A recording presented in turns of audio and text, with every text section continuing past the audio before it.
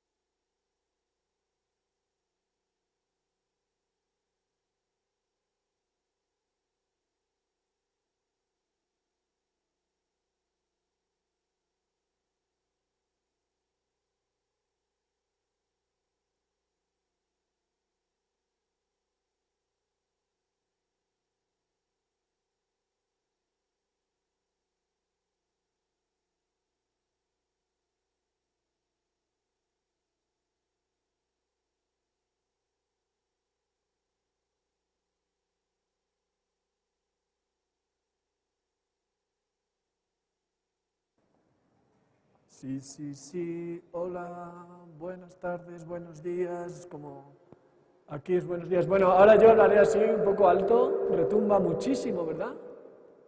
¿Sí? ¿Va bien así? ¿Se oye? Voy a subir arriba para ver si se oye también desde arriba. Muy bien. Yo sí me oigo. Lo que no sé es qué tal se oye desde allí abajo. ¿Se oye bien? ¿Sí? Hay como mucho eco, ¿verdad? Muchísimo eco. Luego con la gente habrá menos, pero ahora hay mucho eco. Bueno, pues yo andaré por aquí un poquito moviéndome, no sé si... una cosa, no sé si podremos tener un mando para pasar las diapositivas, ¿sí? Perfecto, eso estará muy bien. La. Bien, sí, yo lo oigo.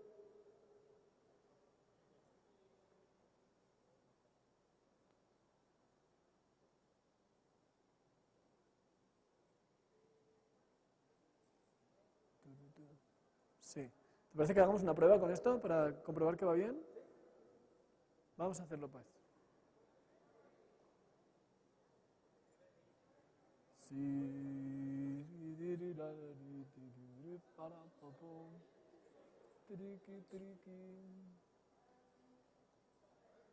Bueno, sí, sigo hablando, ¿lo oís bien? Yo hablaré más o menos así, alto suelo hablar, pero bueno, no sé. Yo sí que escucho mucho eco. No sé si ahí lo oís bien y se distinguen bien las palabras. ¿Sí? ¿Se oyen bien? Vale. Sigo hablando. Bueno, pues ahora voy a intentar empezar a probar las diapositivas para ver si el mando manda y hacia dónde tengo que apuntar con él. ¿Dónde está el control de esto? Ahí va, muy bien. ¿Las estoy dando yo? Sí, pero no veo. Yo le doy, pero no avanza. No sé hacia dónde tengo que dar. Ahí va, muy bien. Igual está allí, ¿no? El control. Está allá, vale. Muy bien. Hacia las mesas, ¿no? Muy bien. Sí. Tiene un pelín. Bueno, le cuesta, ¿eh? Pero le cuesta un poco. Ajá. Vale. Ahí le cuesta. Sí. Como hay que darle como 4 o 5 veces a cada. Pero bueno, ya irá yendo. Si no, yo siempre puedo avisar y le dais con la mano. Sí. Vale, yo si veo que no va, le digo, avanza a la siguiente y ya está, no pasa nada. No pasa nada, nada. Muy bien. No, vale. A ver, hay veces que le cuesta, pero si le cuesta yo os pido que paséis. ¿Ves? Ahora, por ejemplo, a este le he dado 4 o 5 veces para ir para atrás. Si no, yo creo que cuando pare, solo dejar tantito, no volverlo a presionar para que no se cambie tantas Sí, veces. sí, sí, sí, sí. Entonces, esperar un momento. Sí. Nada más. Vale. Por favor. Hola. ¿Traes la valier porque quieres estar caminando? Sí. ¿Por? Me gustaría que te quedaras ahí arriba. Uno, el micrófono te escucha mejor. Y dos, para la transmisión, ya está la cámara lista. Ah, hay una cámara para ahí. Sí, para el stream. Uf. ¿Y teniendo esto delante? Sí. ¿Da igual si estoy así, aquí? Sí, nada más jalas el micrófono.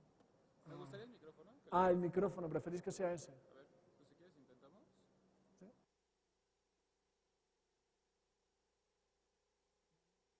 Aquí, pero esto es muy direccional. Yo si hago así ya no se oye bien. Sí. Hombre,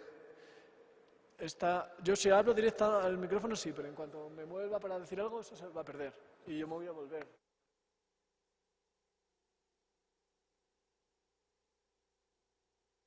El bolsillo, Volver sí, por acá sí, sí. y pues quizá que estés en esta zona. ¿Prefieres estar en esta zona? Vale, bien, sí.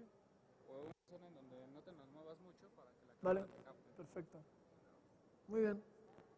Sí.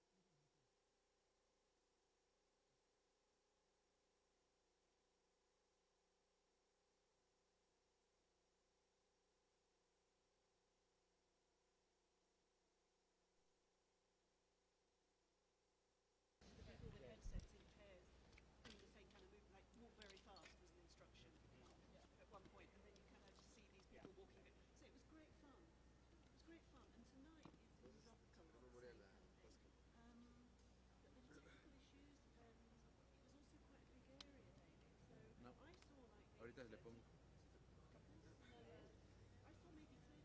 Yo traigo ahí la. Sí, esa. Pero esa de 8.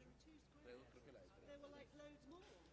So what I would have loved is if we all started together or we all ended together. If it said, now make your way to the fountain. And everybody. De la señal que te estoy mandando, le subo más.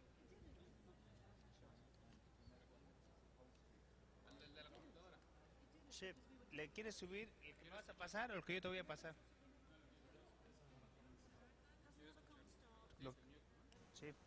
Sale hasta. In the top right hand corner of my screen, full stop.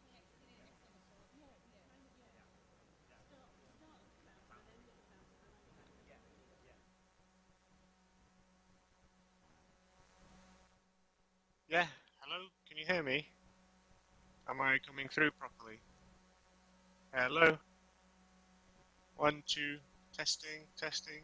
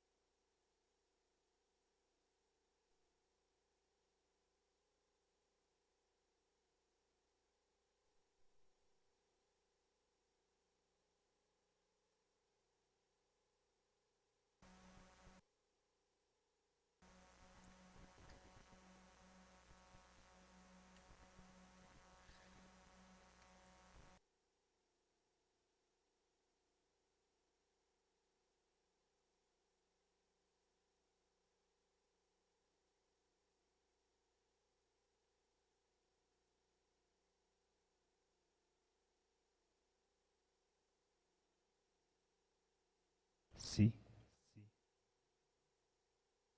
A ver, espérame, ahí no te estoy mandando, ¿eh? Sí. Ey, dos, dos, tres. Ahora ahí te voy a mandar. Yo ahí te mando. Ey, dos. Ahí está bien. Lo que pasa es que sí estaba muy alto, pero como estamos ocupándolo, entonces yo ahí le puedo bajar más y tú le puedes subir ahí a la mitad. ¿Ahí estás bien? Ok, entonces así le dejamos, ¿sale? Ok. Ahora sí que ahí como veas, de to-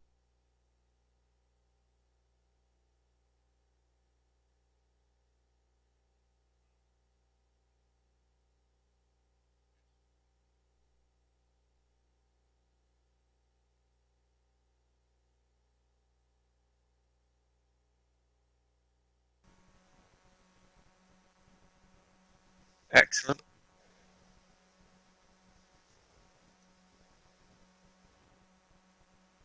Okay, thanks, bye.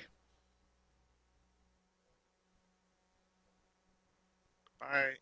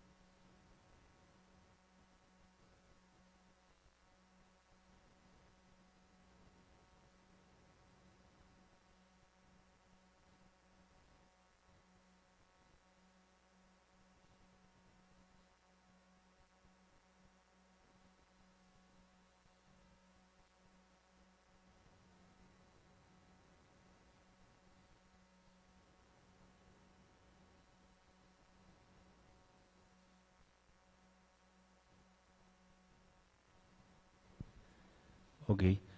Su atención, por favor, todas las personas que se encuentren aquí reunidas, que necesiten los audífonos para traducción, en la parte de atrás están los audífonos para los que requieran, por favor. Muchas gracias.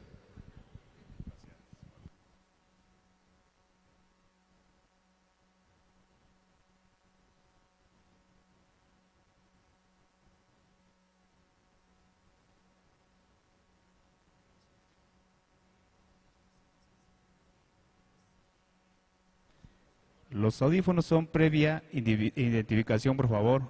Eh, con su identificación, por favor, pueden pasar con unos audífonos a la parte de atrás, por favor. Gracias.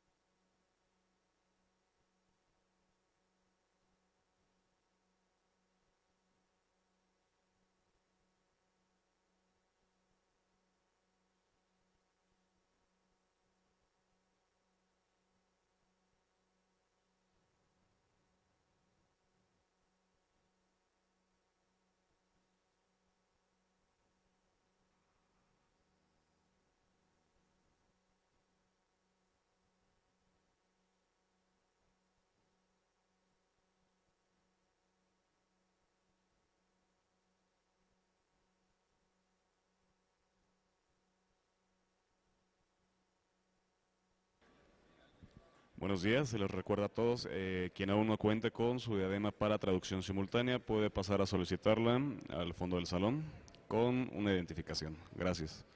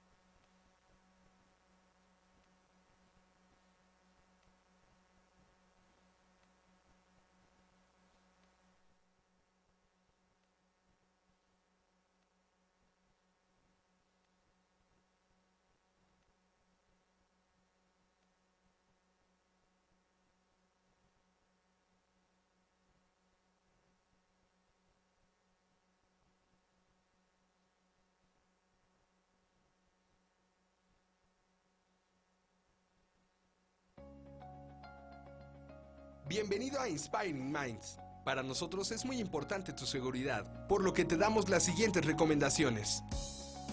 El palacio cuenta con alerta sísmica, la cual se accionará automáticamente en promedio 30 segundos antes en caso de sismo.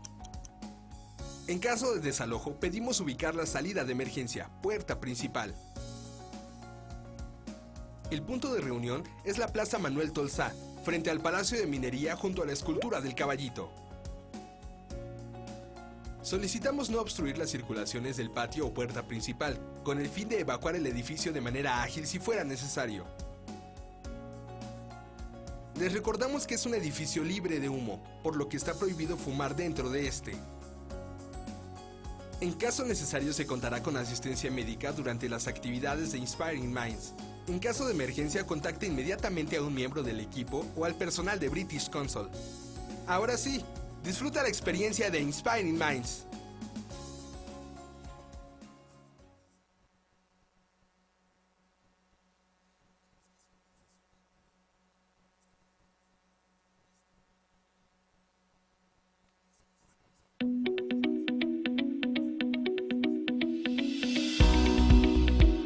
El Reino Unido es el país invitado de la Semana Nacional de Ciencia y Tecnología de CONACYT.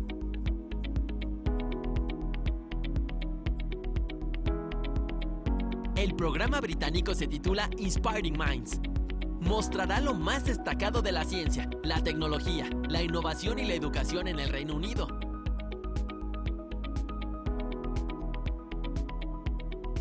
Inspiring Minds se divide en 3 partes divertidas, interactivas e innovadoras. 1. Pabellón. Conoceremos los secretos del cosmos con la exposición Explorando el Universo en toda su luz. Y viajaremos a toda velocidad con una pista de carreras a escala. Además, aprenderemos sobre la historia de la ciencia en el Reino Unido. 2. Foro y Feria Educativa. Científicos británicos y mexicanos nos hablarán del lado divertido de la tecnología, la ciencia y la innovación. Conoce a un comediante de las matemáticas, a la mujer que construyó el edificio más alto de Europa, a un auténtico cazador de agujeros negros y sorpréndete con las aplicaciones de la ciencia en las artes.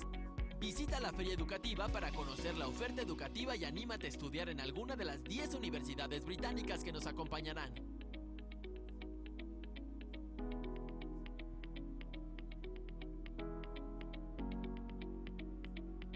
3. Concurso Nacional de Carteles.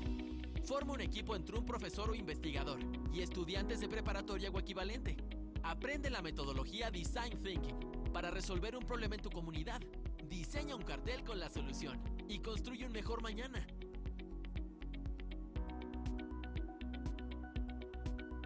¿Quieres más información? Encuéntrala en www.ucamexico.mx.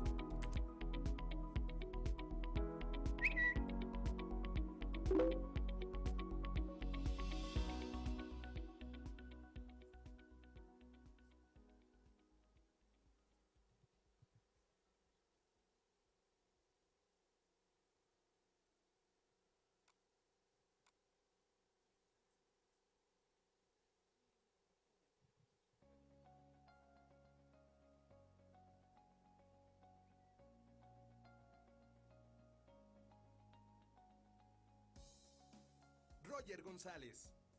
Durante 10 años fue la cara más importante de Disney Channel en América Latina. Su carrera no se limita solamente a la televisión. También ha realizado importantes proyectos en teatro, radio, cine y doblaje. Hoy en día es uno de los jóvenes artistas mexicanos con mayor proyección internacional. Protagonizó con gran éxito el musical Hoy no me puedo levantar.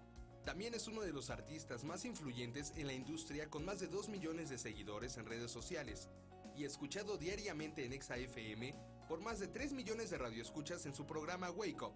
Actualmente también trabaja para la cadena estadounidense Univision. Le damos la bienvenida al actor, cantante, conductor de radio y televisión, Roger González. ¡Buenos días! ¡Wow! ¡Qué bonito ver el Palacio de Minería lleno con muchos jóvenes, con mucha gente interesada en la tecnología! en la ciencia, y es un placer para todos nosotros y para el British Council tener esta sala llena. ¿Cómo están? ¿Bien?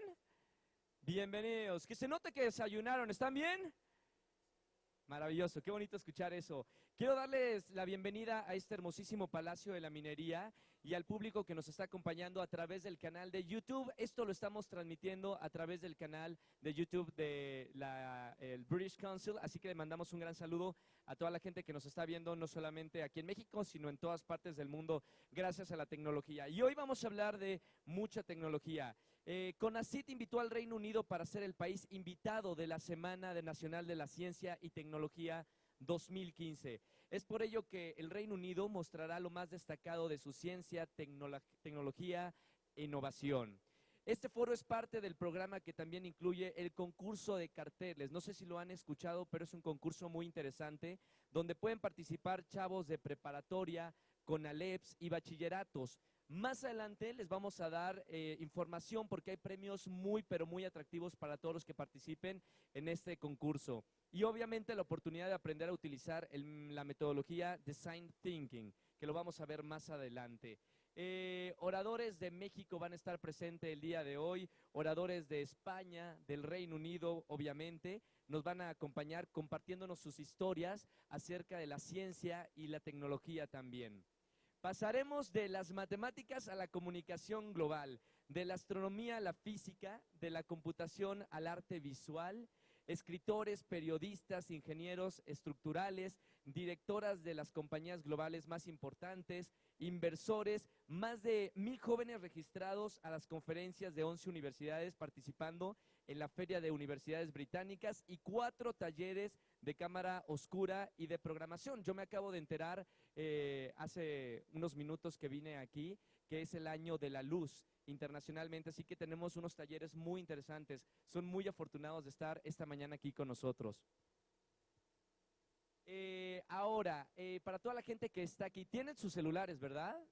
¿Sí? Levanten sus celulares nada más para saber, porque vamos a hacer esta plática muy interactiva. Levanten sus celulares. ¿Quién tiene celulares? ¿Todos? ¿Hay alguien que olvidaste el celular? No me digas. Bueno, hay algo muy interesante. Mientras ustedes están escuchando las conferencias, ustedes pueden mandar preguntas a los conferencistas que están esta mañana con nosotros.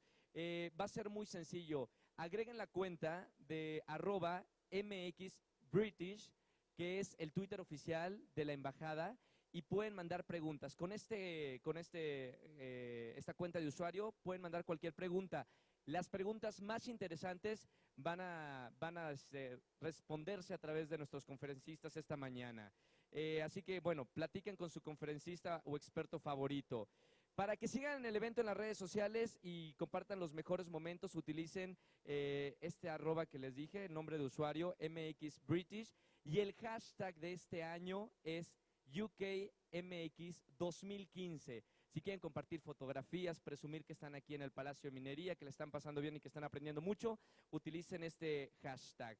Quiero presentar ya en esta mañana, para arrancar con mucha energía, a la directora del British Council México, Lina Milosevic, y el doctor Julio Ponce, titular en la Coordinación de Proyectos, Comunicación e Información Estratégica del Consejo Nacional de Ciencia y Tecnología, CONACYT. Adelante, por favor, para darles la bienvenida y dar la inauguración esta mañana.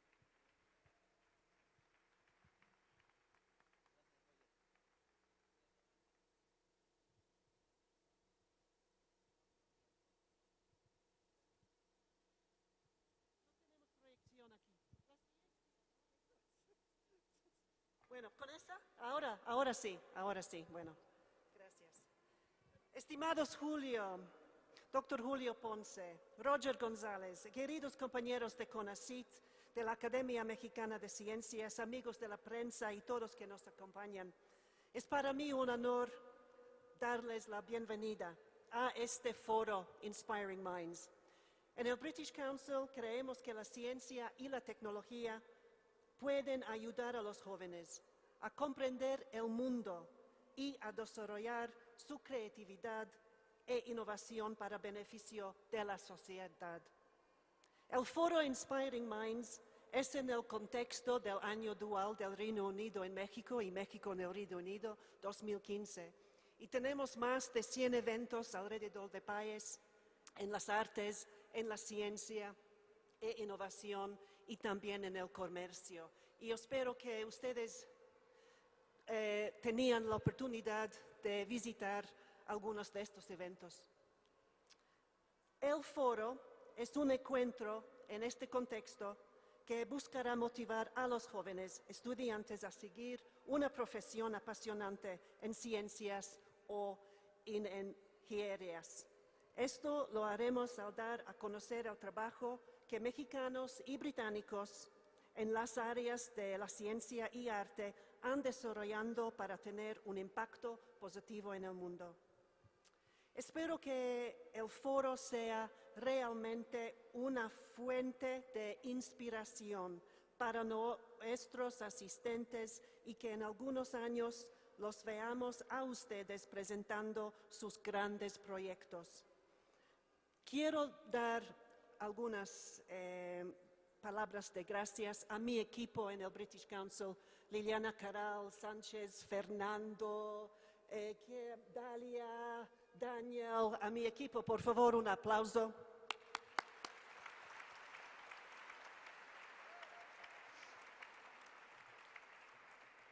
Ana y Sabrina, entre otros, una disculpa. Y también a la embajada británica, Ingrid está, Salvador y otros. Por favor, un aplauso a su equipo.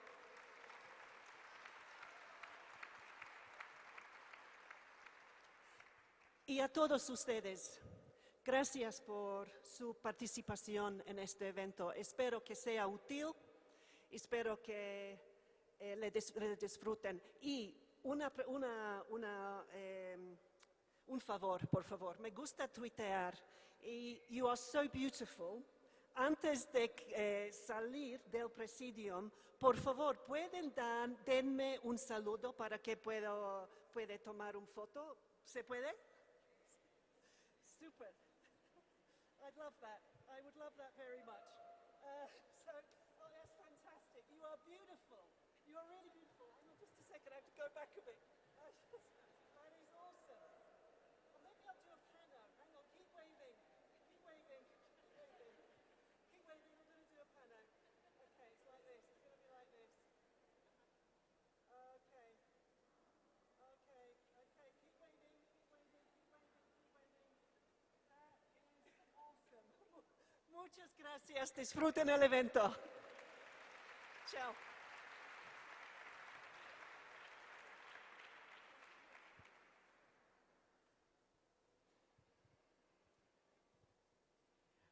Unas palabras, adelante, doctor Julio Ponce, titular de Coordinación de Proyectos, Comunicación e Información Estratégica del Consejo Nacional de Ciencia y Tecnología, CONACYT. Adelante, por favor.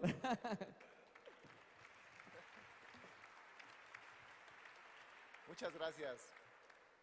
Muy buenos días a todos.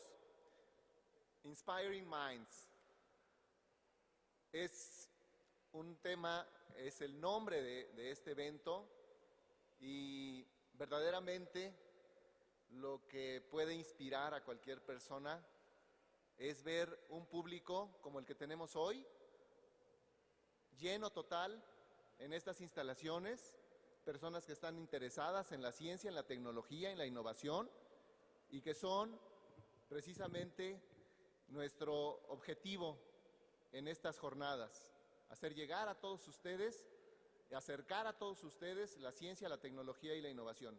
Quiero agradecer muy sentidamente a Lina Vilosevic y a todo su equipo por esta enorme cantidad de trabajo que hemos realizado de manera conjunta, hombro con hombro, en esta semana.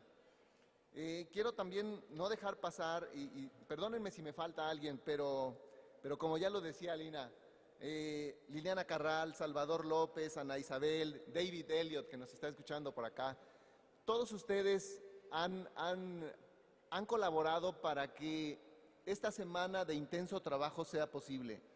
Por primera vez en las 22 ediciones de la Semana Nacional de Ciencia y Tecnología, viene un país que se une a este hermoso proyecto.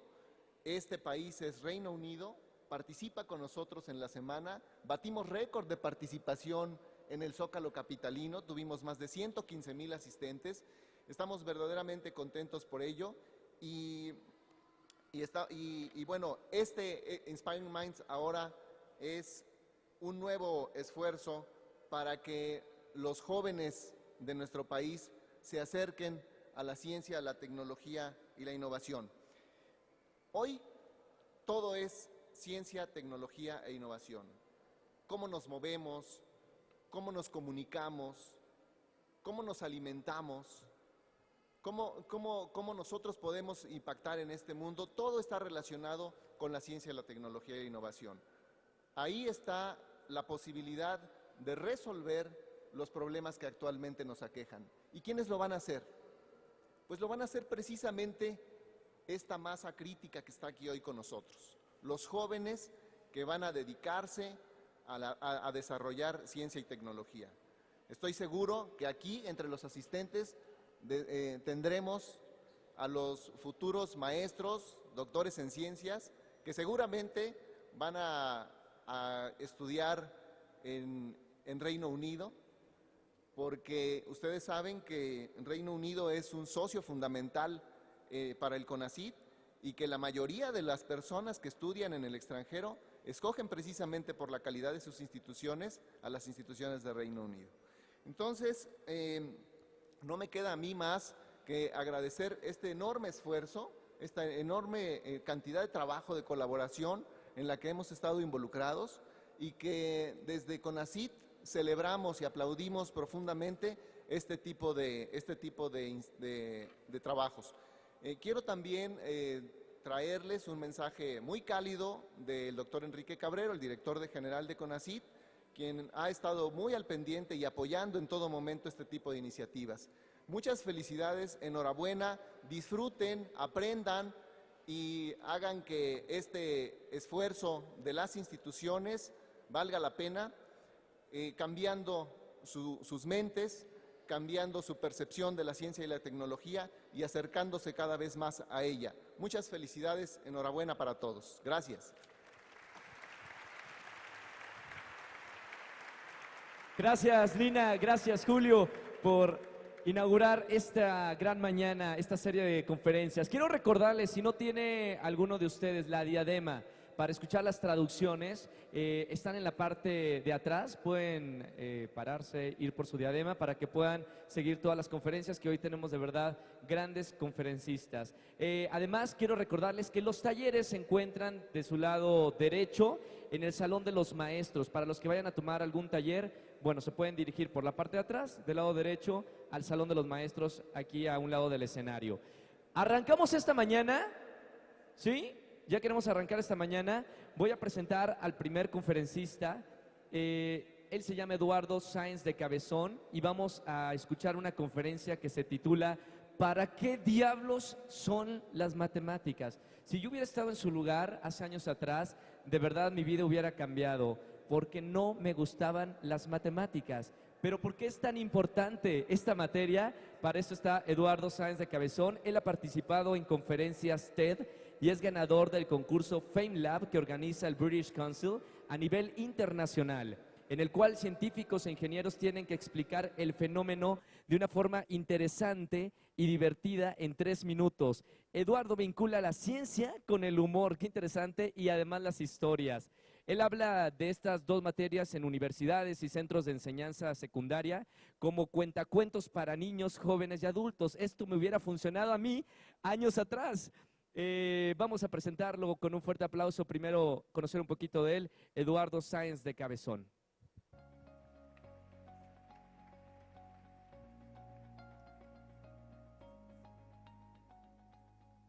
Eduardo Sáenz de Cabezón, ganador del concurso de comunicación científica del British Council FameLab. Eduardo Sáenz de Cabezón resolverá una pregunta que miles de jóvenes se han hecho en algún momento de su vida. ¿Para qué diablos sirven las matemáticas? Acompaña a Eduardo en esta charla en la que entenderás el porqué de esa aparente obsesión de la escuela por quebrarnos la cabeza. Con ustedes, Eduardo Sáenz de Cabezón.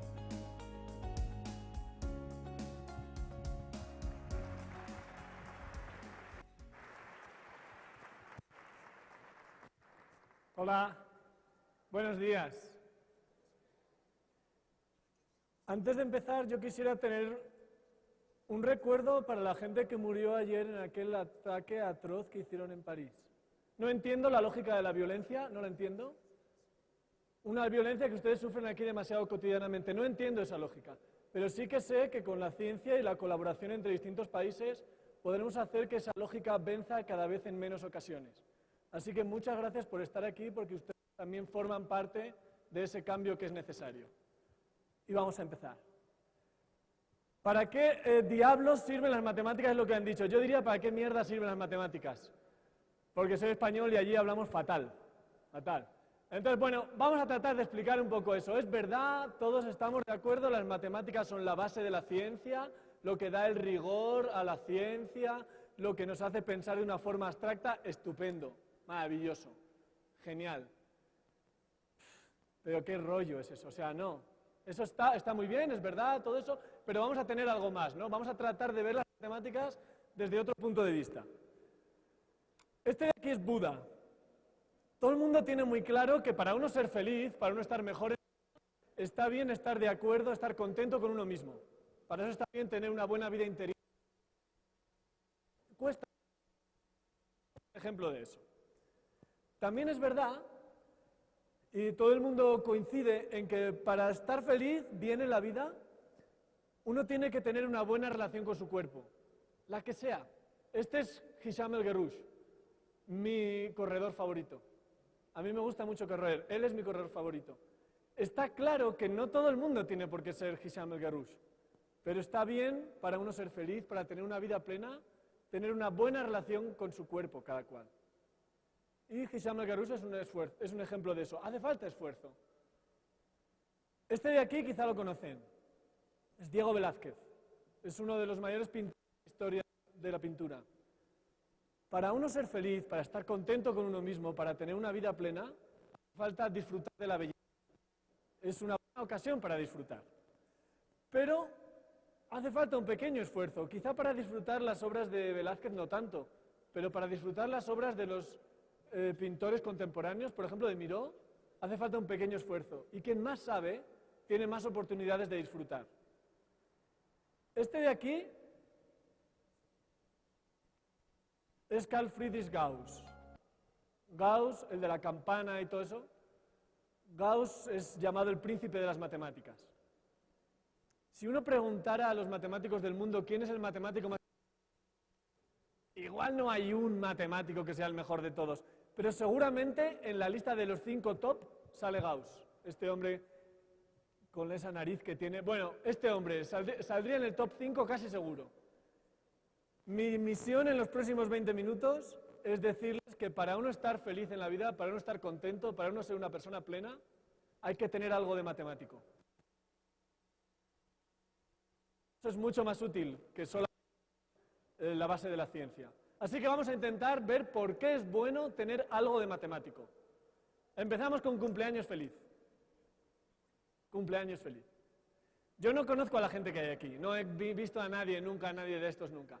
Pero yo estoy seguro que la gente que está en estos dos bloques de aquí delante, hay al menos 2 personas que cumplen años el mismo día. Habrá aquí 80, 90 personas. Vamos a tratar de comprobarlo rápido. ¿Quién de los que están aquí delante, los de atrás no vale, ¿eh? De atrás sois muchos, sería demasiado fácil, me gustan los retos. De los de aquí adelante, ¿quién cumple años en enero? Levantad la mano. ¿Enero? ¿Qué día? 19. Hola. ¿Más gente? ¿Qué día? 30. 29. 11. 6. 16. ¿Alguno más en enero de los de las primeras? ¿No? ¿Nadie más? Él levantó la mano. ¿En enero qué día? 29. 22, ¿no? Había otra 29. Hay 2 personas que cumplen años el mismo día. Y podéis decir, ¡bah! ¡Qué suerte!, ¿no? Claro, hay 90 personas aquí. ¿Cuál es la probabilidad de que 2 cumplan años el mismo día? Pues si hay 90 días y en el año hay 300 y pico, pues pon, yo qué sé, una cuarta parte. Yo soy matemático. Yo he hecho las cuentas. La probabilidad de en que 90 personas haya 2 que cumplen años el mismo día es del 99,999%. Así que solamente si usara 10.000 grupos diferentes me podría equivocar una vez. Me estoy haciendo mucho dinero con las apuestas en esto. Mucho. Os animo a que con que haya 23 personas ya es más probable que haya 2 que cumplan años el mismo día. Parece increíble, pero a veces las matemáticas nos dicen eso. Haz las cuentas y verás que lo que es increíble, lo que parece increíble, es verdad. Esto de aquí es un examen de oposición. Si veis atrás hay 2 intentando copiar. Un examen es algo que tú preparas un montón de temas para ser maestro, para ser médico, lo que sea. Mis amigos me preguntan, ¿cuántos temas tengo que estudiar para que alguno me lo pregunten? ¿Sabéis cómo funciona esto? Sacan como 3 bolas con el número del tema y la bola que seleccionan tú puedes elegir cualquiera de esas 3 y contar tu tema en el examen. Pues yo tenía un amigo que me preguntó, tengo 25 temas y no quiero estar estudiando todo el rato. Vete a saber por qué, con lo bonito que es estudiar. Bueno, pues hay gente que no quiere estar estudiando todo el rato. No lo entiendo. Bueno, pues este me preguntaba, ¿cuántos tengo que estudiar? Pues haciendo las mismas cuentas que con el cumpleaños, uno ve que con estudiar 12 temas tiene un 90% de probabilidades de que pregunten uno de los. Bueno, pues siempre tienes ese 10% de riesgo, ¿no? Pero, bueno. Vamos con el siguiente. Esta es mi favorita, mirad qué guapa. Esta niña se llama Britney Gallivan. Britney Gallivan, cuando tenía 16 años, se enfrentó a uno de los problemas más serios a los que se enfrenta la humanidad. ¿Cuántas veces se puede doblar un papel por la mitad? ¿Lo habéis probado? ¿Cuántas veces se puede doblar un papel por la mitad? 7. 7 veces. Hay gente que con algunos instrumentos como así alicates consigue doblarlo 8 veces. Pero 7. Y da igual que sea un papel A4, que un papel que sea el doble de grande A3, que sea 4 veces más grande A2, siempre 7 veces. ¿Es eso una maldición para la humanidad? ¿Es una ley universal? ¿Estamos supeditados a la tiranía de 7 veces? Britney Gallivan se lo preguntó. Se fue con su madre a un centro comercial, a un mall, y cogió un rollo de papel de estos de cocina, ¿sabéis? Un rollo de papel muy grande, de una capa, muy fino. De estos que si vas al baño con él estás en riesgo, permanentemente. Ella cogió ese rollo de papel con su madre y caminaron durante 1 milla, más de 1,5 kilómetros, con el papel. Lo doblaron 800 metros, lo volvieron a doblar 400 metros, lo volvieron a doblar 200 metros y consiguieron doblarlo por la mitad 14 veces. Eso es el papel, no son las toallas que se ha llevado del hotel. Eso es el papel doblado 14 veces. Entonces yo ahora os pregunto, la gente que lo sepa, que no lo diga, ¿eh? Yo os pregunto, si tuviera un papel lo grande que queráis, más grande que esta sala, más grande que la Ciudad de México, pero muy finito, 0,01 milímetros de espesor, 0,01 milímetros, bastante más fino que las hojas de papel que usamos normalmente. Y si yo lo doblara 51 veces, 51 por la mitad, 1, 2, 3, 4, ese montón de papel, ahí tenéis el papel doblado 14 veces, ese montón ¿sería más alto que yo? 51 veces. ¿Quién piensa que sería más alto que yo? Ahí hay una persona que lo piensa. 2, 3. Esto es como en clase, ¿no? Cuando ves listo, levanta la mano, pues tú también. ¿Quién piensa que sería más alto que yo, el papel doblado 51 veces? Yo mido 1,78, cuando hablo con las chicas 1,80. Más alto que yo, un poco. ¿Quién piensa que sería más alto que el primer nivel de ese edificio, donde están los números? ¿Quién piensa que sería más alto que eso? 5 personas, 6 y 7. ¿Quién piensa que sería más alto que este edificio? 8. Vamos a ver. Si había 7 que pensaban que hasta el primer piso, ¿cómo puede ser 8 más alto que el edificio? Levanten la mano con criterio, por favor, ¿eh? un poco de coherencia. Bueno, si yo tuviera un papel 0,01 milímetros de espesor y lo pudiera doblar 51 veces por la mitad, el montón que se formaría cubriría la distancia de la Tierra al Sol. Señores de la NASA, ¿qué están haciendo? Gastando miles de dólares para... doblen papel. Con 41 veces llegas a la Luna, con 51 llegas al Sol. Hay gente que no se lo cree esto, gente que dice, no. Soy matemático, yo he hecho las cuentas. Y si vosotros hacéis 2 elevado a 51, o sea, 2 por 2 por 2 por 2, 51 veces, por 0,01 milímetros, sale un 30% más que la distancia de la Tierra al Sol, más de 150 millones de kilómetros. Haced las cuentas. Ser matemático sirve también para domar la intuición, para que las cosas que la intuición nos dicen que no son posibles, haciendo las cuentas veamos que sí lo son. Esto es muy útil en ciencia y es muy útil en la vida en general. Voy a avanzar un poquito. Ay, mira que... Este señor, eso que tiene en la mano es un micrófono, para hablar. Este hombre es Monty Hall. Monty Hall tenía un programa en la televisión donde al final del programa había un premio. Y el concursante se le ponían delante 3 puertas. Detrás de 2 de las puertas había una cabra. Y detrás de la otra puerta había un coche. Normalmente el buen premio es el coche. Yo no sé conducir, así que preferiría la cabra, pero bueno, los concursantes preferían el coche, es el buen premio. Entonces Monty Hall le decía al concursante, ¿qué puerta elige, señor concursante? Y el concursante elegía una de las 3 puertas. Entonces Monty Hall, que aunque lo veáis sonriendo es muy mala persona, le decía, mira, vamos a abrir otra de las puertas. Había una de las puertas donde había una cabra, y entonces le decía, ¿y ahora, querido concursante? ¿Te quedas con la puerta que elegiste al principio?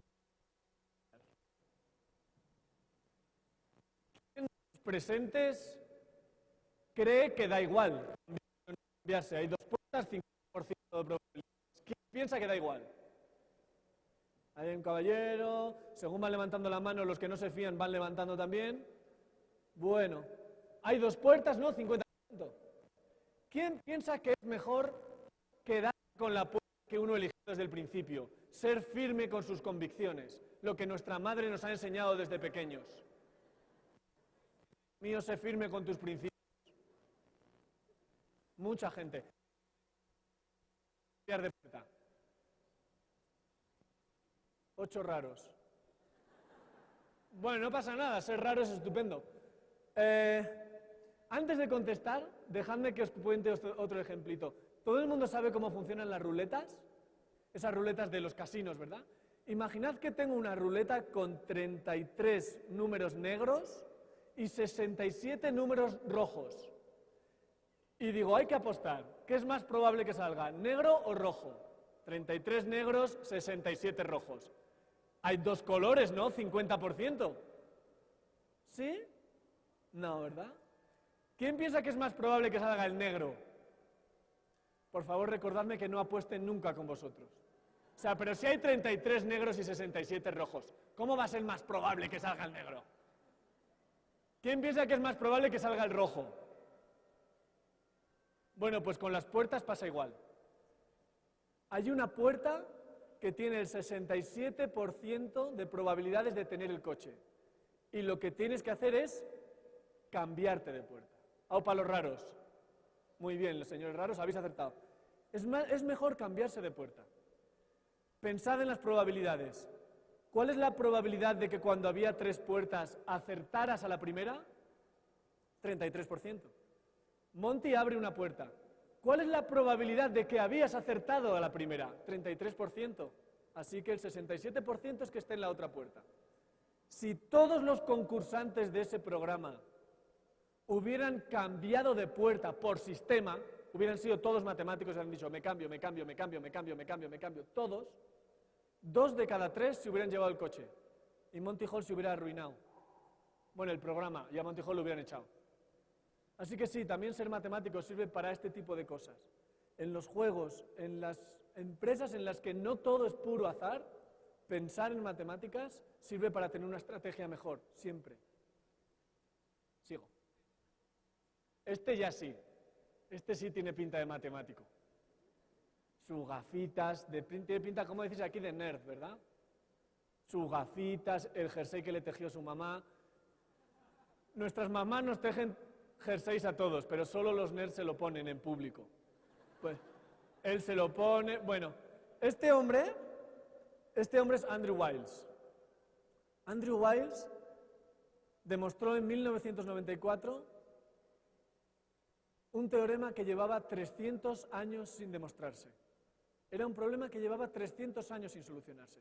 Esa es la sala 1 del Instituto Newton de Matemáticas en Cambridge. Yo estaba un día ahí y vi esa pared y digo, ay, esta foto me suena. Y era esta foto. Andrew Wiles en el 94 demostró el teorema de Fermat. Os lo voy a contar porque, como no os podéis escapar, pues total os lo cuento. ¿Todo el mundo se acuerda del teorema de Pitágoras? Sí, claro. Sí. O sea, eso es porque estáis al lado de alguien que os gusta, ¿no? Sí. Pitágoras. Pitágoras y yo somos íntimos. Bueno, Pitágoras. La suma de los cuadrados de los catetos de cualquier triángulo rectángulo es igual al cuadrado de la hipotenusa, ¿verdad? Y eso se puede hacer con números enteros, números de los de contar. Por ejemplo, 3, 4 y 5. 3 elevado al cuadrado más 4 elevado al cuadrado es 5 elevado al cuadrado. 9 más 16 es 25. Con 12, 5 y 13 también pasa. Bueno, pues Fermat, que era un abogado, no hay que fiarse nunca, Fermat, y encima era aficionado a las matemáticas, peor todavía, él pensó, ¿y si en vez de elevar al cuadrado lo hacemos elevado al cubo? 3 elevado al cubo más 4 elevado al cubo, no es 5 elevado al cubo. Probó con otros números, 6, 8, 12, no le salía. Y a la cuarta, 3 elevado a la cuarta, 4 elevado a la cuarta, no es 5 elevado a la cuarta. Y empezó a buscar, a la quinta, a la sexta, a ver si había 3 números que lo cumplieran. Y no encontró. Y eso que era muy listo. Dijo, pues a ver si no va a haber ninguno. Y entonces dijo, teorema, conjetura entonces. No hay 3 números, A, B y C, tales que A elevado a n, a los matemáticos nos encanta n, x también, pero n.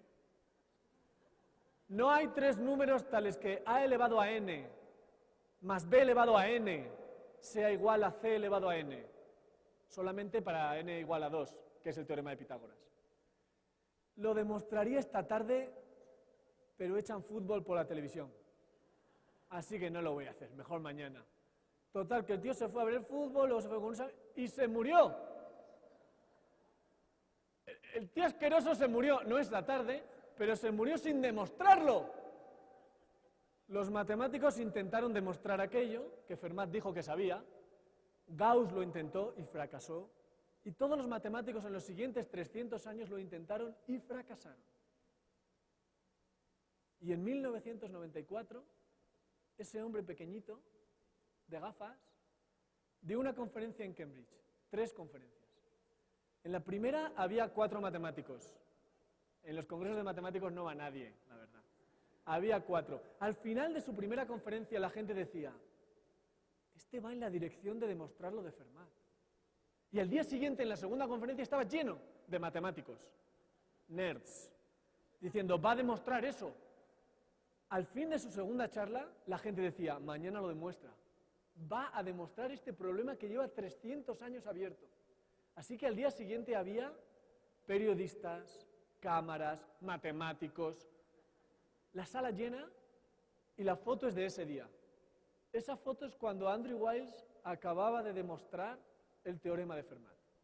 Así que, señores y señoras de la Ciudad de México, os puedo asegurar que no existen 3 números A, B y C tales que A elevado a n más B elevado a n sea igual a C elevado a n. No existen. ¿Cómo os habéis quedado? Qué alivio, ¿eh? Ahora vais a dormir mejor.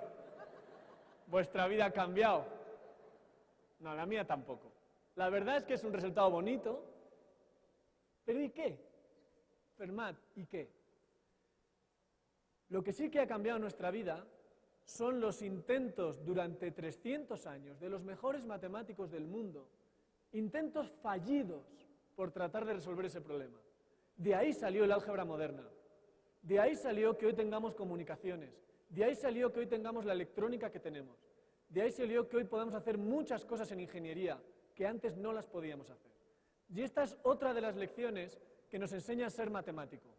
No importa el problema que tengas delante, inténtalo. Es muy probable que vayas a sacar mejores cosas de intentarlo que el resultado mismo. Aunque el resultado sea bonito, es muy probable que por el camino vayas a encontrar cosas mucho mejores. Los matemáticos vivimos eso todos los días. Cuando yo me enfrento a un problema no sé si lo voy a resolver o no, pero estoy seguro que por el camino voy a encontrar cosas preciosas. Así que voy a haceros un regalo para terminar. Este hombre, que tiene pinta, a que parece un envoltorio de una tableta de chocolate suizo. Tú pones debajo letras doradas, chocolate Lindt, 70, yo me lo compro. O sea, este hombre se llama Goldbach.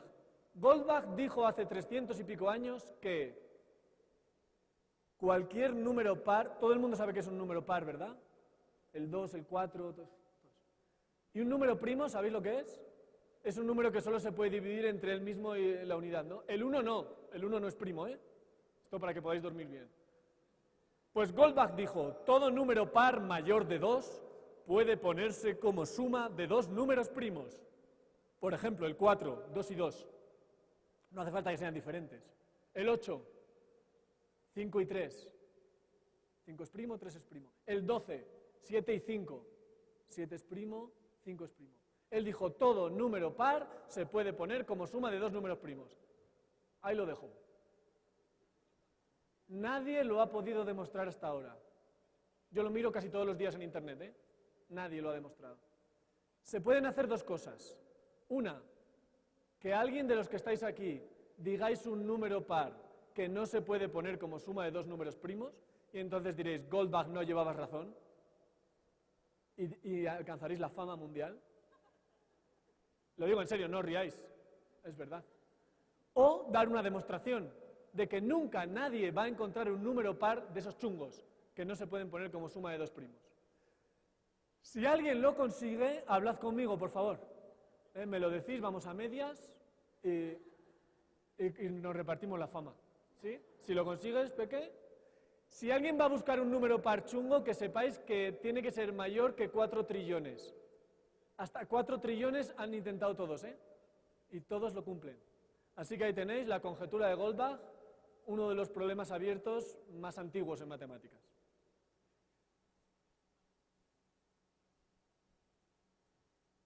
Así que es verdad que para uno ser feliz en la vida y disfrutar de cosas, es bueno tener una relación buena consigo mismo y con su interior. Es verdad que para uno disfrutar de cosas de la vida que no podría disfrutarlas si no lo hiciera, es bueno tener una buena relación con nuestro cuerpo. No hace falta ser Hisham el Guerrús. Es verdad que para disfrutar de las cosas de la vida, y quien no las aprecia no las puede disfrutar, es bueno saber apreciar la belleza del arte. Y espero haberos convencido un poquito de que es verdad de que para disfrutar de algunas cosas en la vida, que si no las supieras no las podrías disfrutar, hace falta ser un poco matemático, como Gauss. Os dejo aquí mi correo electrónico, no hago las tareas de matemáticas. Si alguien me pregunta un ejercicio que le han puesto en clase, recibirá una respuesta mal educada. Y ya os digo, yo vengo del norte de España, allí hablamos muy mal. Muy mal. Así que espero que no hagáis esto. Pero una conversación interesante sobre matemáticas siempre estoy dispuesto a tenerla. Ah, y si alguien demuestra la conjetura de Goldbach, por favor, escribe. Estoy con un grupo de monólogos científicos, estuvimos presentándonos aquí en la UNAM, también en Guanajuato, en Morelia, volveremos por México, vamos a estar en Guadalajara, así que podéis ver ahí vídeos de monólogos científicos divertidos de física, de química, de matemáticas. Bueno, en Twitter suelo poner cosas tontas sobre matemáticas, sobre informática o cosas interesantes, las dos cosas, porque también las matemáticas tienen cosas interesantes. Y tengo un canal en YouTube, Derivando, a donde podéis ver vídeos de matemáticas donde os explico montones de cosas con más detalle de los que he podido hacer hoy. Explico lo de la hoja de papel, por qué hay distintos infinitos. ¿Vosotros sabíais que hay infinitos más grandes que otros? Pues lo cuento ahí en el canal. Hay muchas cosas, así que os invito a que lo podáis hacer. Así que ahora, como signo de buena educación, me aplaudís y empiezan las preguntas.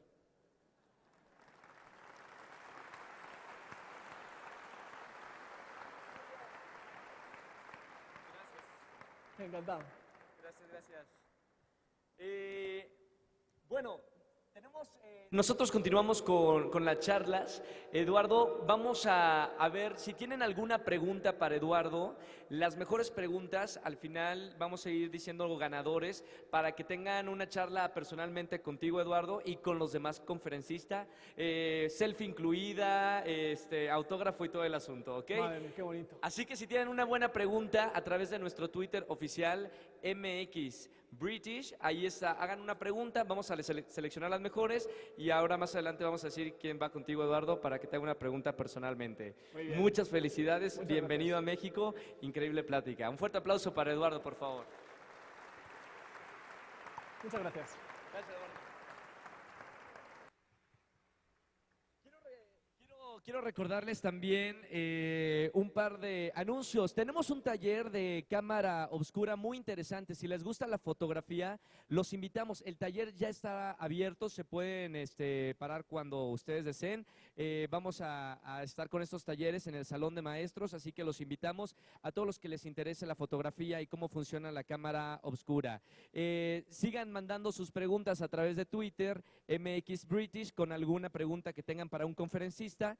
Vamos a seleccionar los mejores y vamos a invitarlos para que conozcan personalmente a cada uno de los conferencistas, ¿ok? Nosotros vamos a continuar. Esta mañana quiero presentar a alguien que acabo de conocer desde Australia. Ya les repetimos, tenemos conferencistas de diferentes partes del mundo. Gran saludo también para toda la gente que nos está siguiendo a través de nuestro streaming de YouTube.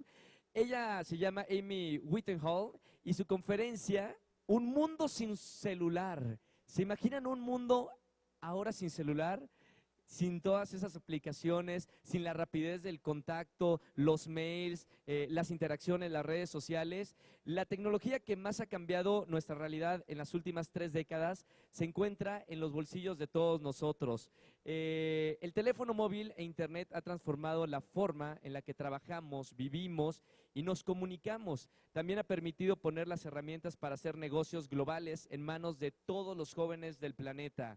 ¿Cómo asegurarnos de que todos tengan acceso a la posibilidad real y no solo algunos pocos o afortunados como los que estamos aquí?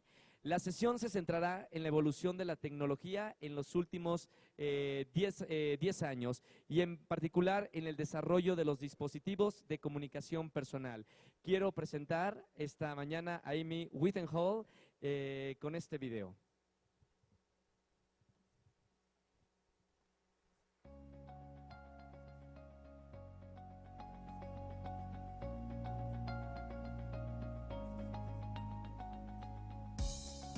Amy Whittenhall. Amy cuenta con más de 10 años de experiencia en sectores como medios de comunicación, telecomunicación y de transporte. Durante este tiempo, Amy ha seguido la evolución de la tecnología, particularmente de las herramientas de comunicación personal. Se define a sí misma como una ciudadana del mundo y reconoce que la interacción de distintas culturas en la actualidad es posible gracias a la tecnología. Con ustedes, Amy Whittenhall.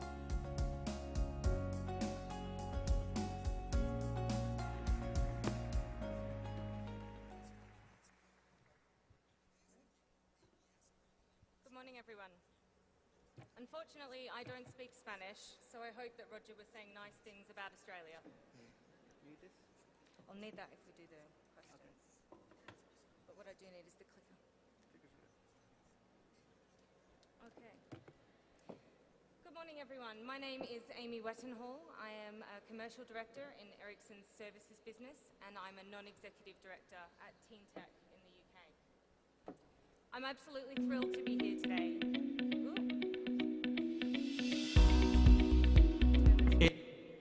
Turn around. Is that better? That's better? Like that?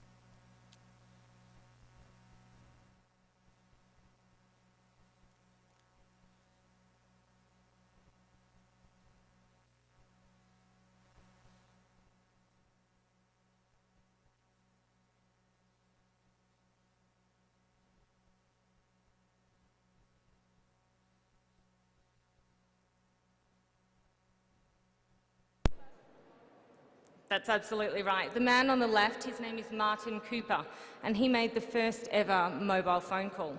He was a pretty funny guy, actually. The person he phoned was a rival telecommunications company to tell them that he was phoning from a mobile device. The phone in question took 10 hours to charge and weighed a whopping 1.1 kilograms for only 30 minutes of talk time. From a functionality perspective, it only did voice. That phone would arrive in the UK in 1985. Can anyone guess how much it might have cost? Come on, someone's got a guess from the front row. Would you believe $4,000 US for that phone in 1985? And I can guarantee $4,000 then was a lot more than it is now. It still only had voice functionality, and voicemail would be added a couple of years later. It wouldn't be until 1995 that internet access would be available on mobile devices, and this rapid evolution has continued to where we are now in 2015. I wonder if anyone can guess what's the most common use for a mobile phone, which I know you all have because Roger asked that question earlier. Can anyone guess what the most common use for a mobile phone is today? Texting, I hear. Anyone else? Texting? No. Texting's actually pretty far down the list. Would you believe the most common use is to check the time? So I wonder if Rolex is particularly worried about the evolution of the smartphone. So here we are in 2015. There are 180 million iPhones on the planet. If you laid them sideways, that would stretch 12,700 miles. Someone bothered to calculate that that is far enough to circle Pluto 3 times or build a bridge from Rio to Shanghai. Modern devices can weigh less than 3 ounces, and there's 7 billion of them worldwide. More than about 9 out of 10 adults have one. In the UK, the volume of mobile phone calls exceeded fixed-line voice calls in 2011, and mobile technology and telecommunications remains the fastest growing industry. But where is mobile going? Let's look at some of the driving forces behind what we see as transformation in the mobile telecommunications industry.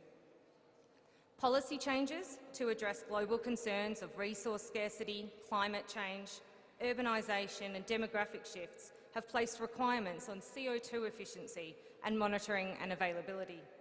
ICT, or Information Communication Technology, as you'll hear many of us refer to, is a key enabler for this.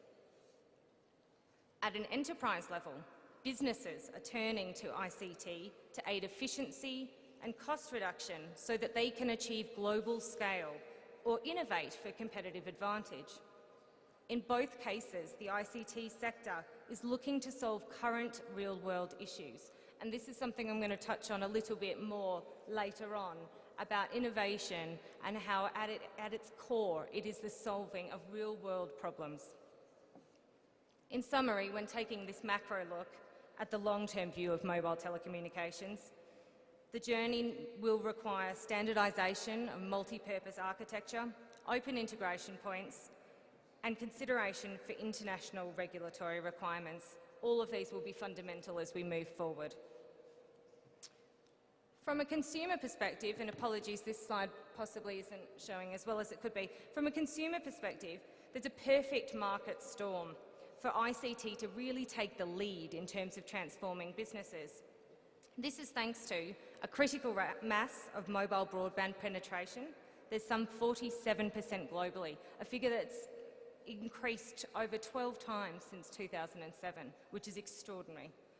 There's 7 billion mobile cellular subscriptions globally, and 46% of households globally have access to the internet. In Mexico, interestingly, the vast majority of you consume internet on a mobile device rather than a fixed broadband connection, which I believe is due to the geographical diversity of your country. Telecoms technology is therefore converging with many other industries as the way society and all of you interact with each other and businesses converge. I wonder if we were to convene here in 10 years or 5 years, or 2 years even, what would have been enabled? How many of us will still drive a car? Will all of our children drive cars? And if you do drive, will you drive more safely to reduce your insurance bill? Will city sensor networks give us information that lead to happier and healthier lives? Will overseas shopping be less stressful when banks and telecommunications companies work together to stop fraud? Will mobile money have replaced credit cards in many situations? And when you scan your food in a supermarket, will you be able to know where it was grown and processed? All of this is possible, and the pace of change will never be as slow again, as Hans Vestberg, the CEO of Ericsson, said recently. At Ericsson, we see a vision of a network society where 26 billion connected devices will be globally by 2020 as a result of how people will use networks to make their lives more efficient, collaborate, share and get informed. Technologies that we've only read about in science fiction novels of the 1950s are now a reality, thanks to advancements in computing power, connectivity, and the manufacturing of smaller, cheaper, programmable connected battery-powered devices. In summary, the simplification of digital supply and delivery channels in many industries has started, and the future of telecommunications will rest in the driving societal need for connectivity, computing, media transportation, and business process automation. This is Millie again, on her first day of school in September this year. Very important day in our household. She is one of the many of you that will be responsible for designing, creating, innovating, and developing solutions for the market trends that we have discussed and see globally in terms of social, educational, and corporate needs. Technology evolution at the pace expected needs a huge amount of technology innovators, and the cornerstone of technology innovation is seeing an issue or improvement required in the real world and designing a solution. The question for us at Teen Tech is, can Millie see the opportunities that exist in the current STEM contemporary workforce?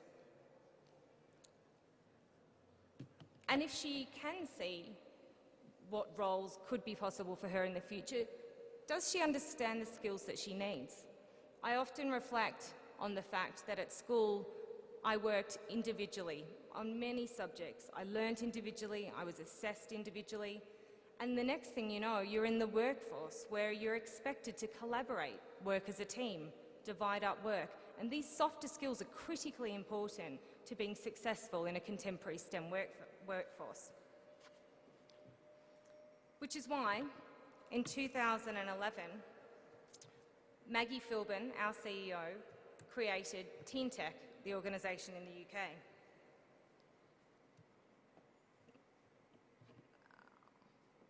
But why do we do Teen Tech? The statistics are many and varied, but just a few to highlight the challenge that we're faced in this industry. The ICT workforce in Britain, and this figure is replicable globally, is likely to increase 39% by 2030. There'll be 132,000 job opportunities possible in big data, as an example, in the next 5 years. 47% of all jobs will disappear in the next 2 decades due to technology, but for every job lost, 2 will be created. We need to prepare you all to be members of the digital economy and part of this workforce.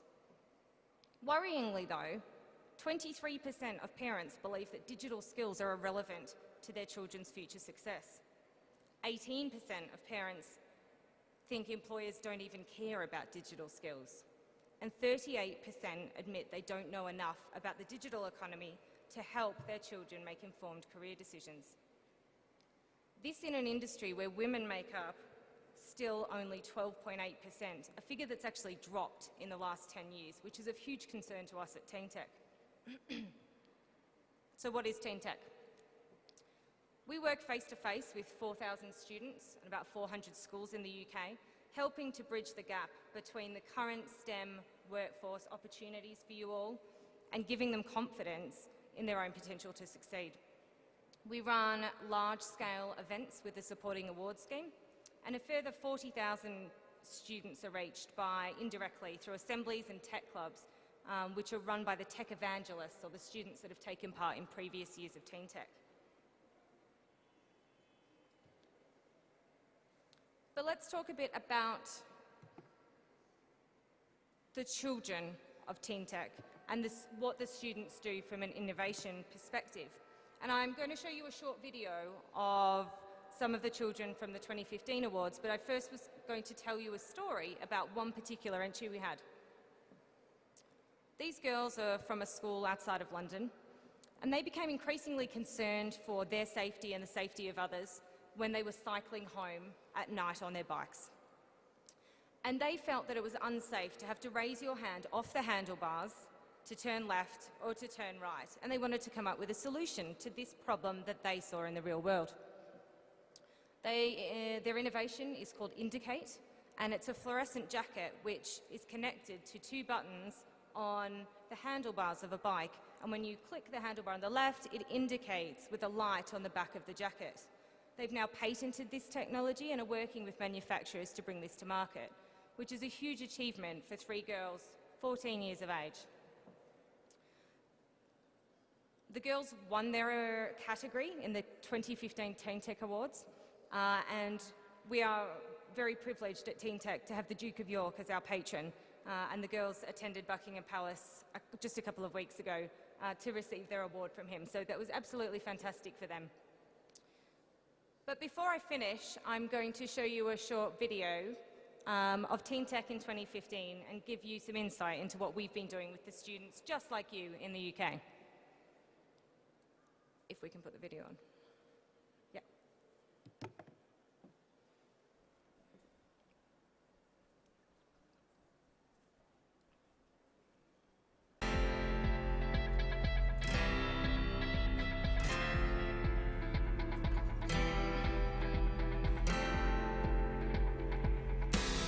Teen Tech is important because it gives kids a creative outlet to imagine and also to be part of a journey, a process. It's not just a case of coming up with a good idea.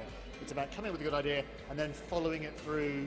It's not just about studying science or engineering in a classroom, it's studying it in the real world.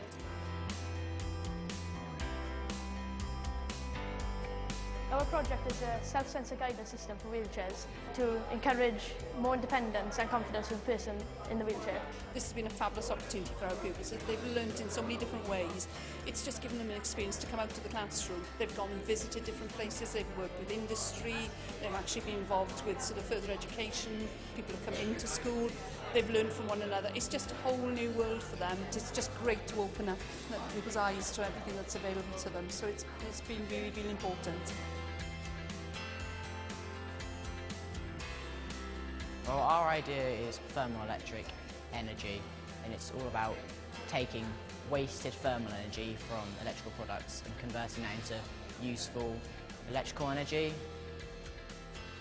It's been great to collaborate with so many people, and it's really nice to see how many opportunities there are within technology. So it's not just all about technical sides, but it's about interacting with people.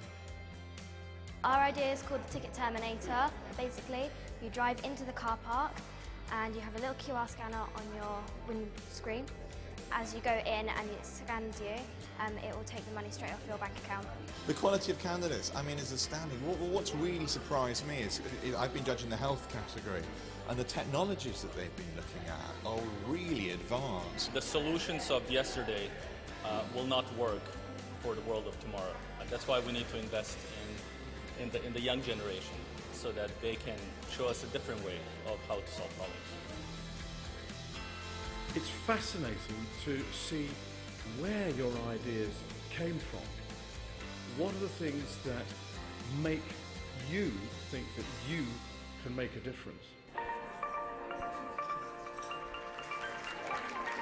The wonderful thing about Teen Tech is how it creates this extraordinary community of people who become such powerful ambassadors. The key thing about today is to find out what's happened to your project since June. So pretty much we have created this e-water tap as well as the e-water pay system. The charity we're working with, Africa Water Enterprises, have been given £200,000 to develop the idea, actually get it out in Africa by March. We should have 100 by the end of March in Africa. On a recent trip to the national grid, we have discussed our idea and how it can be used with power generators, and as Raphael said, this idea is already being used in space probes, and with this the potential is limitless.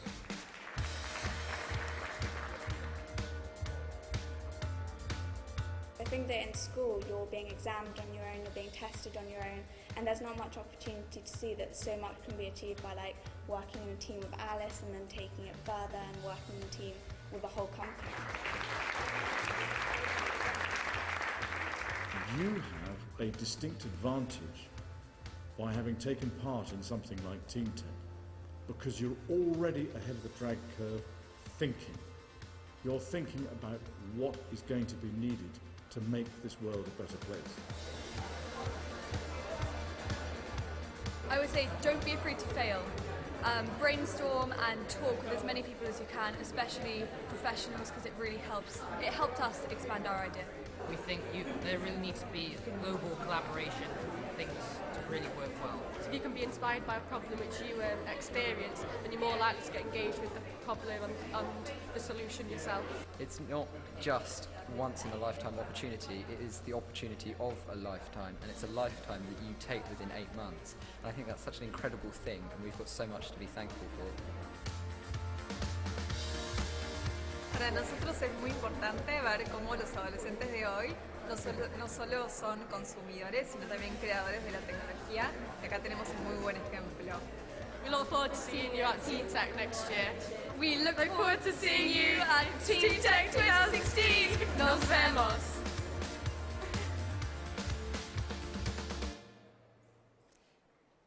So that's just an overview of Teen Tech 2015, and I'm be very happy to talk to any of you about a bit more about Teen Tech or taking part in Teen Tech. We'd love to have some students from Mexico taking part in next year. I thought I would finish with my favorite innovation. I often get asked this question. And my favorite innovation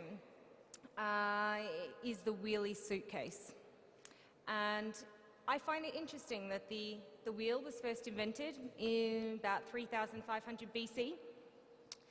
No one really knows exactly when the suitcase was invented, but we're pretty certain that the Romans were traveling for leisure. So we can date the suitcase back till at least then. But it wasn't until 1970 that a man called Bernard Sato was sitting in an airport in America, and he couldn't find a luggage trolley, and he thought, why don't I just put wheels on this suitcase? And that, for me, really sums up the essence of innovation. It doesn't have to be creating the next iPhone. It can be, but it could also be putting together some already existing technologies or parts of society and life to solve a real-world problem. I can't envisage a world without mobile phones, but who knows what solutions you will all find to the global trends emerging and the real-life problems we face in all countries across the world. My advice to you all today remains to keep collaborating, work together, take part in STEM initiatives like Teen Tech, and think big. Who knows, one of you might be the next inventor of the iPhone, the wheelie suitcase, or the connected car. Thank you.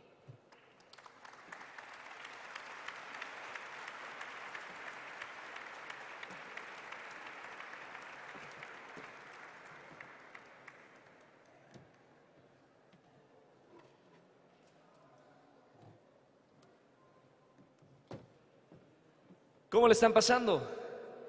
Bien, interesante, ¿no? Tener la oportunidad de tener a estas mentes inspiradoras aquí en esta mañana en el Palacio de Minería. Gracias a Amy Whittenhall. Y quiero recordarles que tenemos en el Salón de los Maestros este taller. Si les gusta la fotografía y quieren conocer un poquito del proceso de la cámara oscura, los invitamos al taller. Miren que hay que hacer fila, pero todos van a tener la oportunidad si quieren participar. Vamos a continuar en esta mañana con las conferencias. Hay algo muy interesante que me encantó, que es un nuevo concepto. No sé si ustedes han mencionado o han escuchado, sus amigos les han dicho del concepto Mex You Can. ¿Lo han escuchado?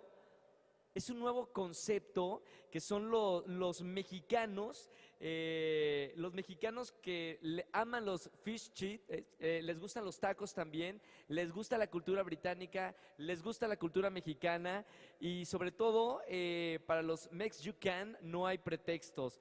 Nuestros próximos invitados nos van a contar acerca de este nuevo concepto. Quiero invitar a este estrado a Fernando Cano. Él es Project Manager de Educación del British Council, así que va a moderar este panel y obviamente tiene varios invitados para que conozcan un poquito más de este nuevo concepto del Mex You Can, que yo me podría convertir en uno porque me gusta mucho la cultura británica también. Un fuerte aplauso, pero antes vamos a conocer un poquito sobre este invitado.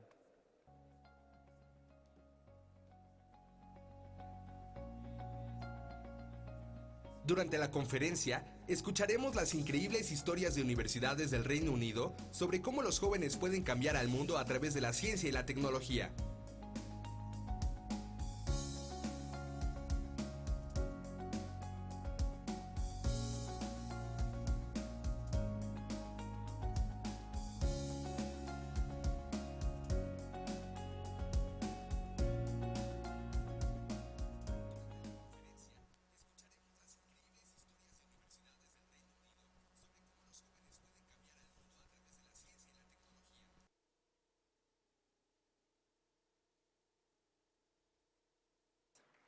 Buenos días.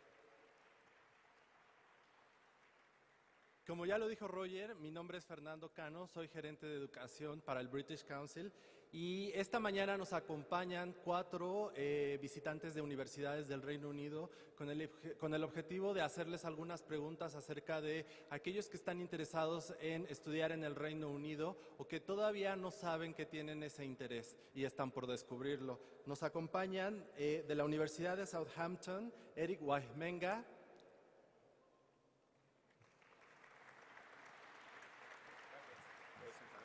Sí.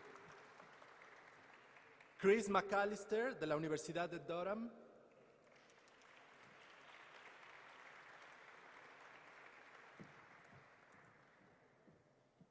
Emma Paul Freeman, de la Universidad de Nottingham.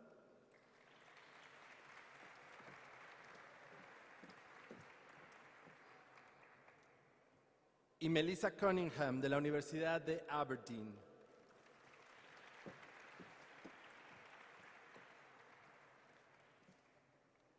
Como ustedes saben, estamos reunidos aquí porque la mayoría de ustedes tiene interés en temas relacionados a ciencia, tecnología, innovación, ingeniería, matemáticas y todas estas actividades que están relacionadas a la ciencia. Les cuento rápidamente unos cuantos números que desde el año 2012-2013 México está en el lugar número 34 de la lista de los países no europeos en mandar estudiantes al Reino Unido. Desde el año 2007-2008 a la fecha hemos crecido alrededor de 21% en cuanto al número de estudiantes que van de México al Reino Unido para estudiar algún grado de educación superior. Hemos pasado de 1.305 a 1.585 en este año. Para nosotros, los mexicanos, el Reino Unido ocupa el 5º lugar más común para estudiar en el extranjero, cualquier grado de educación superior, ya sea carrera profesional o algún posgrado. De esos 1.585, aproximadamente el 49% de los mexicanos estudian alguna carrera relacionada con temas STEM. Sus siglas en inglés es STEM, que significan Science, Technology, Engineering and Maths. Además, la cooperación científica entre ambos países, entre el Reino Unido y México, se ha fortalecido desde el año 2012-2013 con el objetivo de fomentar más desarrollo científico en ambos países. Ambos gobiernos han hecho un esfuerzo para asegurar el compromiso de una forma estructurada para acordar mutuamente 4 cosas. 1, más apoyo al joven talento de investigadores para iniciar y poder concluir su doctorado satisfactoriamente. 2, cofinanciar proyectos bilaterales para el desarrollo de propuestas de investigación conjunta entre el Reino Unido y México.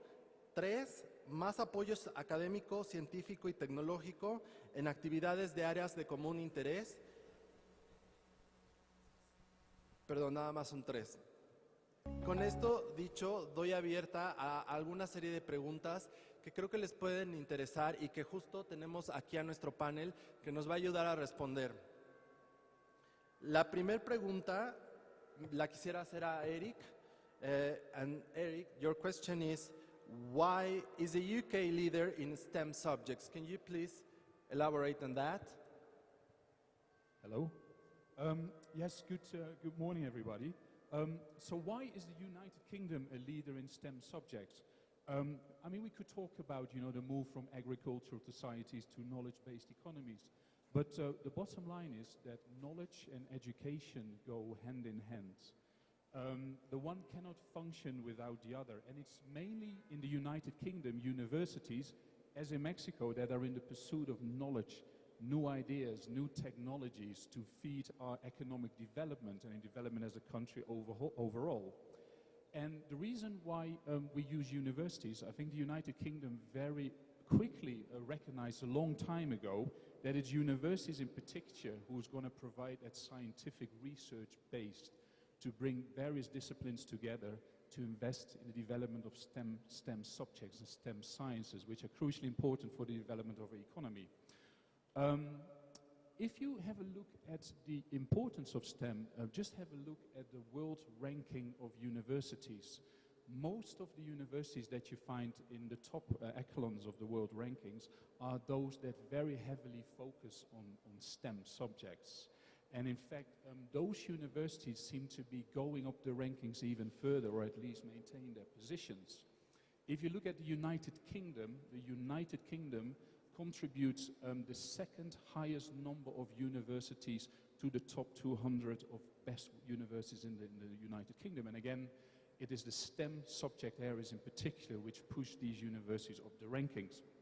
So, as a result, Britain has continuously pushed above its weight. We produce about 10% of the world's scientific output. And most of the universities, if you just have a look, for instance, as another very key indicators, for instance, Nobel laureate winners. So if you look at the number of Nobel laureates that the world has produced overall, after the United States, the United Kingdom have produced the second highest number of Nobel laureates. And if you were to take out, for instance, those Nobel Prizes that goes to peace or economy or literature, nearly all of those have been won in the areas of sciences and technology. And all that brain capital, all that knowledge, again, is produced within a university environment. If you go, for instance, to the United Kingdom, just to underline the importance of STEM in our country, about 60% of the combined research spending in the United Kingdom is invested in universities.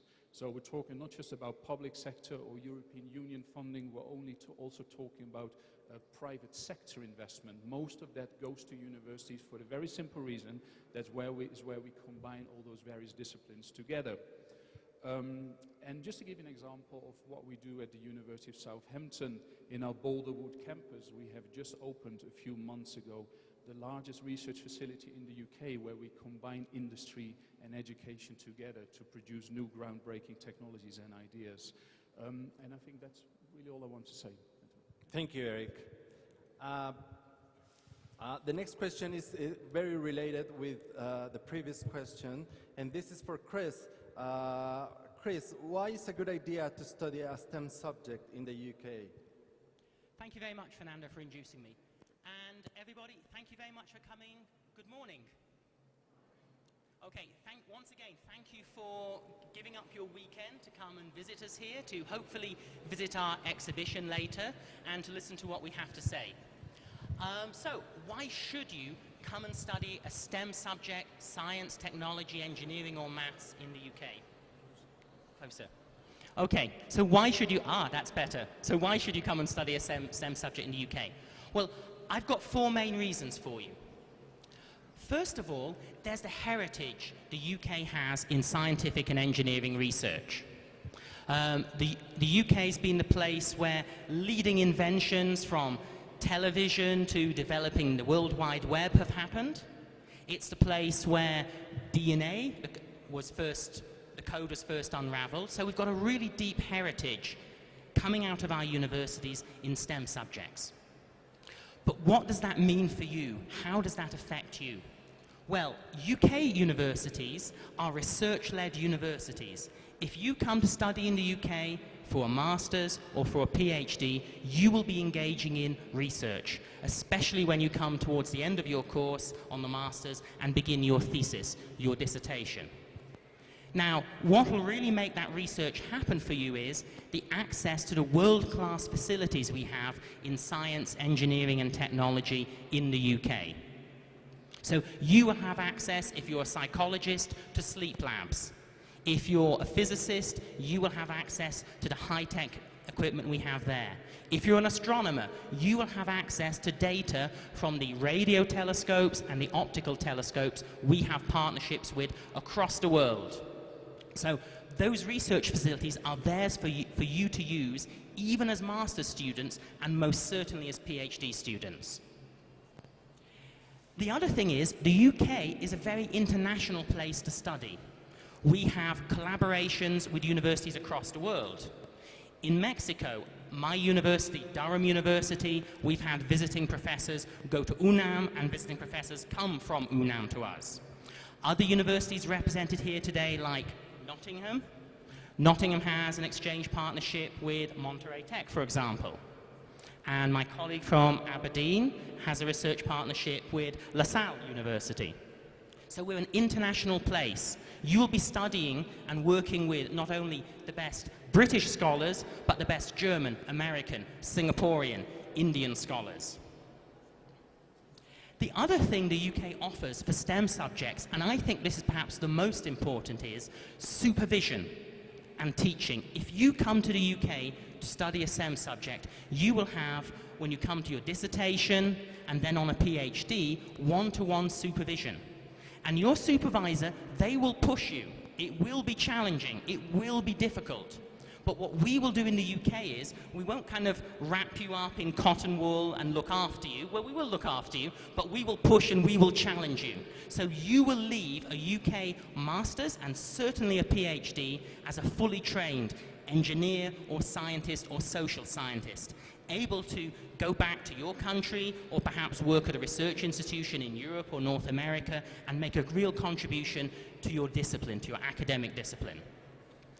And that leads me on to the final point, which is that in the UK, we see science, engineering, mathematics, and technology as being about not just study for its own sake, but that's important, but about making a real difference to your societies and to your communities.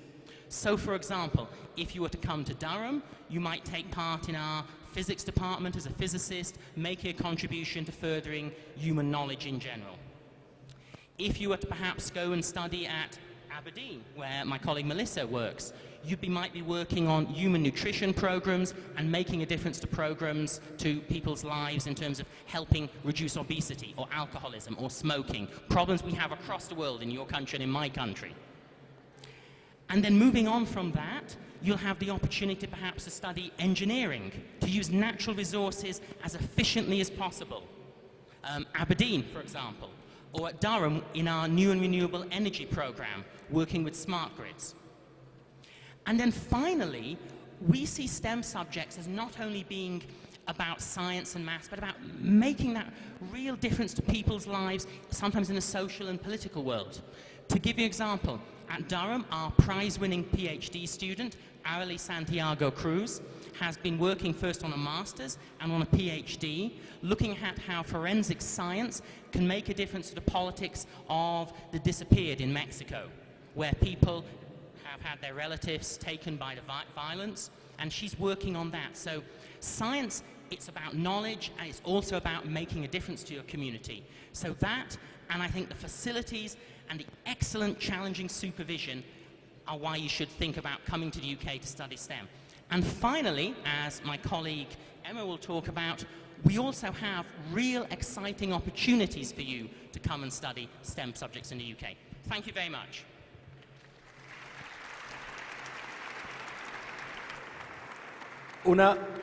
Una vez más, les recuerdo que STEM significa Science, Technology, Engineering and Math, para que también nos familiaricemos un poco nada más con este término, que es el único acrónimo que usamos al respecto. Y thinking about what you just said, Chris, it kind of sounds difficult that a student or a prospect student might think on STEM subjects. And that leads me to the next question. How easy, how feasible is to study STEM subjects in the UK? Is it really difficult to get into a STEM program? Hi, good morning everyone. It's just great to see so many of you here. In answer to your question, Fernando, it is really accessible. You know, the entry requirements aren't as difficult as you might think. As my colleagues have said, you know, the faculties that deliver STEM subjects invest millions of pounds in equipment and particularly in research. So we welcome international students to contribute to that research and contribute to the priority areas of each faculty. On the majority of courses, the entry requirement is the equivalent to your 7.5, sometimes 8.0, but the higher your grade, the better your chances of competing for a place. In addition, unlike all the universities that you'll meet here today, we have agreements that we value with CONACYT and FUNED and FIDER, for example, which make studying at the university even more accessible. So if you want to come and study some of the priority areas of CONACYT, which I have here,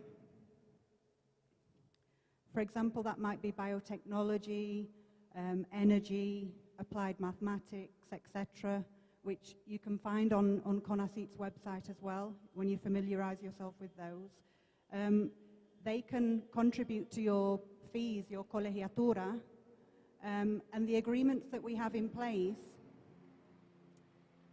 just wait a moment, mean that the universities can also pay a percentage so that it makes it financially viable as well to pay towards your living costs and your accommodation. So if you aim for high grades, then you'll have a better chance of getting a scholarship too. But the universities, each university faculty also offers scholarships, so their own, you know, engineering scholarships. There's also Chevening scholarships, which some of you may have heard of already, which the British government offer. That's the Foreign and Commonwealth Office. That's also a possibility. In fact, the University of Nottingham, we've had a Mexican student in the past who's come to study with us with a Chevening scholarship. So there'll be details on all our websites about previous Mexican students who have studied with us. And we can put you in touch with alumni as well, so that you can ask them yourselves about what the experience is like. So in terms of our university, and it's probably the same with all of us here, we've seen an increase in the number of Mexican students, and the majority of those have come to study with us, you know, with scholarships from CONACYT.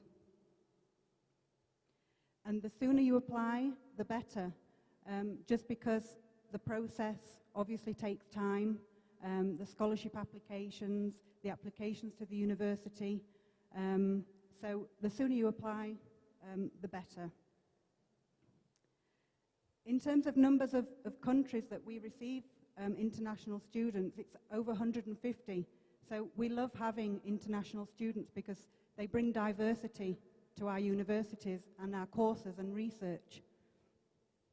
And just finally, I just want to say, you know, each university has their own support systems in place, teams to support you, you know, before, during and after your studies. So you'll never feel alone anyway. And do you know why? Because there's always a Mexican society in every university, so that you can join forces and do social things with them as well. Thank you, Emma. Thanks. How many of you are students? Raise your hand. Thank you. And how many of you are studying a STEM subject? So it's kind of 40%. Well, I see that there is a majority of people that are not studying a STEM subject, and that leads me to the next and final question. Melissa, STEM is interdisciplinary or multidisciplinary? Those guys who are not studying a STEM subject related, can they study a STEM? Gracias, Fernando. Buenos días, hola a todos.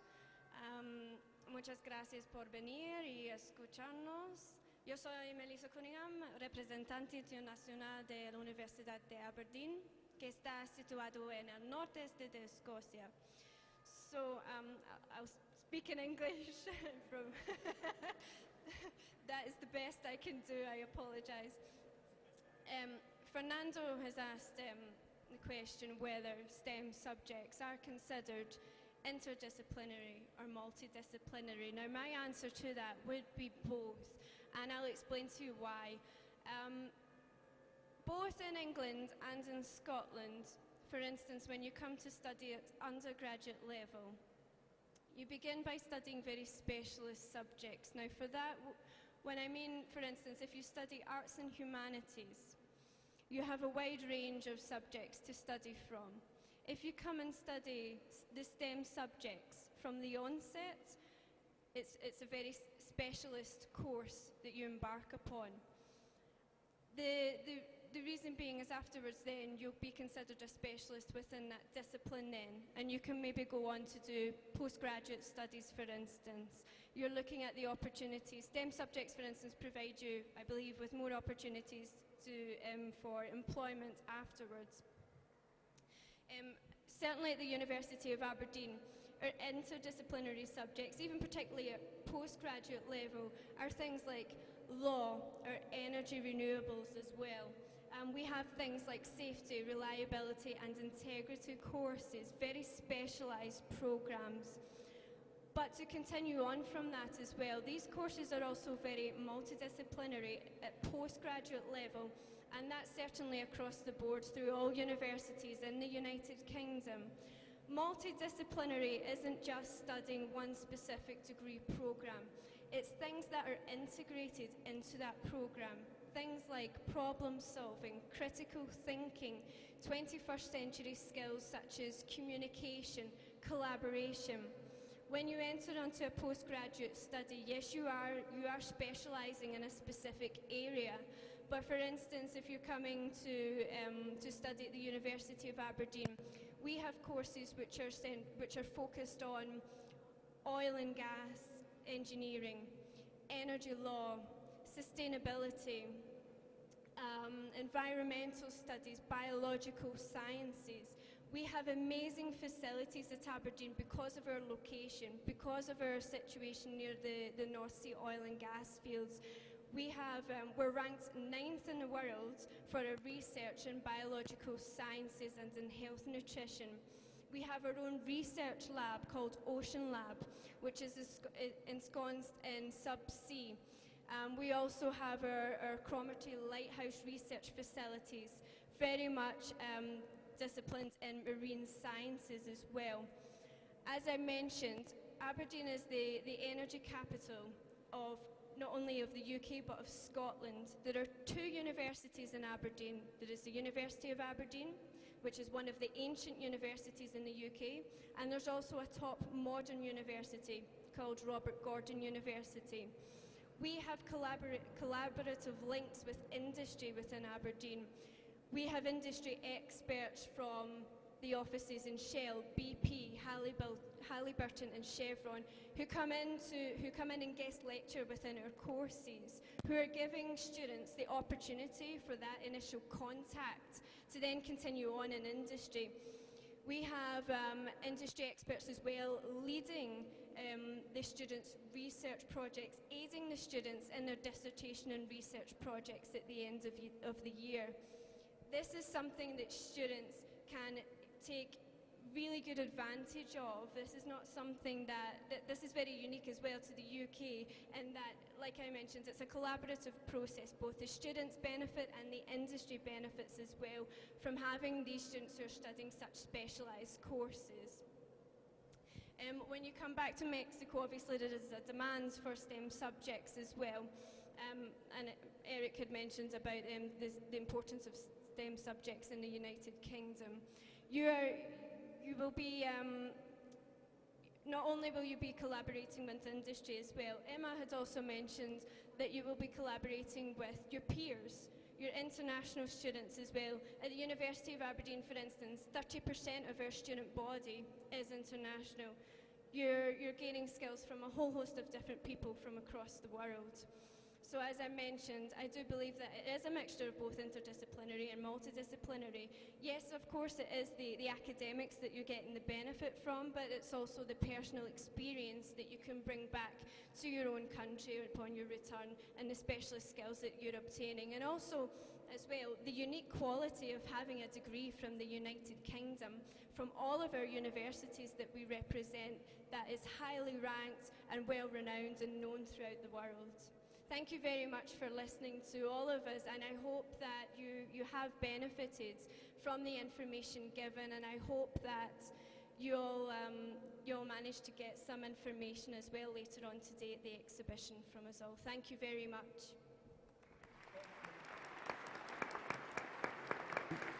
Thanks, Melissa. Thanks, Melissa. And thank you, all of you guys. I imagine that most of you then will have questions. Unfortunately, we do not have much time for questions, but good news for you, the Education UK exhibition is now open. We're in the backyard, and the universities will be there. Not only the University of Southampton, thanks Eric, University of Durham, thanks Chris, University of Nottingham, thanks Emma, and University of Aberdeen, Melissa, thank you. These guys and other 6 universities will be there for resolving questions and answers that you have, and those who are interested in studying in the UK. Thank you very much.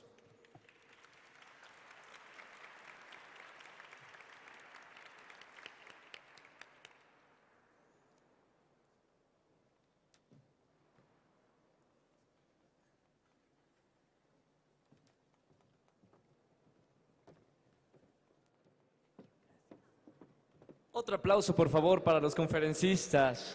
Gracias, Fernando Cano.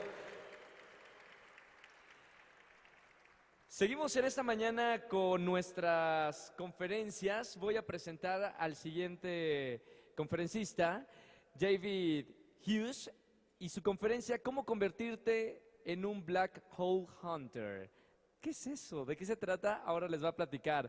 David va a describir cómo se conecta el gran telescopio milimétrico con otros telescopios similares en otras partes del mundo como parte del evento para hacer las primeras imágenes de agujeros negros supermasivos en el centro de nuestra galaxia. Vamos a conocer un poquito más de este gran invitado y conferencista.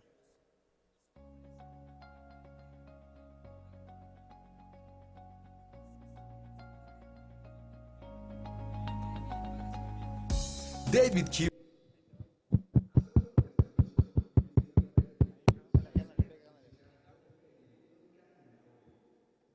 Actualmente es director del Gran Telescopio Milimétrico y fue ganador del premio Scopus en 2010.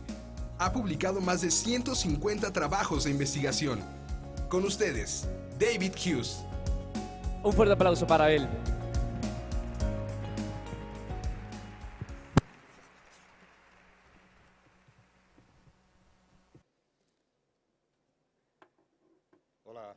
Muy buenas tardes a todos y gracias por la invitación a platicarles sobre este tema, para mí un tema muy interesante, básicamente porque yo soy un astrónomo, porque yo soy un cazador de los agujeros negros, Suena bien, ¿no?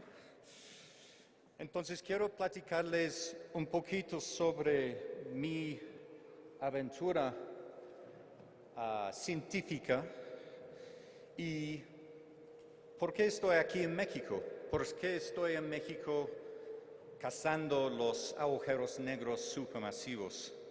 ¿Y por qué yo soy el director del Gran Telescopio Milimétrico Alfonso Serrano, que es uno de los el telescopio milimétrico más grande del mundo y una de las infraestructuras científicas más importantes de este país? Para empezar, quiero platicar qué fue mi inspiración para ser un astrónomo, un astrofísico, un cazador de agujeros negros. Espero que para ustedes sus inspiraciones son vistas, lugares, olores, colores, eventos importantes en sus vidas. Y para mí, yo tenía 2 momentos importantes en mi vida. En total, como 30 minutos, 2 veces 15 minutos en cada ocasión, una oportunidad para conocer 2 personas importantes. Por eso, hablando con ellos, el día de hoy estoy en México y yo soy un astrónomo. La primera inspiración fue Mark Riddington, un profesor de las matemáticas en un pueblecito, Lyme Regis, que está en la costa sur de Inglaterra. En 1981 yo tenía 18 años y me encantó la matemática, me encantó la física, pero la verdad es, la mayoría de las clases fueron un poquito aburridos. Estamos hablando la mayoría de tiempo sobre refrigeradores que están en una rampa, que están cayendo con un coeficiente de fricción y ejemplos y ejemplos y ejemplos para calcular exactamente cuál es la velocidad al final de esta rampa, si voy a empujar este refrigerador con una cantidad de energía o fuerza. Creo que ustedes saben exactamente este tipo de calculaciones. Y un día, nada más un día, en el invierno de 1981, Mark Riddington llegó a la clase y nos dijo que el día de hoy vamos a hacer una prueba, un ejercicio que es muy diferente, no es parte de sus exámenes, es simplemente por su interés. Vamos a cumplir un ejercicio, vamos a resolver esta ecuación, la ecuación de Lane-Emden. Now, los detalles no son importantes, simplemente para ver qué es esta ecuación, es una ecuación de Poisson sin dimensiones para la energía potencial gravitacional de una esfera simétrica de fluido politrópico. Este no es importante.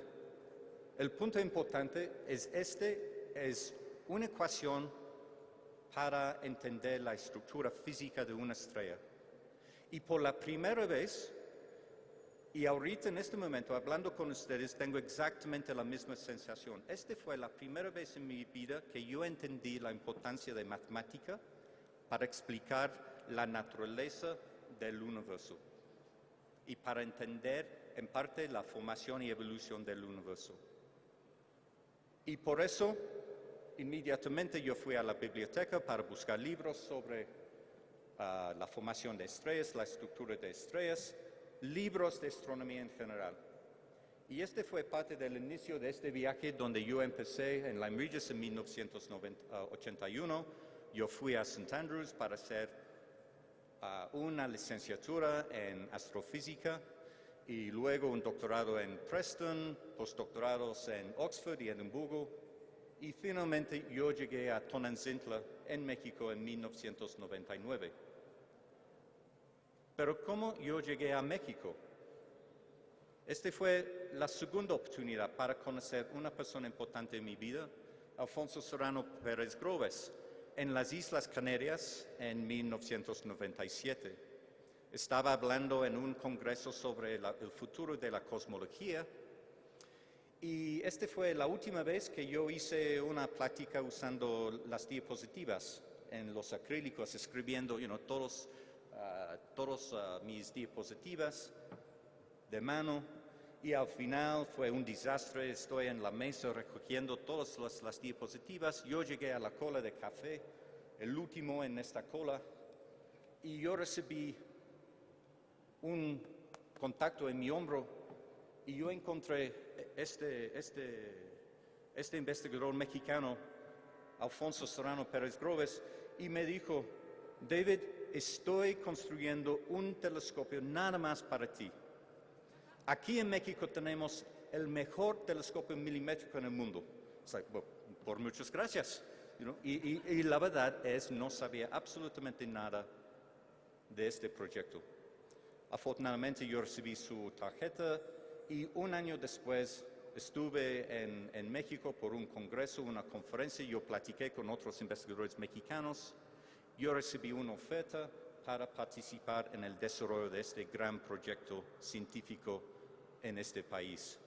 Entonces, nada más por estos dos momentos para conocer este profesor de matemática en Lyme Regis y Alfonso Serrano en las Islas Canarias, de las Canarias. Estoy aquí en México. Yo soy un astrónomo y el día de hoy yo soy un cazador de los agujeros negros.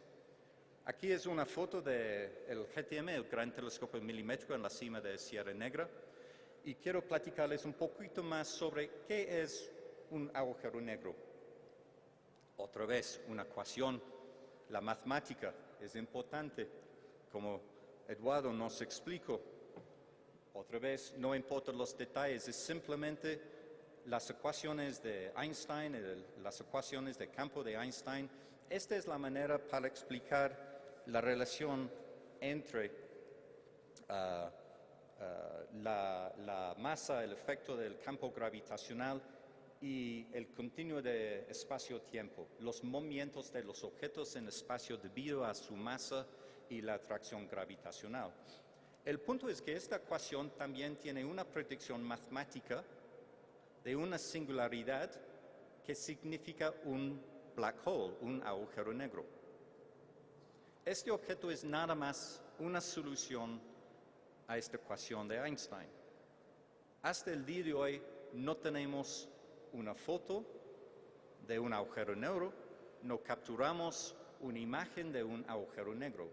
Toda la información que tenemos depende en las ecuaciones de Einstein y las predicciones. Un agujero negro es en parte como un hoyo en el agua, donde tienen agua esperando, cayendo, circulando y cayendo hasta el fondo. Y aquí pueden ver dos ejemplos de una lancha, un barco que está fuera, este horizonte de evento, este círculo, que significa la distancia, que si estoy viajando con la velocidad de luz, yo puedo salir o escapar el efecto gravitacional de un hoyo negro. Si estoy más en dentro, como la lancha que está cayendo en dentro, no importa si estoy moviendo con la velocidad de luz, voy a continuar a bajar al fondo del mar.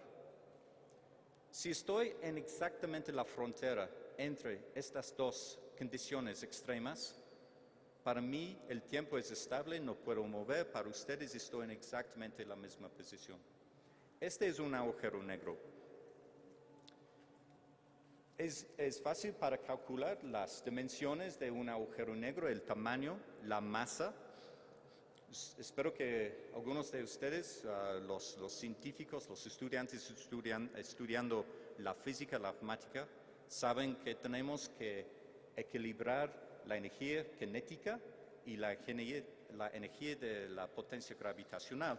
Entonces podemos calcular el radio de un agujero negro que se llama el Schwarzschild Radius, el radio de Schwarzschild. Otro investigador al principio del siglo XX.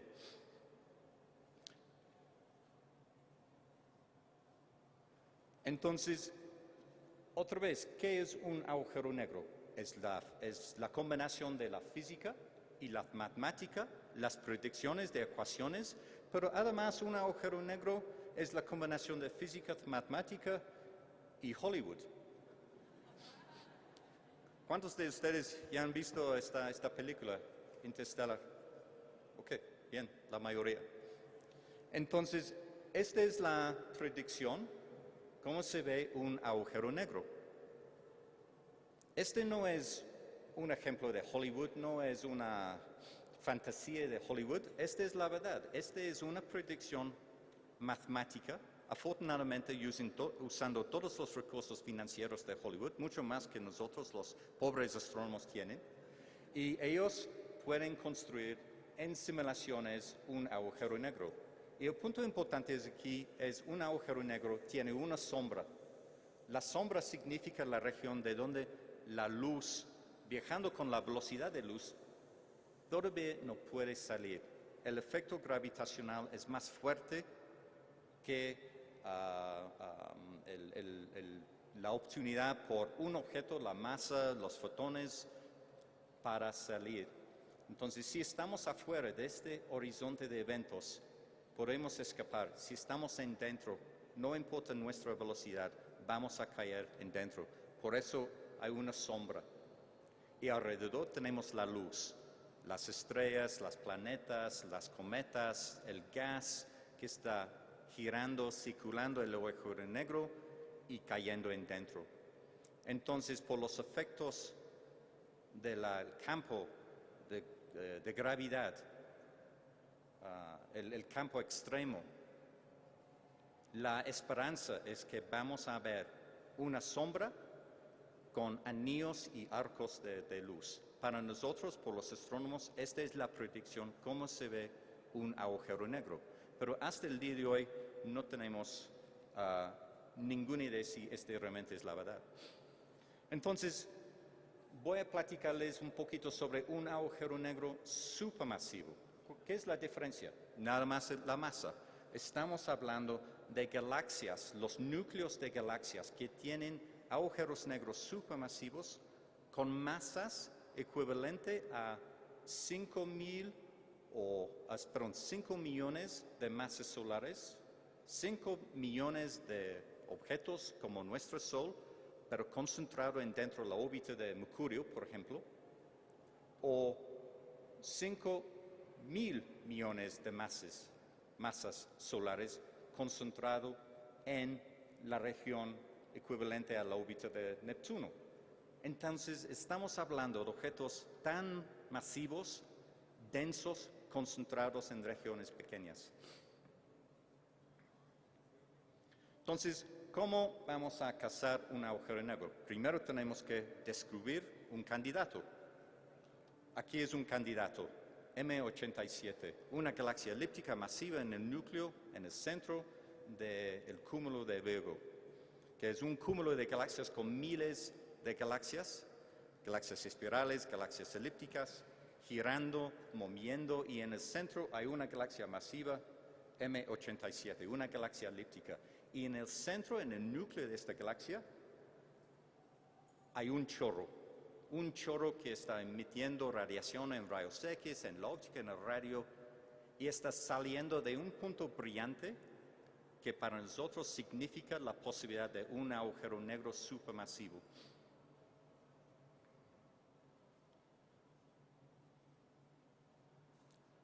Otro ejemplo es el núcleo de nuestra galaxia, la Vía Láctea.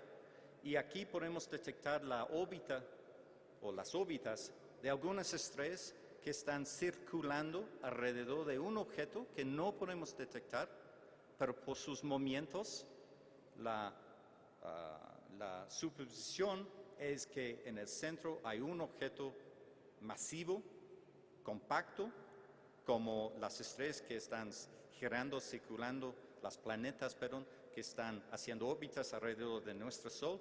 Estamos considerando que estas estrellas están circulando, girando alrededor de un agujero negro supermasivo, pero más cercano. Entonces, ¿cuál es el beneficio de estos dos ejemplos? Bueno, en un caso tenemos un objeto masivo con una masa de 8.000 millones de masas solares, pero es un objeto muy lejano o muy lejos.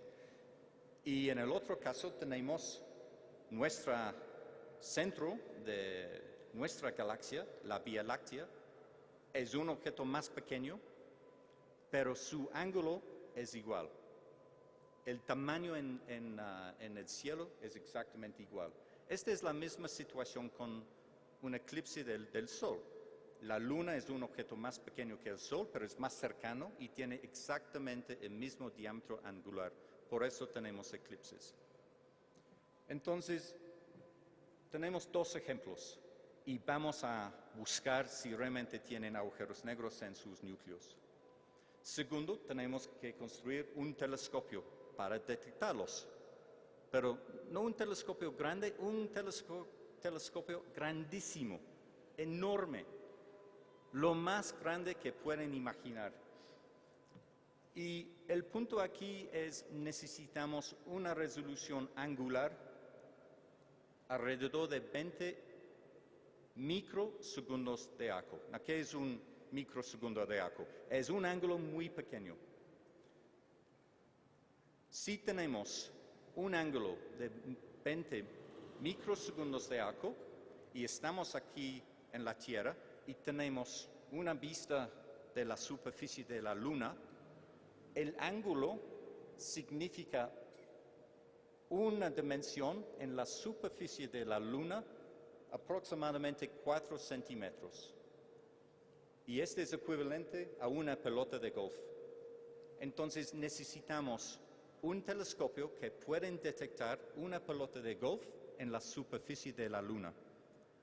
Si vamos a calcular el tamaño de este telescopio, la respuesta es 13.000 kilómetros de diámetro. Un telescopio con un diámetro de 13.000 kilómetros. Afortunadamente, 13.000 kilómetros es más o menos el diámetro de la Tierra. Entonces, si podemos construir telescopios alrededor de la superficie de la Tierra, como 9, 10, 11 telescopios ubicados en países diferentes, tendremos un telescopio suficiente para detectar los agujeros negros supermasivos. Y este es el experimento en que yo personalmente estoy involucrado y el Gran Telescopio está involucrado. Se llama el Telescopio de Horizonte de Eventos, en inglés el Event Horizon Telescope. Y este telescopio tiene telescopios milimétricos ubicados en Antártida, en el Polo Sur, en Chile, en el desierto de Atacama, en Hawái, en Estados Unidos, en México, en Francia y en España. Y cada telescopio tiene un reloj atómico para medir la recepción de la radiación de estos agujeros negros con mucha precisión. Y la idea es que vamos a apuntar todos los telescopios al mismo objeto, al centro de nuestra galaxia, por ejemplo, al mismo tiempo, y vamos a medir la recepción de la radiación de este objeto exótico.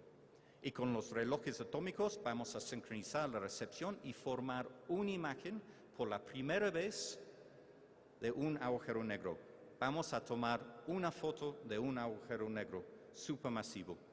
Este es que esperamos otra vez, gracias a Hollywood, una sombra, un disco de luz, arcos de luz, pero por la primera vez tendremos la oportunidad para confirmar si realmente la ley de relatividad general, la ley de gravedad en estas condiciones extremas es una ley correcta. Este mes es el aniversario de esta ecuación, la ecuación de Einstein, la ley de relatividad general, que publicó en 1915. Entonces, para mí es muy interesante que tenemos la oportunidad, exactamente 100 años después, para confirmar con la participación de una infraestructura científica mexicana el gran telescopio milimétrico que está ubicado en la cima de Sierra Negra, que está muy cerca de Pico Orizaba, en la frontera entre el estado de Puebla y el estado de Veracruz, a 4.600 metros. Y vamos a confirmar con este telescopio si Einstein fue correcto, si la ley de gravedad es correcta o si tenemos que modificar esta ley.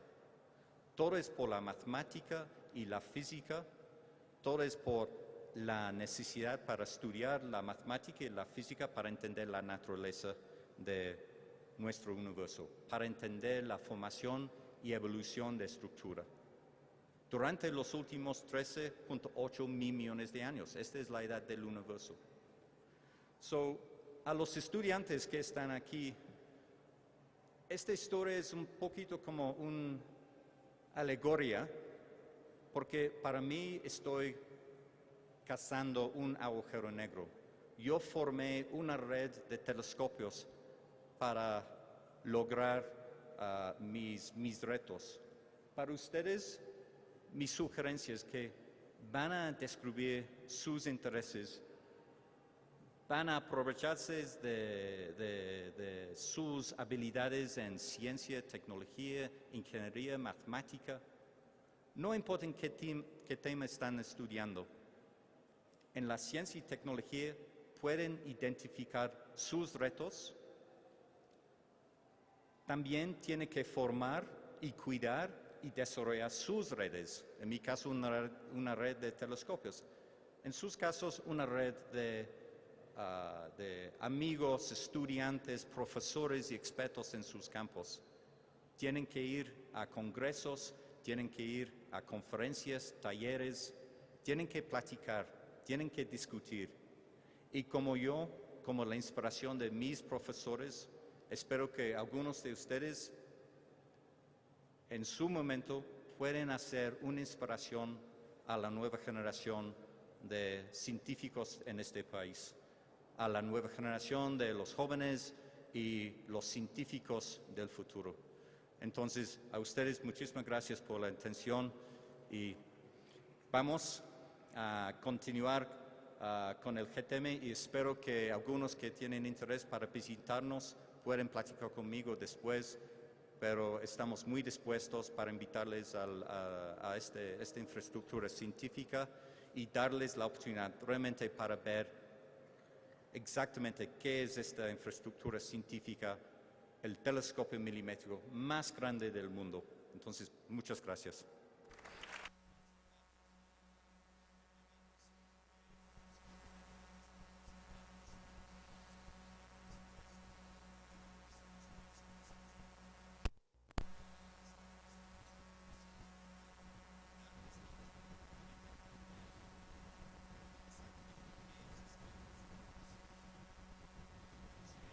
Seguimos en esta mañana de conferencias. ¿Cómo le están pasando? ¿Bien? ¿Interesante? De verdad me da mucho gusto, digo, fuera de guión, sinceramente, ver a tantos jóvenes esta mañana, en lugar de estar dormidos, que les interese la ciencia y la tecnología. Eso de verdad es muy importante. Necesitamos nuevas generaciones de jóvenes que les guste mucho la ciencia y la tecnología, que van a ser nuestros próximos científicos. Y hay muchos científicos mexicanos que no conocemos, así que bueno, a poner el nombre de México en alto. Vamos a seguir con esta mañana de conferencias. Antes, quiero recordarles que para que lleven todo esto que están aprendiendo a la práctica, los quiero invitar a participar en el concurso de cartel científico que está organizando el British Council. Estamos invitando a estudiantes de preparatoria, con ALEPS, bachillerato, a trabajar con sus profesores o científicos en diseñar una solución a un reto de su comunidad. Se pueden juntar entre ustedes, pueden invitar a otros amigos para que desarrollen la solución del British Council. Les va a dar taller de metodología que se llama Design Thinking, que esto les platiqué al principio, y que se utiliza para generar soluciones pensando en el usuario. Una vez que tengan desarrollada la solución, solamente hay que comunicarla a través de un póster. Este es el concurso que están desarrollando. Y los ganadores se van a llevar grandes premios como MacBooks, iPads y cámaras. Así que está buenísimo, participar y llevarse algún premio importante de parte del British Council. Para obtener más información del concurso y cómo registrarse, pueden visitar el sitio web www.ukmexico.mx o visitar un stand que tenemos aquí mismo en el patio principal. Está por allá, de este lado, del lado derecho. Si quieren un poco más de información y participar de este concurso, participen, que se pueden llevar unas computadoras, un iPad o cámaras fotográficas. Continuamos esta mañana y voy a presentar a Roma Agrawal. Ella y su conferencia, la mujer que construyó la torre más alta de Europa Occidental. De verdad es una eminencia tener a esta gran mujer. Para dar unos datitos acerca de Roma, ella fue descrita como la nueva voz de las mujeres cool que hablan de la ciencia y la ingeniería. Es una de las mujeres más populares en Twitter del mundo de la ingeniería y ha trabajado con arquitectos durante sus 9 años de carrera diseñando pasarelas, torres y esculturas. Es ganadora de múltiples premios tanto por su destreza técnica como por su contribución a la sensibilización de la ingeniería como una carrera. Fuera del trabajo, promueve activamente la ingeniería, las carreras científicas y técnicas a los jóvenes y en particular a grupos vulnerables como las mujeres. Es miembro fundador de la campaña Tu Vida, trabajando con el gobierno para aumentar el número de estudiantes que estudien matemáticas y también, cosas científicas como la física también. Durante los 3 años últimos de su carrera ha hablado con más de 5,000 personas en más de 70 escuelas, universidades y demás, festivales en todo el país y el extranjero. Vamos a conocer en video un poquito quién es Roma.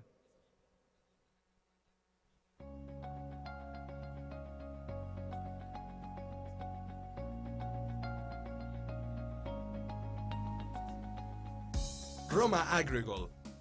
Ser ingeniero no es una cuestión de género. Roma Agrawal es un claro ejemplo de cómo las mujeres están haciendo grandes contribuciones a la ingeniería. Al ser parte del equipo que diseñó la torre más alta de Europa Occidental, de Shard. Con ustedes, Roma Agrawal.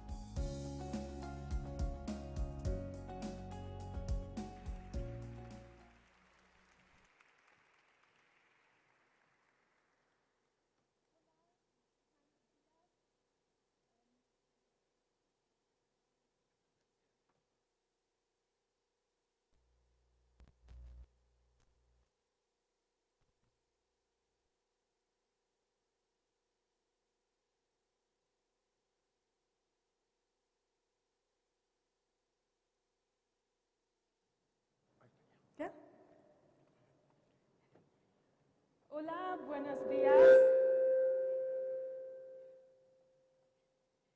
Mi nombre es Roma Agrawal, but I don't know any more Spanish, so I have to continue in English now. But thank you very much for all coming here today. It's wonderful to see so many people. And I'd like to tell you a bit about my journey, what engineering is for me, and I'll also tell you a bit about my project in London and 2 of the big challenges that we had to solve when we were designing this structure.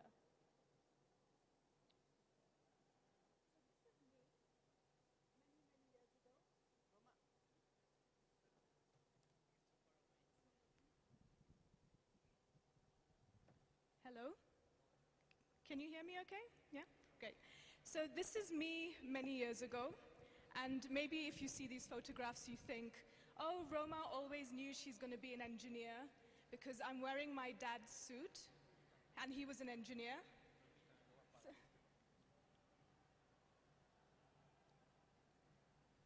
okay, I think we've got a mic working now. And you can see I'm also making helicopters and planes and creating things. But actually, I had no idea what I wanted to study, what I wanted to do, until I was about 20 years old.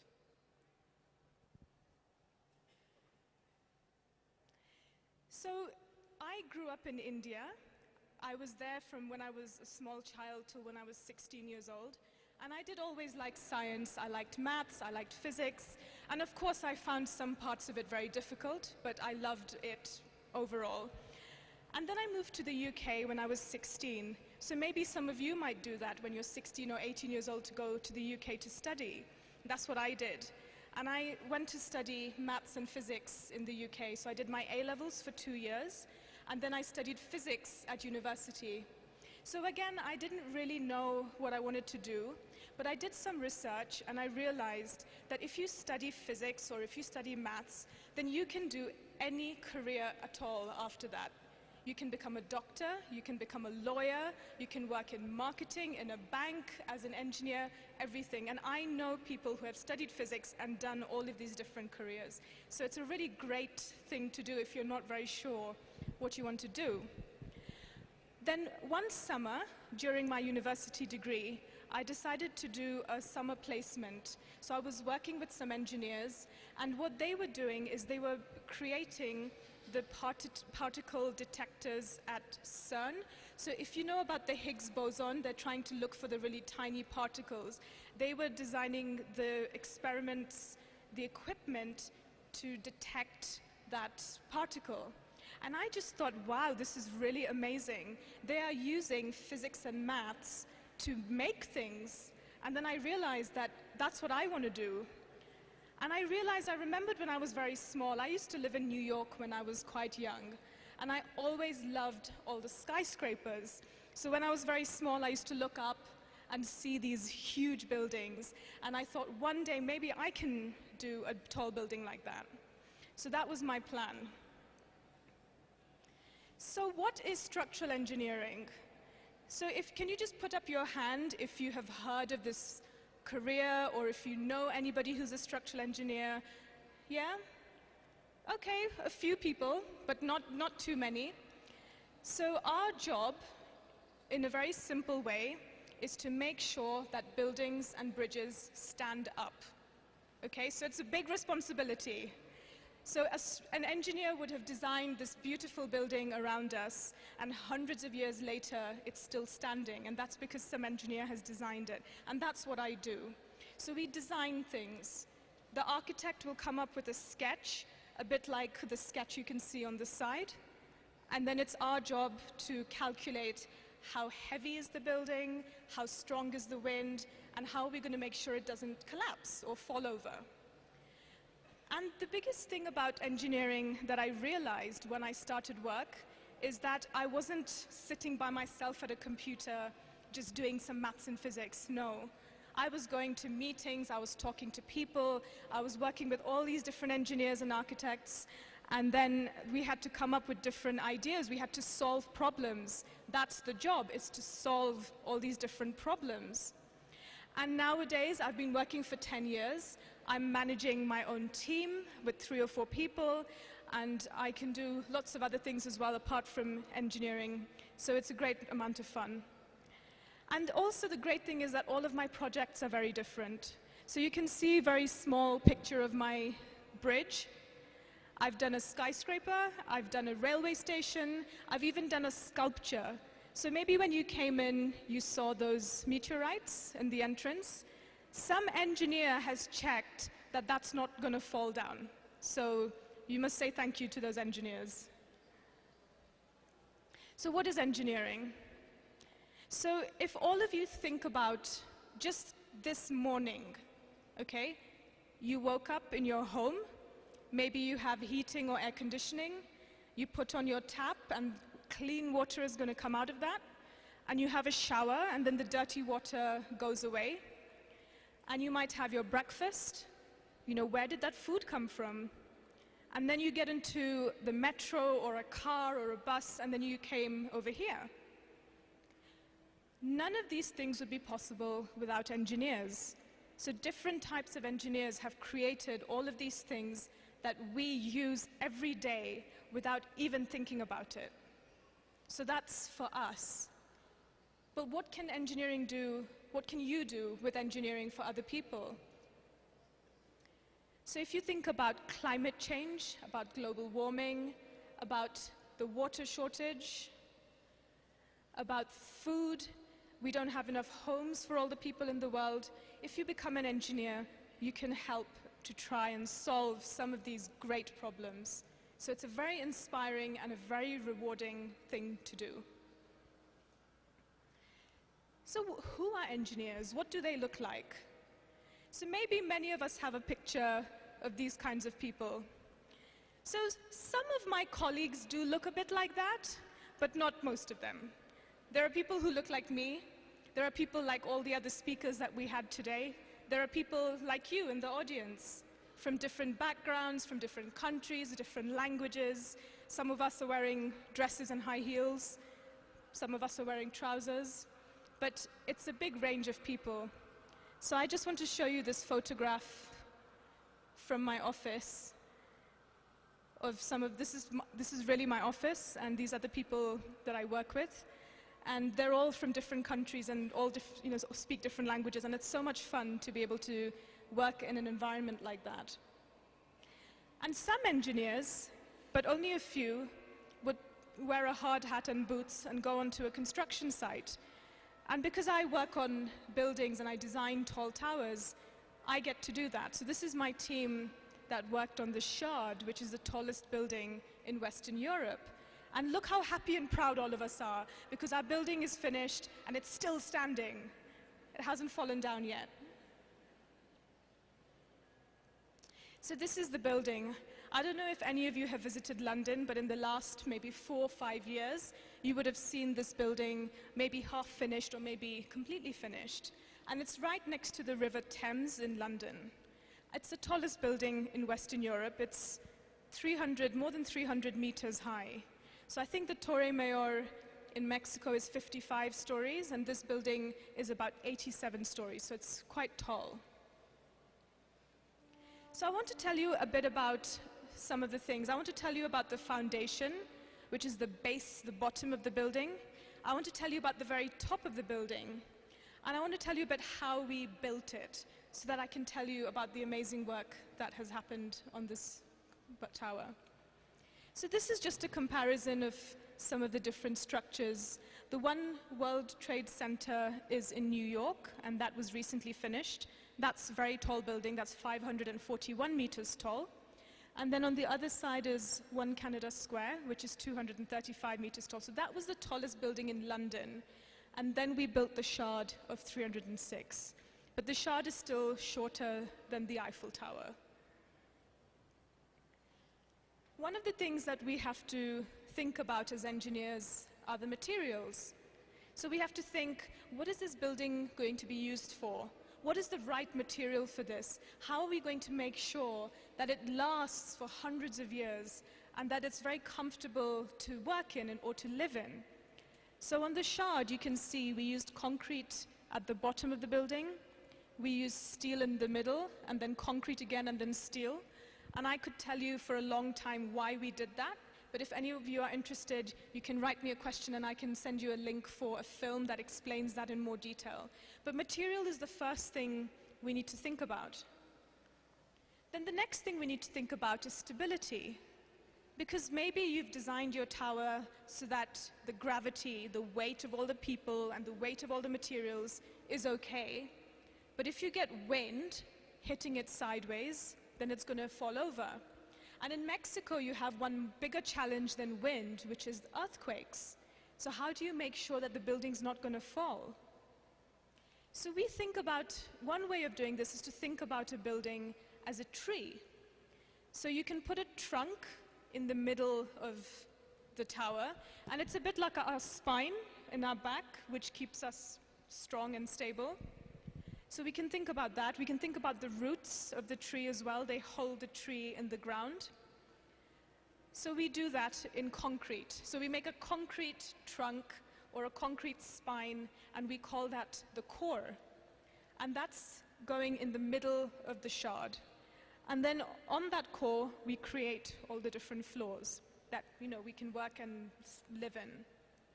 So we have to think about this as well. And if you have earthquakes, then this is very, very important, because wind is going to blow in some different directions on the building. But earthquakes shakes the ground side to side continuously, and you have to make sure that this tree trunk is strong enough so that it can stand. The other thing we think about is the ground. What's going to happen to this tower? And actually, after I spoke to some Mexican engineers over the last few days, I think that the challenge in London is easy compared to Mexico City, because I learned that Mexico City is built in a lake. And so the water is very wet, the ground is very wet, there's a lot of water in it. and the whole central part of Mexico is slowly moving down.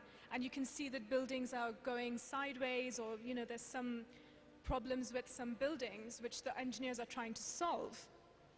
So we can think about rock, which is a very strong material, and you have rock at the bottom of the lake. And you can think about sand, which is quite a soft material. In Mexico, it's like clay. It's a very wet clay. So a bit like this kids playing in the sand, you sink inside it. And we have to think, how are we going to support the building so it doesn't sink? So in London, we have clay, which is that kind of yellow color. And then at the purple thing, we have a strong, very compacted sand. And that's like rock, that's very strong. So we have to think, well, is our foundations deep enough to support the tower? So I want to tell you a bit about how we did that. So this is a kind of 3D view of the foundation of the building. So what you can see underneath is some yellow columns, and these are called piles, and they're inside the ground. And what happens is we use basically a giant corkscrew, like if you open a wine bottle, we use that to go into the ground. We pull the ground up, so we make a hole, and then we fill concrete inside that. And then you get friction between the clay and the pile, the concrete, and that stops the building from sinking. So that's what all of those are. Then you have this slab, the gray slab, and we call that a raft. So it's like a boat which floats on water, but instead this is floating on the clay. So the weight of the building is floating on the slab and also through the friction on the piles. And in green, you can see that's the core, the trunk of the building. And then around it, there's a kind of a red wall around the basement. So we put this wall into the ground, and then we dig down. We can take out all of the materials and create a basement. And that's a bit like how the metro in Mexico City is built, that you put a wall down and then you take all the clay out. Okay, so this is how the basement is.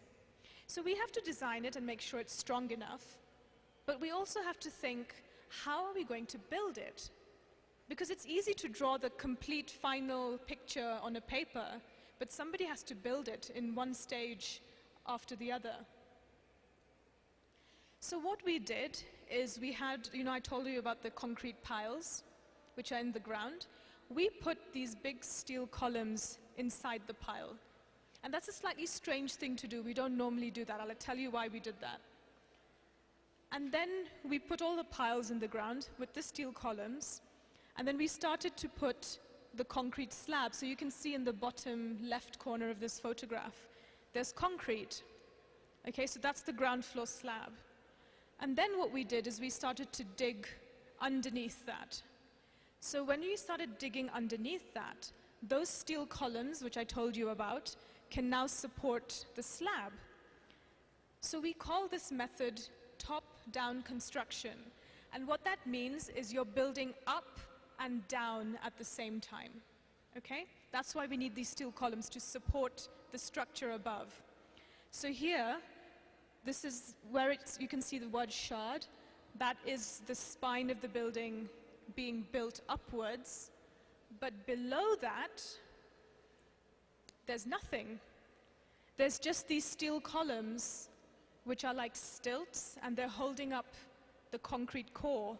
So basically, the construction workers could build up, and they were digging down to create the foundations for the building. Now, the reason we did this was to save time and money. So we saved more than 3 months of time by using this method. Otherwise, normally what you would do is to just dig a big hole, put the foundations, and then go up. But in this method, we're going up and down at the same time, so it's much quicker, it's cheaper, and it's better. And this is the first time in the world that a core has been built using this method. So we were very excited about designing this. So you can see the core going up. So if you came to London, this might be in 2010, so that's 5 years ago, you would only see this big concrete shaft, and you can see the floors are being built slowly around it. So that's a bit about the bottom of the building. And now I want to tell you about the top. So the portion that is called the spire, which means the tip of the building, is also something that I got to work on. And that's made out of steel. So this structure here, which you can see in blue, is 60 meters tall, which is almost like a 20-story building, which is kind of on top of the actual tower itself. So these are the kind of views that you can see over London. So if you ever visit London, you must go to have a look at the view. And hopefully on the day that you go, the river might look a bit cleaner than it does in this photograph. It doesn't look very nice in this one. So we had to think again about how to build this. Now this is all made out of steel, so I don't know if you've seen in construction sites around Mexico the eye-shaped steel beams which they use to make the floors. That's a diagram of the floor. So what we did is that we divided the floor into lots of modules so that each module could be made in a factory. And the factory was in the north of England. So these units had to be small enough that they can fit in a truck and be driven down all the way down the country to London. And they also had to be light enough so that the crane could lift it up. So what we did then was we lifted up each one of those modules by the crane, and then we could bolt it together. And this is much quicker than lifting up one beam or two beams at a time and then connecting them up.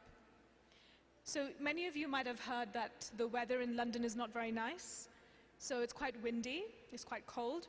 So out of 100 days, if you're using a crane, for 70 days, you can't use the crane because it's too windy. And only on 30 days, you can use the crane. So we have to find some way of making these type of structures very quickly and easy to do in a short space of time. So this is a photograph of the spire. And what we did is we did a trial assembly of it in the factory in the north of England. And they actually put together the third top of it in this field as a practice. So they practiced building the building in a field first, and then they came to London, and then they built it on top. And the idea was that you won't make mistakes, everything fits together nicely, and it's much more safe to do it like this.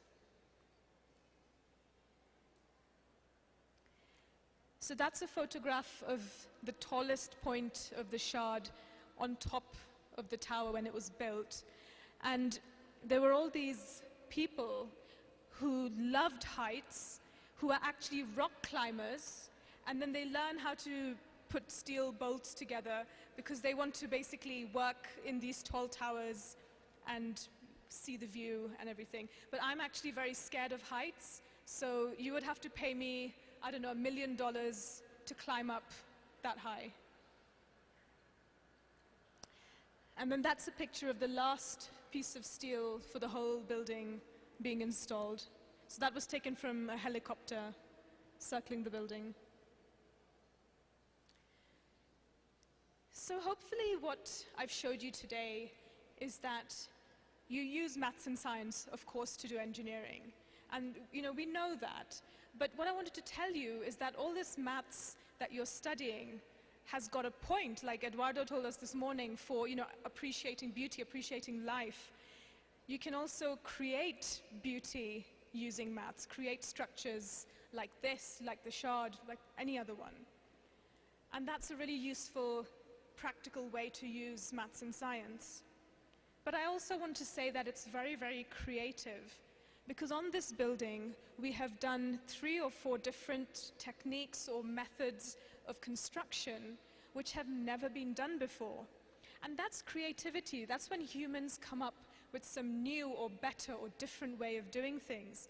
And that's what we get to do as engineers.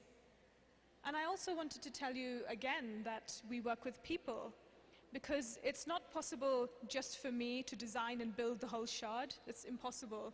There are thousands of people who are working together, architects, engineers, people who calculate the price of the building, the client who's paying the money for it, and all the people who are building it. They're pouring concrete, they're driving a concrete truck from somewhere.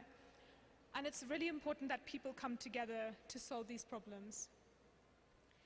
And my last message to you, I've been walking around Mexico City, especially Centro Histórico, and I'm always walking around like this with my head, and then suddenly a car is next to me, and that's quite scary.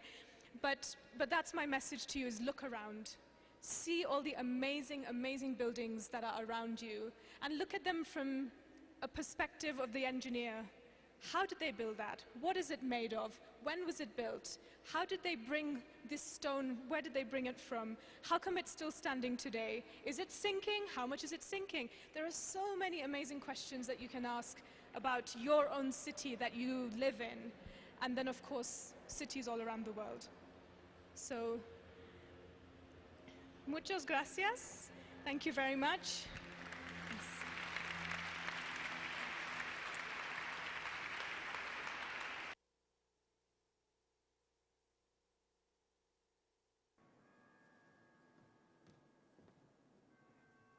Wow, ¿quién diría esta pequeña mujer hizo una de las torres más grandes de Europa Occidental? Qué impresionante.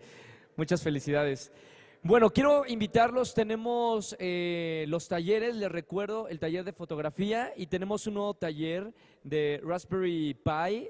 Si no conocen qué es esto, es toda una computadora que cabe en la palma de una mano. Así que vamos a tener un taller para que vean cómo funciona esta computadora del tamaño de una tarjeta. Vamos a presentar a Matt Richardson. Él se describe a sí mismo como un creador de cosas. Matt es escritor, es tecnólogo creativo con una fuerte pasión por los usos creativos de la tecnología y ya van a ver que sí. En esta conferencia que va a presentar esta mañana, Matt nos explica que el aumento de la accesibilidad a la tecnología significa que cualquier persona con una idea puede intentar hacer una visión creativa o práctica de la realidad. Basándose en ejemplos de la educación, el movimiento creador, los tecnólogos creativos y de negocio, Matt Richardson, que lo tenemos esta mañana, comparte cómo cada vez más la tecnología accesible tiene un impacto increíble en la sociedad. Vamos a conocer en video un poquito más de este genio.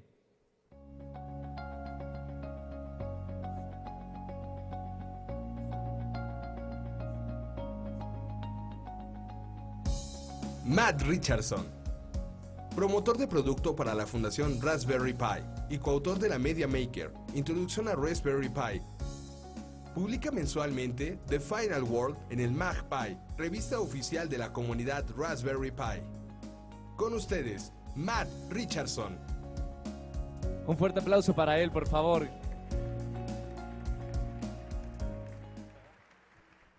Gracias. Thank you. Hola. It's fantastic to be here. Thank you. This is my first time in Mexico City, so I've been having an amazing time here. I want to thank the British Council. I want to thank the British Embassy as well for making this happen and inviting me to be here. My title is Product Evangelist, and basically that means that I'm excited about Raspberry Pi, and it's my job to travel around and be excited and get other people excited about Raspberry Pi. And for those of you who don't know what Raspberry Pi is, I'll explain all of that in due course. I'm also a creative technologist. This means I make things with technology, and I create things. Now, I like the title of this forum, Inspiring Minds, and in that regard, I want to share some things that have inspired me. So let's get started here. This project here that you see on screen, this is called Baker Tweets. This was made by someone for a bakery in London in the Shoreditch neighborhood. And the idea was that this bakery wanted to be able to communicate to their customers when fresh croissants came out of the oven, when the donuts came out of the oven, so that fans of the bakery could come and get the freshest goods. So an agency made this device for them, just for them, this one-of-a-kind device for them that connected to their Twitter account so that the baker, all they had to do was turn a dial, hit the button, and it let everybody know. So they would select croissants, buns, donuts, hit the button, and the tweet would go out, and all the people in the neighborhood would know exactly what was coming out of the oven. Now, I saw this and I was very inspired by it. I wanted to create things like this idea that you could make something that's one of a kind, that connects to the internet, and can do something that neat. That's kind of amazing. And luckily, the person who made that put all the parts and all the instructions online. So I started to research all those parts, and I got those parts, I experimented with them, I figured out how they worked, I found a lot of tutorials online, and so I started to experiment with a few different things. For instance, I was figuring out how to look at the television and get the signal from the television and get that text transcription that comes through for the hard of hearing. For people who can't hear the television, there's that text transcription that comes through. You can turn it on with a remote control. You can get that data and do something with it. So I thought, well, what could I do with it? I don't know, but let me figure it out. I'll try something out. And I got it working, and Kim Kardashian came on TV, or there was a entertainment show, and they're talking about Kim Kardashian. And they kept talking and talking and talking about her, and I was getting really sick of hearing about her. So I hit mute on the remote, silence.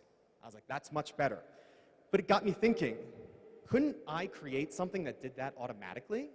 It could listen to the data from the closed captioning, and it could find words I don't want to hear about. For me, it would probably be Donald Trump right now, but it would find words like that and silence the TV. It would act like a remote control and either change the channel, put it on mute, or maybe just shut off the TV entirely.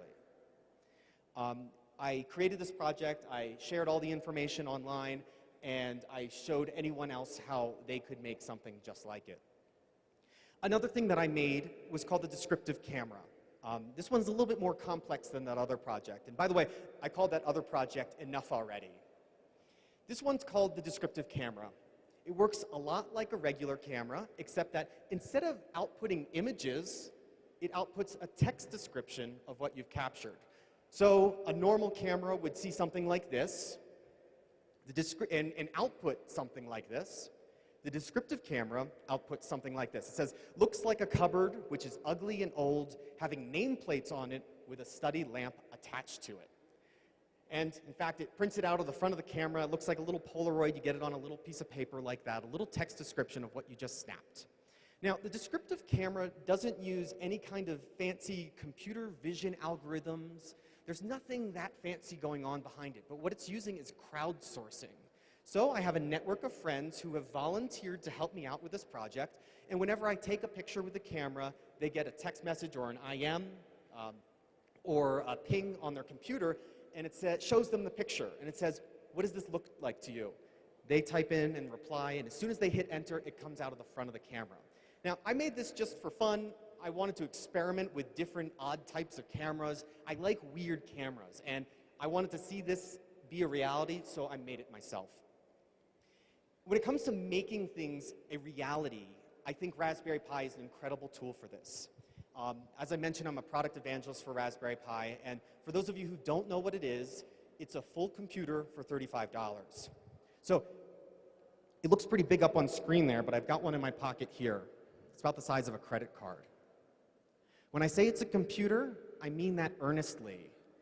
Plug in a keyboard and mouse into it, plug in a monitor, and anything you expect to do with a computer, you can do with a Raspberry Pi. You could write documents, browse the web, watch videos, play games. Our hope is that people use Raspberry Pi to learn about how computers work, how to program, and how to make things with computers. Now, when it comes to making things with computers, there's an important difference about Raspberry Pi that makes it different than a typical computer that you would buy in a store. I've got that squared in a little box up there. Those are called GPIO pins. The name doesn't matter. The idea here is that you can connect your own electronics, your own sensors, your own actuators, buttons, switches, motors, and create things with Raspberry Pi. We're taking a computer and taking it from being a tool and also making it a material, something that you can create with. Now, this idea of a computer as a material is one I like a lot because it really opens up your mind about what computers are capable of. If you want to see something in the world and you want to make it and it needs a computer, you can create that thing and create it with Raspberry Pi. The idea of computer as a material is not my own. It's one by Seymour Papert. He's a gentleman who is very into using technology in education, and we are very much about education ourselves. I'll talk about that a little bit in a second. The best feature of Raspberry Pi, though, is its price. For $35 US, you get our top-of-the-line model. If that's too expensive, we also have a model for $25. And if that's too expensive, we have a smaller model that's $20. The idea here is that if we can make computers affordable for everybody, that means people can have more access to computers. A whole part of what we do is making computers as inexpensive as possible. This allows you to afford failure. Let me explain this a little bit. If you're not sure you want to get into making things with computers, you're not sure you really want to be a programmer, you're not sure if you want to learn about how computers work, if the computer is really expensive, it's not a big risk. You don't want to buy something expensive and learn you're not interested in it, right? So at $35, you can afford that failure. I think it also means, when you say affording failure, it means that you don't have to worry about breaking it that much. Of course, Raspberry Pi is very, very hard to break, but if you do, it was inexpensive. So what I think that means it allows is that it allows you to experiment with impunity. You know, you can do what you want to do without being afraid of breaking something expensive. If your family shares a single computer in your home, you don't want to put that out of commission for everybody in your home, right? So here's a computer that you can dedicate to experimentation if you'd like. Now, again, I'm stealing another idea here. This idea of affording failure is by Linus Torvalds. He's the founding father of Linux, the free and open source operating system, which makes a perfect segue for me to talk about what runs on Raspberry Pi. So instead of Windows or Mac OS, Raspberry Pi runs Linux with a lot of free software out there that you can use to either, as I mentioned before, write a document, browse the web, you can watch videos. What we want to see people doing with it is learning how to program. So we include on Raspberry Pi a bunch of different programming languages to use. I have two big ones up there, Scratch and Python. Scratch is a drag and drop programming language. That means you use your mouse and you move blocks around and connect them to make things happen and to add interactivity. So that means you don't have to be good with a keyboard. You don't have to be even that great with writing and reading in order to make programs with Raspberry Pi. Scratch is a fantastic program for young kids to learn about the basics of creating with technology. I have also up there a big one, Python. Python is a fantastic programming language because it's used at big corporations. It runs some of the biggest websites, but it's also very beginner-friendly. So you can get started really, really easily with Python. And that's why at Raspberry Pi, we put a lot of resources behind helping people get started with both Scratch and Python. That being said, there are plenty of other coding environments. There are plenty of other languages you can use. Chances are, if there's a language out there, it can run on Raspberry Pi. Now, I mentioned using the computer as a material. And what can you make with this kind of material? Well, a gentleman named David Hunt from Ireland, he created his own cell phone with Raspberry Pi. He added a touch screen to it, added a battery, and took a board that gets him onto the cellular networks, and created his own custom cell phone. And I especially like this example for Raspberry Pi because it shows that you don't necessarily have to wait for a large corporation to make the exact kind of device that you want to have. Maybe you can make it yourself, or maybe you can team up with your friends and make something yourself. And maybe if you make it and people like it, and people want to buy it, you could then turn it into a product as well. So you don't have to wait for companies, big corporations that make cell phones or computers, to make something for you. You can make it yourself. I want to show you something I made for myself. I bike around the city. I'm from San Francisco, and I used to live in New York City. I biked everywhere.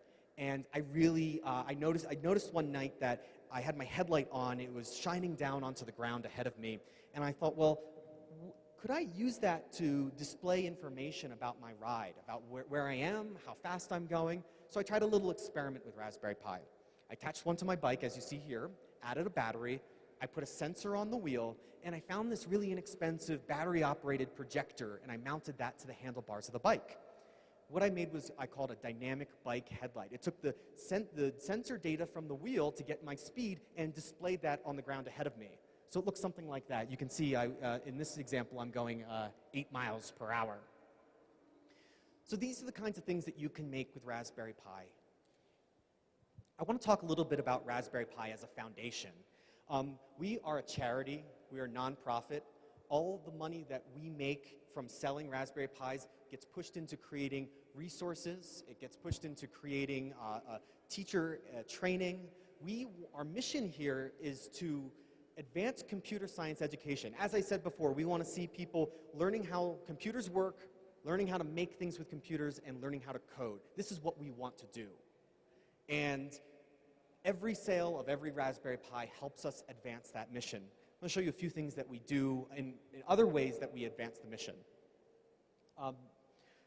For one, we have free resources online. If you're a teacher and you want to use Raspberry Pi in the classroom, we have an entire library of free resources that you can use to introduce your own students to computing and coding and making with technology. We also have a section for learning just about how the technology works. If you want to go on your own tutorial and go through steps, we have a section called Learn where you can learn how to program on your own. And we also have a section called Make. Again, that's the idea of computer as a material. You're using a computer to make something. We think making is such a great way to learn about technology. Another way that we help advance computer science education is by training teachers for free. One of my favorite programs that we have at Raspberry Pi is called Pi-cademy. It's a free teacher workshop for over the course of a weekend. Teachers come in, they learn about how to use Raspberry Pi in the classroom, how it works, they learn about how to make things with it, and then we set them free to kind of make different things and collaborate with each other. Again, this is a free workshop. It happens in the UK right now, but we're hoping very soon to be bringing it worldwide. And in fact, in February of next year, we will be bringing it to the United States, to San Francisco. My hope is that we will be able to bring it and have it for everyone, either in person or online. There are Raspberry Pis all over the world. There are Raspberry Pi communities all over the world. In fact, 2 community members from Guadalajara are here. If you go down that way to where there's an expo, they have Raspberry Pis that you can see up close. Those are people who are just fans of Raspberry Pi. And so we have these things called Raspberry Jams. And the idea here is that if you have a community, you have a few people that are interested in Raspberry Pi, and you want to bring them all together, you start a Raspberry Jam, we put you on the map, and we tell other people in our community where to find you. Because it's really important to see each other face to face, and talk to each other, and find mentors, and share what you make, and share what you learn. So Raspberry Jams are a really important part of what we do. It's a really important part of our community. These are all community-led. So we have Raspberry Pis all over the globe, but we want to push that a little bit further to space. In just a couple weeks, we are launching 2 Raspberry Pis to the International Space Station. What's really cool about this is that these Raspberry Pis are going to be running code written by school children. We outfitted the Raspberry Pis with a bunch of sensors, temperature, pressure, humidity. It has a joystick on it so that the astronauts on the International Space Station can run the applications and experiments that the kids have written. This is fantastic motivation for them to learn how to code and learn how computers work and learn how to make things with computers. So this is it was a competition that we had. This is British ESA astronaut Tim Peake. He's holding a Raspberry Pi with the sensor hat. This competition happened in the UK. We're hoping to take it global because when Tim Peake comes back down from the International Space Station, when his mission is over, he's leaving the Raspberry Pis up there. And my hope is that we can get other kids to upload their code to the Raspberry Pi, run their code in space, and get the data back down. We have a lot to figure out in order to make that happen, but we're working on it. And I hope that maybe some of you out there will feel inspired to do that. This is what by the way, this is what a Raspberry Pi looks like on the International Space Station. There's a mock-up of the International Space Station to try different and new technologies out. So we had to run through all kinds of tests in order to get the Raspberry Pi up there. So that's a little bit about what I do, what inspires me, and a little bit about what Raspberry Pi is all about. I hope you've been inspired a little bit, and I hope you have a few ideas for what you want to make with Raspberry Pi. Gracias.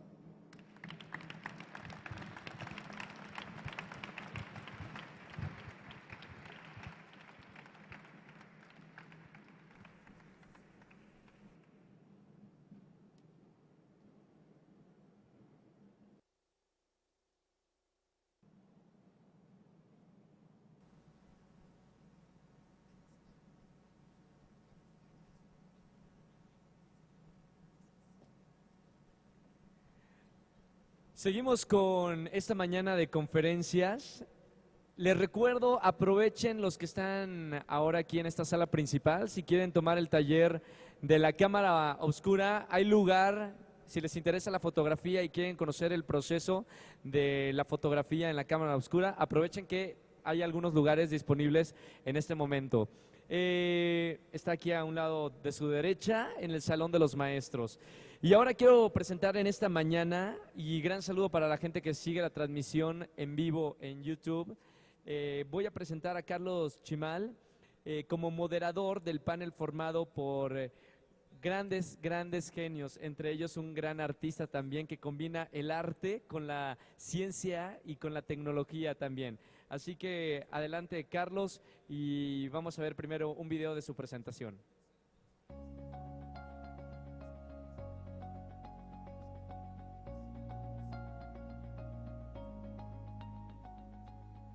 Simon Inks, novelista y escritor de historias populares. Comenzó su carrera escribiendo cuentos, novelas y guiones de películas de ciencia ficción. Cofundador y editor de la revista Arc, publicación digital sobre el futuro. Escritor de artículos de opinión y comentarios para The Guardian, Times Telegraph, Independiente y La Naturaleza. Nahum Mantra. Nahum, artista y músico. Su obra gira en torno a temas de la ciencia y la intimidad de la naturaleza. Artista asociado en The Art Catalyst desde 2008 y organizador de Cósmica. Colabora con artistas que trabajan en distintas disciplinas. Realiza curadurías, dando conferencias y escribiendo con un enfoque en las artes, tecnología y la ciencia. Con ustedes, Simon Inks y Nahum Mantra. Bueno, directamente vienen los genios al escenario. Venga.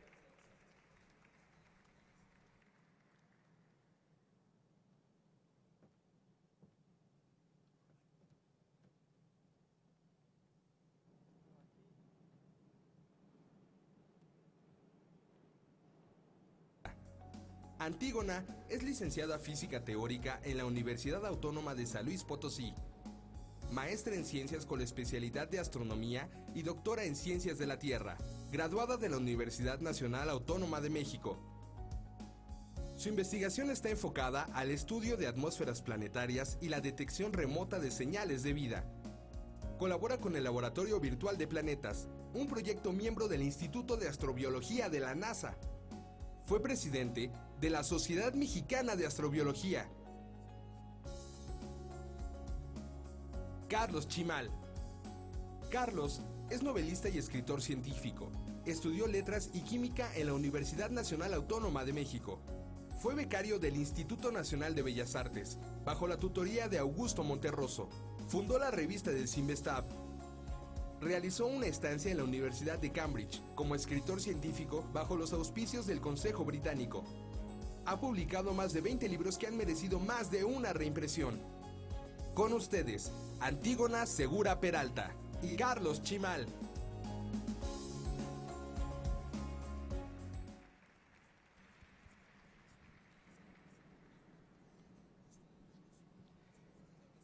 Buenas tardes, una gran satisfacción que estén ustedes con nosotros esta tarde. Londres, 28 de diciembre de 1817. Hay una escena que ha ofrecido el pintor y literato Benjamin Robert Haydon a importantes personalidades de la vida cultural británica. En un momento dado les muestra su cuadro La entrada de Cristo en Jerusalén, en proceso de creación, el cual finalizará 3 años más tarde y le dará notoriedad en el ambiente intelectual de esa nación. Charles Lamb comienza a criticarlo por incluir en su composición al físico matemático Isaac Newton, así como al filósofo Voltaire y al poeta William Wordsworth. A las burlas del ilustre escritor se une otro poeta, John Keats, quien aparece en el mismo cuadro no lejos de aquellos. Keats se lamenta de que Newton hubiese destruido toda la poesía del arco iris al reducirlo a un truco con un prisma, y de que sus seguidores exaltados, como el mismo Voltaire, hayan hecho tanta fiesta con tan poco. El resto de los invitados alza su copa y brinda porque la confusión reine en las matemáticas y en la ciencia de Newton hasta el fin de los tiempos. ¿Puede haber más loco propósito que reunir el arte y la ciencia? ¿Es que uno está hecho para obnubilar y la otra para banalizar? ¿Tiene algún sentido querer encontrar una estética en el discurso científico? ¿Puede hablarse de imaginación cuando alguien descubre otra realidad detrás de un fenómeno físico enigmático como el arco iris? ¿Y puede esta nueva realidad conducir a la experiencia artística como lo es esculpir una escultura y pintar un lienzo? ¿O cuando se concibe y se monta un experimento científico, se trata del mismo proceso imaginativo que siguen los creadores de arte? Estos son los temas, este es el tema, el cruce de la imaginación científica con la invención en el arte. Vean cómo estoy invirtiendo los términos. Se hablaba originalmente de invención científica y de imaginación en el arte, pero ¿por qué no al revés? Con ustedes, nuestros queridos invitados.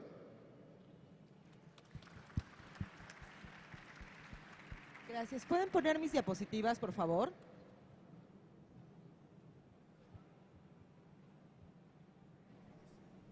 ¿Ya está? No, no están.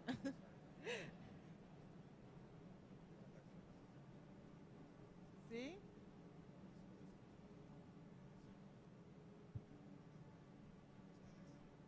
Ajá, muy bien. ¿Tengo control sobre ellas o tengo que ir diciendo la que sigue? Gracias.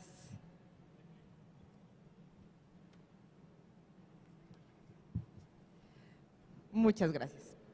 Miren, yo creo que me voy a parar allá, porque es más fácil. Sí, sí puedo pararme aquí, ¿verdad? Okay. Me voy a parar acá. Así es más fácil que controle esto y al mismo tiempo, muy bien.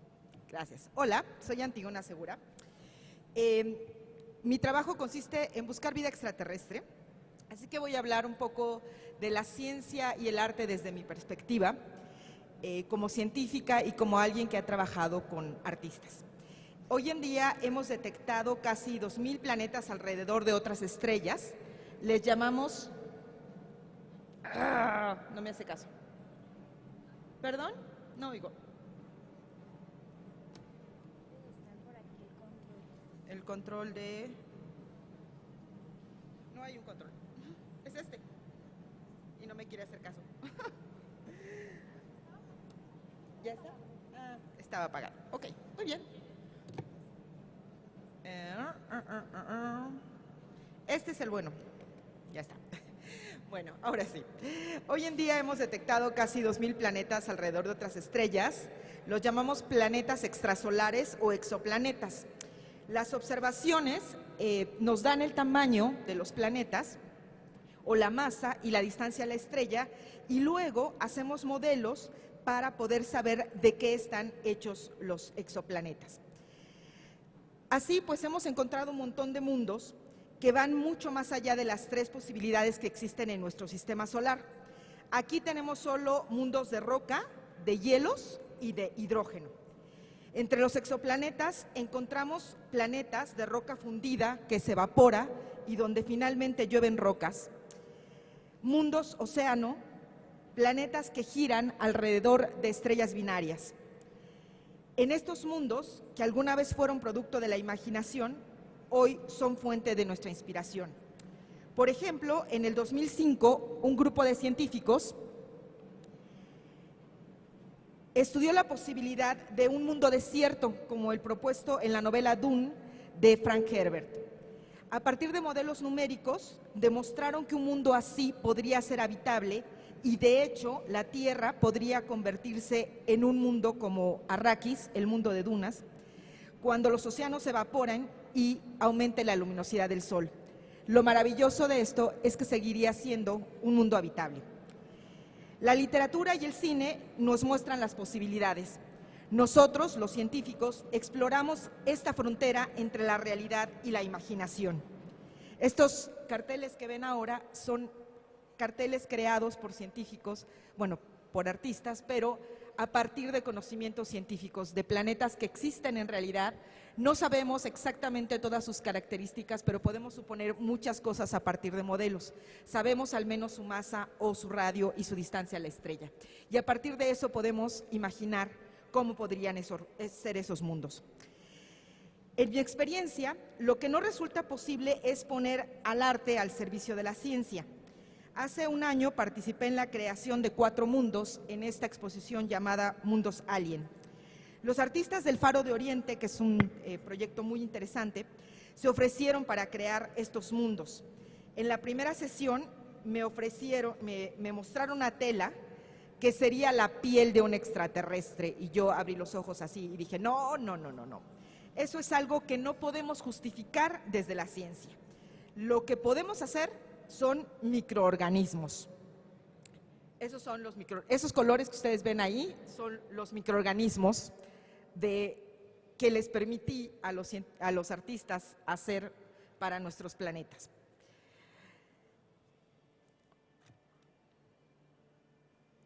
Al final, la única licencia lúdica que les permitimos los científicos fueron estos enormes cristales para un planeta que estaba hecho de carbono. Un planeta totalmente teórico, pero que hay quienes han ilustrado de manera completamente horrorífica, porque un planeta de carbono jamás va a tener un interior de diamante de esa manera. Entonces, nuestros artistas no se tomaron una licencia tan grande como los que se toman otros. Me quedó claro que los artistas no deben estar a nuestro servicio si uno pretende crear una obra de arte. Lo que buscamos los científicos para comunicar la ciencia son ilustradores, no artistas. Muy diferente fue mi experiencia con los artistas que conforman el Laboratorio Arte Alameda, donde son los conceptos científicos los que sirven al arte para comunicar y cuestionar experiencias científicas. La ciencia y el arte no son entidades autónomas y etéreas, sino que están hechas por humanos, así que no hablaré de ciencia, sino de científicos, y no hablaré de arte, sino de artistas. En general, los científicos no solemos interactuar con artistas, pero no somos ajenos al arte, en algunas ocasiones como creadores y en la mayoría de los casos como ávidos consumidores de música, teatro, cine, obras literarias, pintura, fotografía. En mi caso, mi mamá me llenó de libros y museos, mi papá de historias de ciencia ficción. Emocionada por los mundos que conocí en esos cuentos, apasionada por entender el misterio de lo vivo y las estrellas, me convertí en astrobióloga. Carl Sagan me mostró el camino hacia la ciencia que unía todo esto en un objetivo sencillo, entender la vida como un fenómeno universal, o en términos más coloquiales, la búsqueda de vida extraterrestre. Son estos temas y otras experiencias personales las que me llevaron a colaborar con artistas.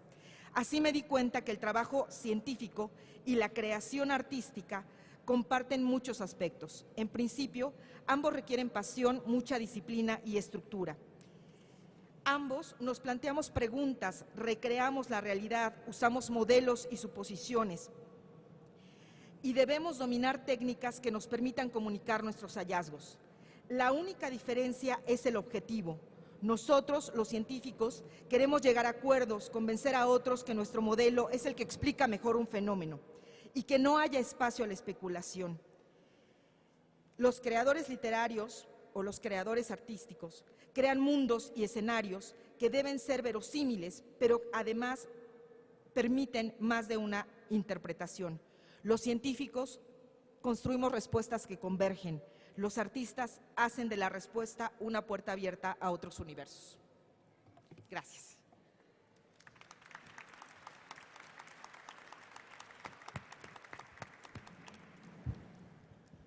Simon, please.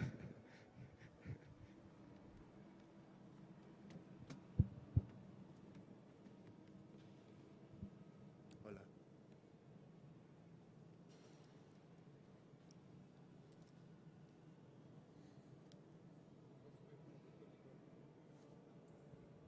Hola. And that's the limit of my Spanish, I'm afraid.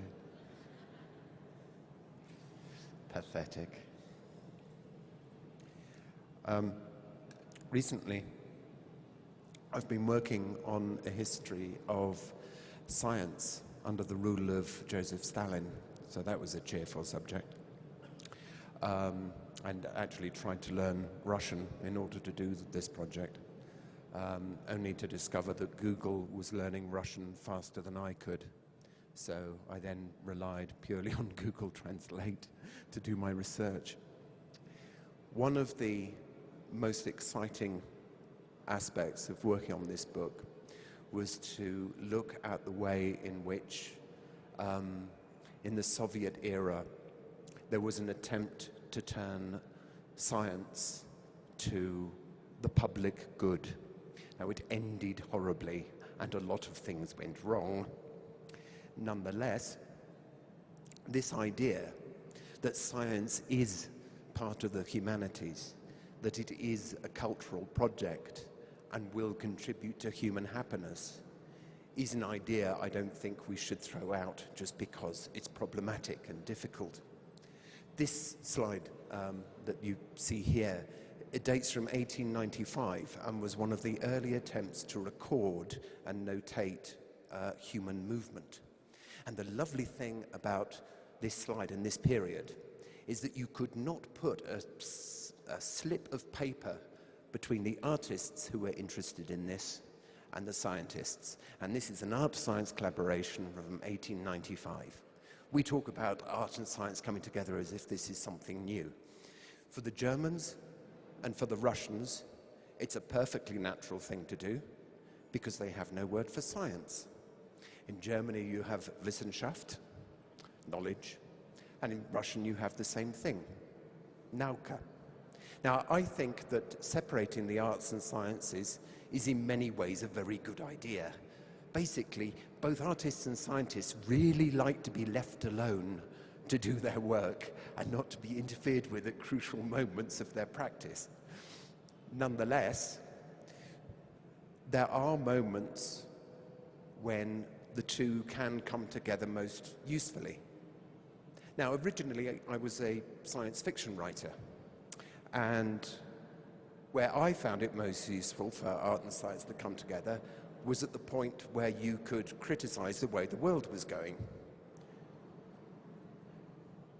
This is a painting by Antonio Berni from 1978, and this is a classic example of art criticizing science and technology, or critiquing science and technology, commenting upon it.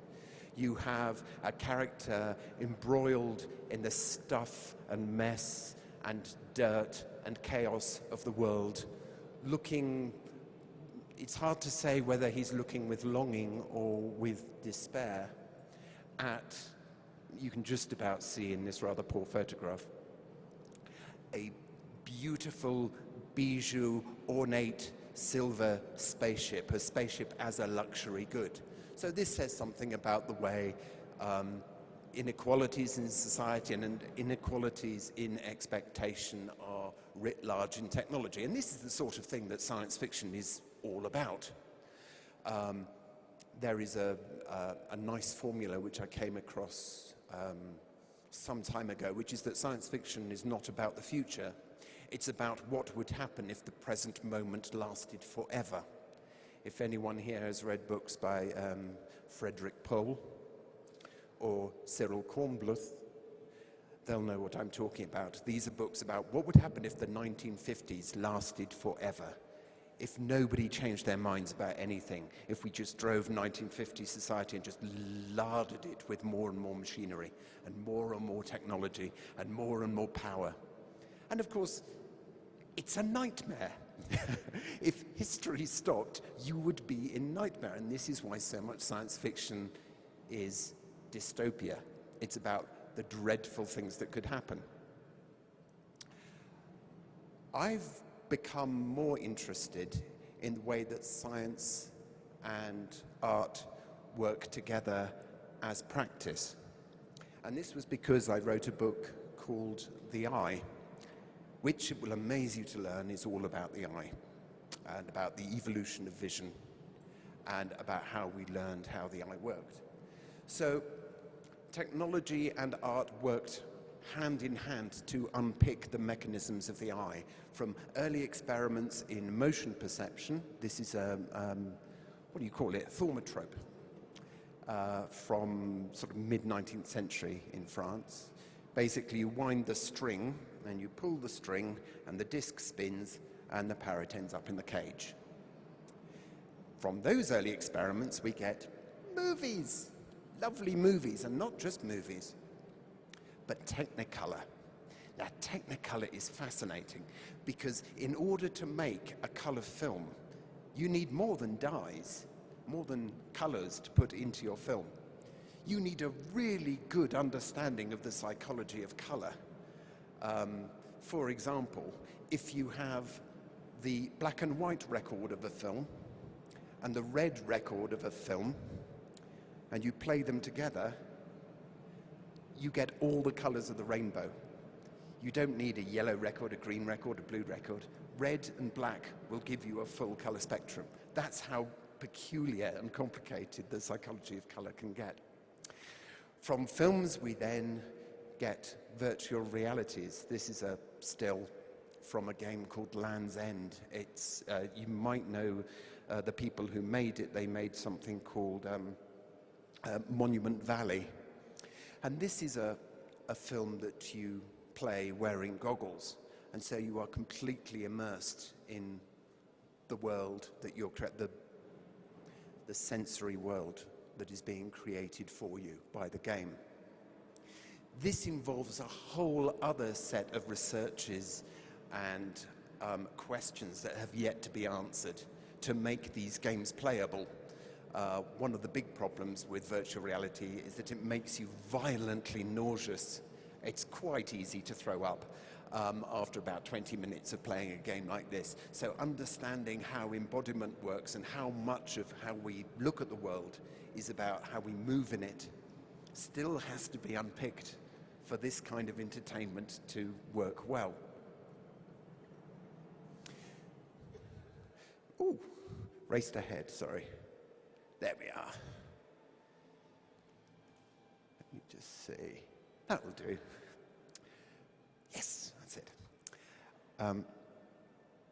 Studying the way that artists use the materials that are thrown up by technology and the degree to which technology is inspired by the appetites of scientists to explore and decorate the world.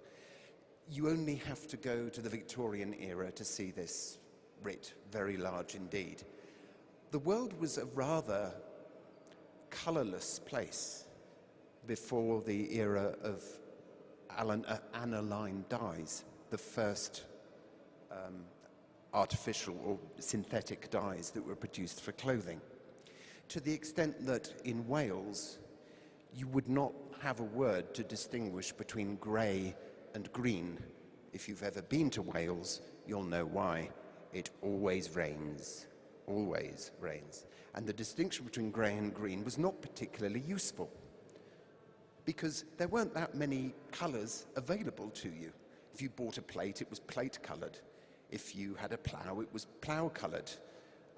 You might whitewash a wall, but that's about as far as it gets. And then you get this stuff. Then you get aniline dyes.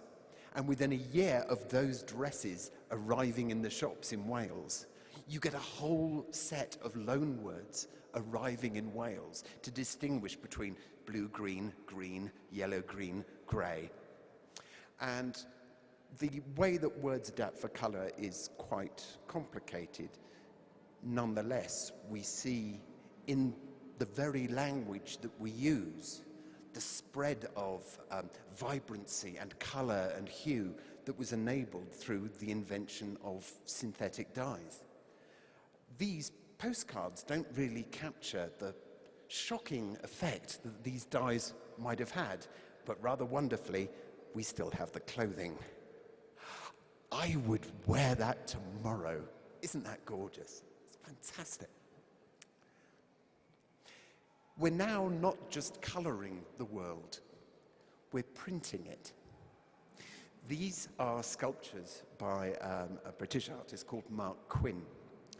He's not that great a sculptor. He's not that great an artist. But what he's fascinated in is using different technologies to find new ways to play with materials and get us to think differently about materials. This sculpture is a bit taller than I am. You see it better here. This is at Somerset House in London. These are conch shells, which have been scanned and then printed out by a company in Italy. to become monstrous and gorgeous flowing sculptures. And what Mark Quinn is interested in is, have we now reached the moment that we reached in photography just over 100 years ago, where we can print a 3D version of anything in the world, so that art then becomes not the rendering of it, the description of it, but how much we play with it. What is it to take an old conch shell and then print it in something in very beautiful, very beautiful material? What would it be to take something that was a luxury good and print it out in plastic or human hair? Sometimes the technology and the science follow the art. In fact, it's very hard to say who follows whom in any particular case, but certainly within architecture, we see the built environment constantly following the visions of the art movement. That's its first expression. So if we look to constructivism, this is a picture by Gustav Klutzis from 1922. Within a couple of years, you get that. A pupil of Kazimir Malevich's, this was, again, in the 1920s in Soviet Russia, cooked up this fantasy, and 2.5 years later, they start to build it. I particularly like this photograph for the modern quality, the very contemporary look of the building, and then when you study, you see that they're using dray horses to pull the gear together to build the building. So this idea of the modern always sits in the imagination rather than in the materials that you're using. It's all about the vision of your artists, your designers, your engineers, your quantity surveyors, whoever they happen to be. I would love to know what real building is going to express this.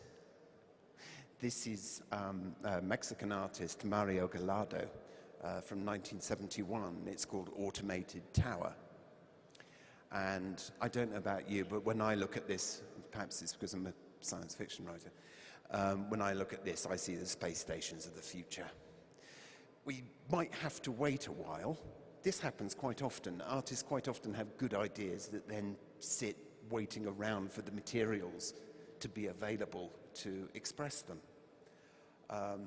Dear old Buckminster Fuller, you see him here on the right in the white shirt, invented his Fuller Dome and got some friends to hang off the thing in 1949 to demonstrate how strong a structure that was. And then for years, nothing really happened. No one could find much of a use for a Fuller Dome because apart from anything else, it's curvy, and curves are really annoying in interior design. You know, try and fit a wardrobe into that thing, you're in trouble. But then computer power grew, and computer programs got cleverer, and now this is the granddaddy of all those glass-walled buildings that you see, because these days a designer, an architect, a quantity surveyor will press a button and a complex glass structure will build itself around any shape that you care to mention. And so you get wildly strange, flowing, interesting structures using the basics that were developed by Buckminster Fuller back in the 1940s. So we shouldn't be surprised if things wait around a great deal. This can give a strange, sort of old-fashioned look to certain things. I don't know whether you remember Spaceship One, which was the first spacecraft to win the Kármán, to cross the Kármán line into outer space and win the original X Prize. It looked like a, what would you call it? A Flash Gordon spaceship. It looked very old-fashioned. Well, there was a reason for that.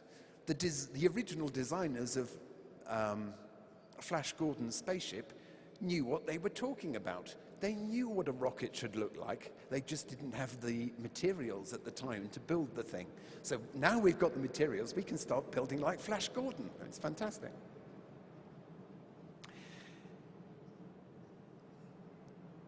that went too far. There we are. The next stage, of course, is life. We're living through the start of a sixth extinction event.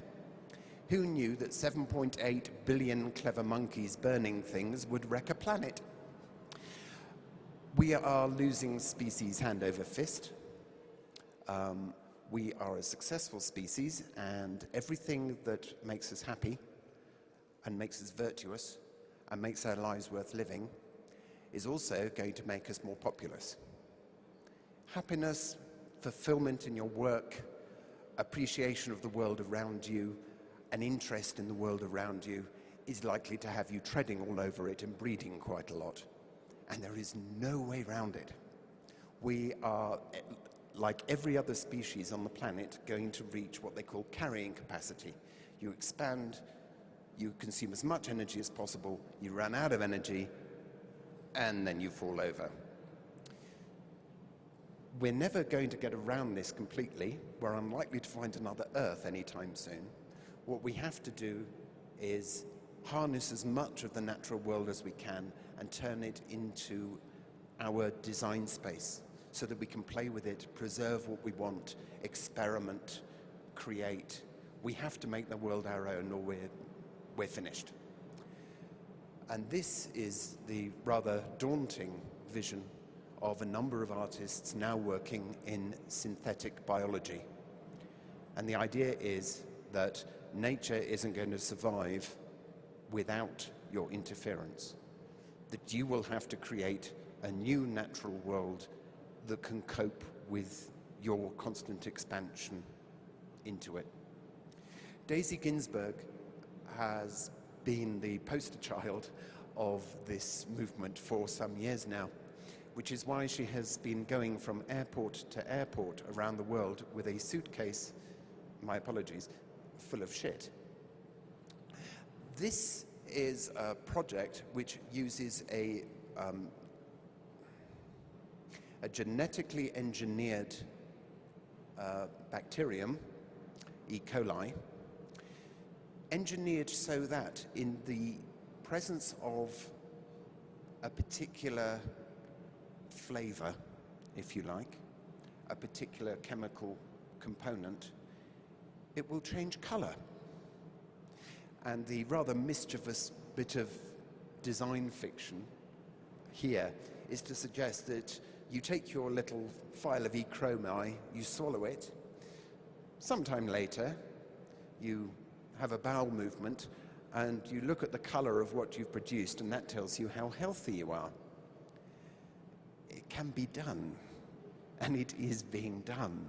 But more impressive still, this is now a technology that is being rolled out to places without clean water so that you can drop E. coli into your well, pull up a little water sample, and if the water's red, you know you'd better find another well because it's been infected with one pathogen or another.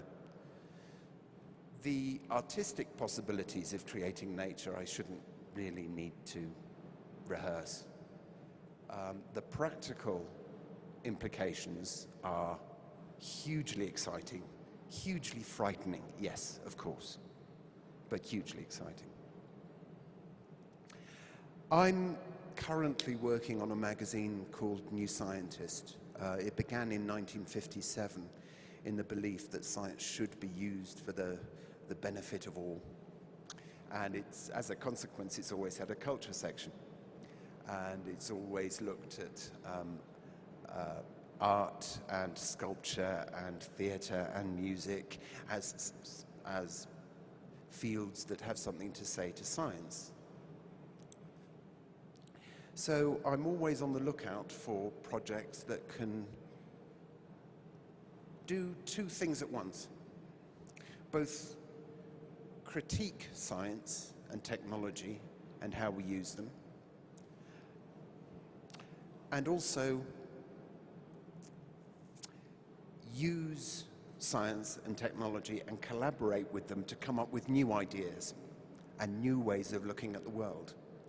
And I'd like to end this rather disorganized expression of enthusiasm to look at one project by a French artist called Anaïs Tondeur.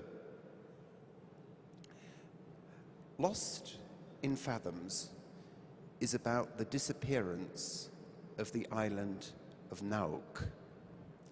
Nauk is, or rather was, an Arctic rock on the fault line between continental plates. These are images of the island and early explorations there. It's been known about for a long time. It was first explored probably in the 1900s. There's the fault line. You can actually photograph the fault line between the continents. There it is again. And again.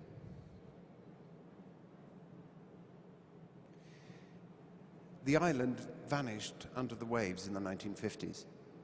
No one's entirely sure where it went.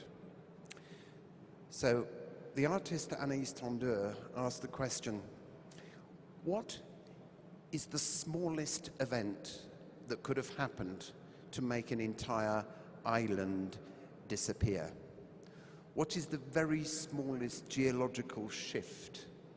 Could one stone rubbing against another cause a cascade of events that would make an island disappear? And she had a second question.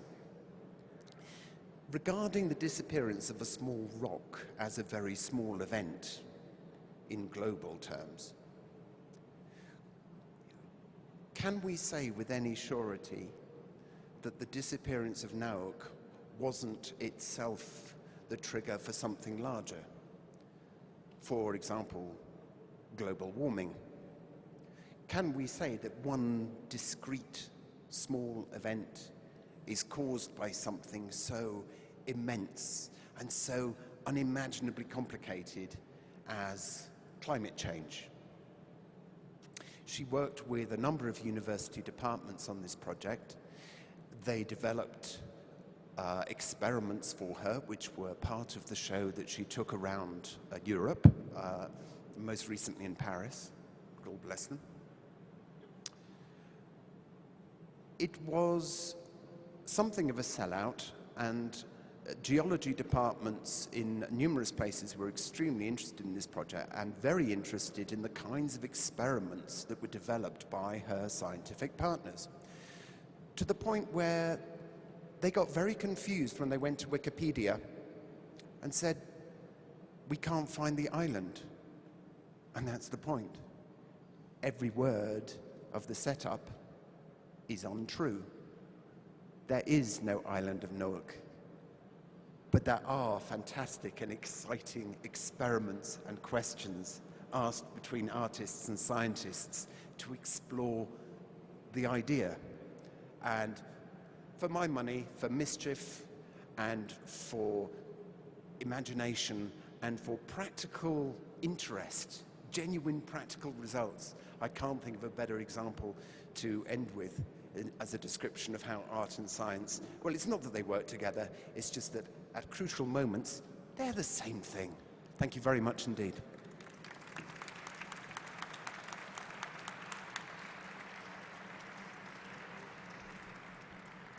Sí.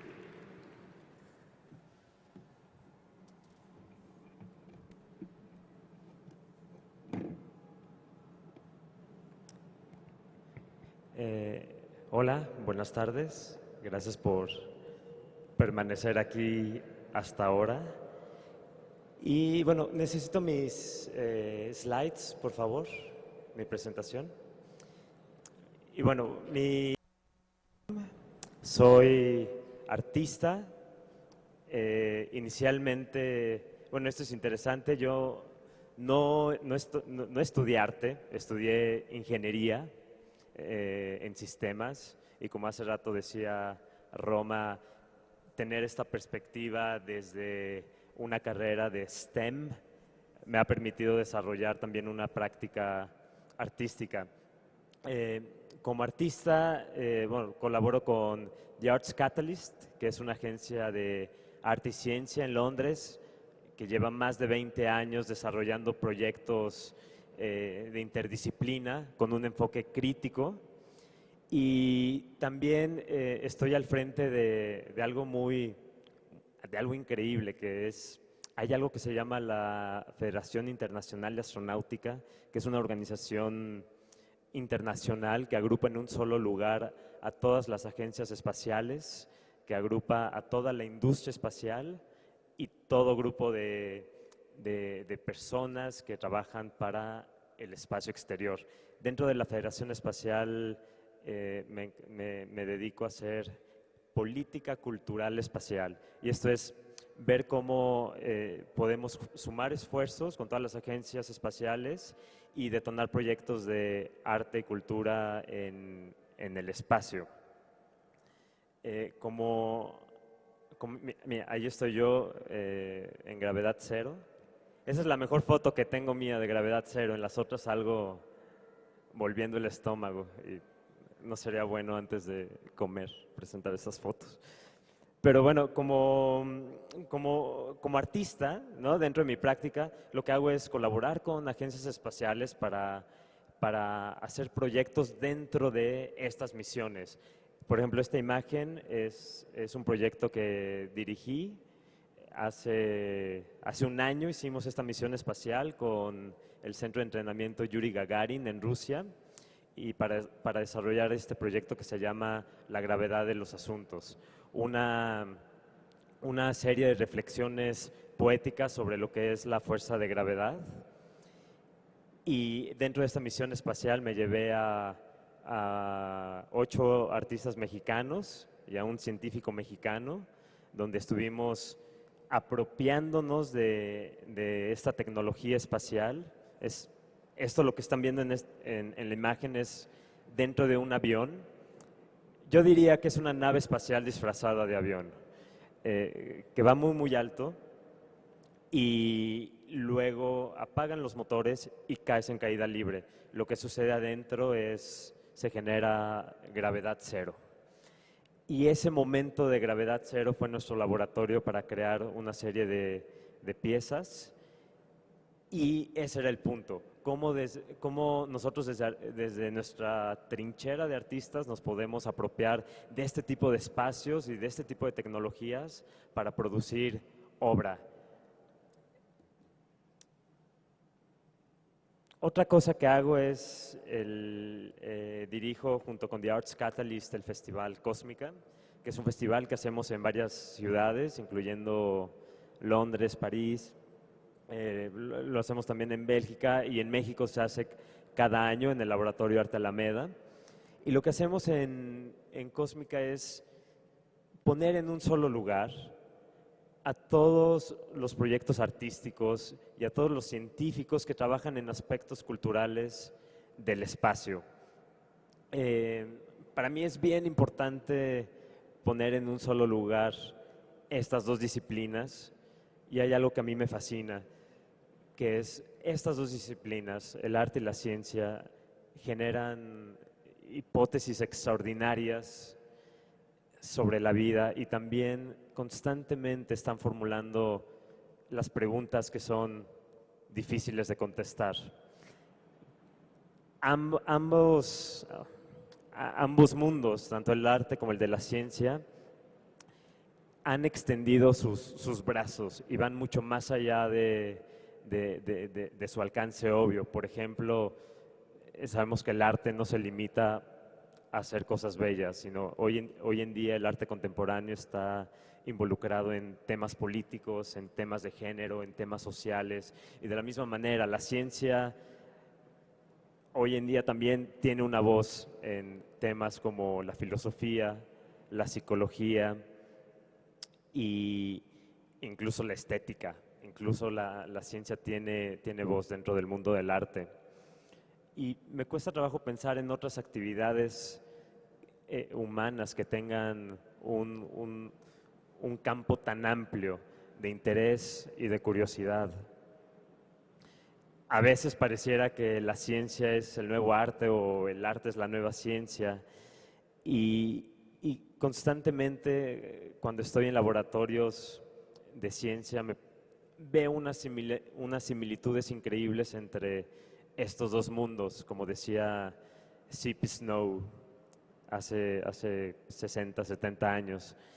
Es fácil ver hoy en día cómo el estudio de un artista y un laboratorio comparten procesos, metodologías. En los dos hay especulación, en los dos hay experimentación, en los dos hay investigación y algo bien importante, hay creatividad en ambos mundos. Y algo que me gustaría platicarles es cómo se dan ese tipo de colaboraciones. Tú como artista o como científico, ¿qué puedes hacer? Y cuáles son las diferentes modalidades para hacer estas colaboraciones exitosas. Entonces, un tipo de colaboración es cuando pones a un científico y a un artista y el resultado genera dos cosas, genera tanto descubrimiento científico como una serie de piezas de artes. Para ilustrar lo que estoy diciendo, esa imagen es de Andy Gracie, un artista inglés que vive en España, y él tiene una investigación sobre la Drosophila melanogaster, esta mosquita de la fruta, que ha ido modificando genéticamente para investigar cómo hacer que este ser vivo pueda adaptarse a vivir en atmósferas y en planetas distintos al nuestro. Entonces, en esta pieza en particular, él tiene atmósferas de diferentes planetas y tiene a drosofilas habitándolos, a veces adaptándose de manera radical a la química del ambiente y a veces también a las gravedades de otros ambientes. Otra forma de colaboración es cuando los científicos, los ingenieros y los artistas desarrollan tecnologías nuevas. Lo que están viendo ahí en la pantalla es un proyecto que se realizó la semana pasada. Ahí estaba ayudando en las preparaciones. Es de un artista y arquitecto que se llama Tomás Araceno. Y la semana pasada fuimos a un lugar increíble en Nuevo México, en Estados Unidos, que se llama White Sands. Es claro por qué se llama White Sands, arenas blancas. Y este lugar tiene una historia muy interesante. Es donde se desarrolló y se sigue desarrollando toda la tecnología de misiles en Estados Unidos. Es el lugar donde Von Braun, este cohetista, este científico que hacía cohetes, sin querer bombardeó México. Y logramos tener acceso a este lugar para hacer algo histórico. Tomás Araceno es un artista que está investigando formas de interactuar y de habitar el aire. Dentro de su investigación ha hecho estructuras, imagínense este espacio y lo llena de unas burbujas flotantes donde la gente puede caminar arriba y pensar en un futuro, cómo vamos a sobrevivir a inundaciones, cómo vamos a sobrevivir a cambio climático, pero también cómo vamos a vivir y adaptarnos a otros planetas o incluso simplemente al espacio. Y este proyecto que hicimos la semana pasada fue una extensión de esa investigación que se llama Espacio sin cohetes. ¿Cómo podemos vencer la gravedad sin tener que utilizar hidrocarburos, sin tener que utilizar energía que contamina, que es cara, y al final del día cómo hacer más accesible el espacio exterior? Este globo, que se ve como un globo normal, está hecho de un material especial que fue desarrollado en el estudio de Tomás. Y llegamos a las 4 de la mañana al desierto desenrollamos este globo y esperamos a un evento. Esperamos a que el sol saliera del horizonte y este globo se inflara con el calor del sol. Conforme va saliendo el sol, el globo se fue levantando, levantando, levantando, y después de unas horas estaba listo para hacer el primer vuelo tripulado registrado en la historia a través de un globo solar. Ahí ven que hay una persona sujetada abajo. Y bueno, ese es un tipo de tecnología y de invención que sale de la mente de un artista en colaboración con ingenieros y científicos y que aporta algo, una invención.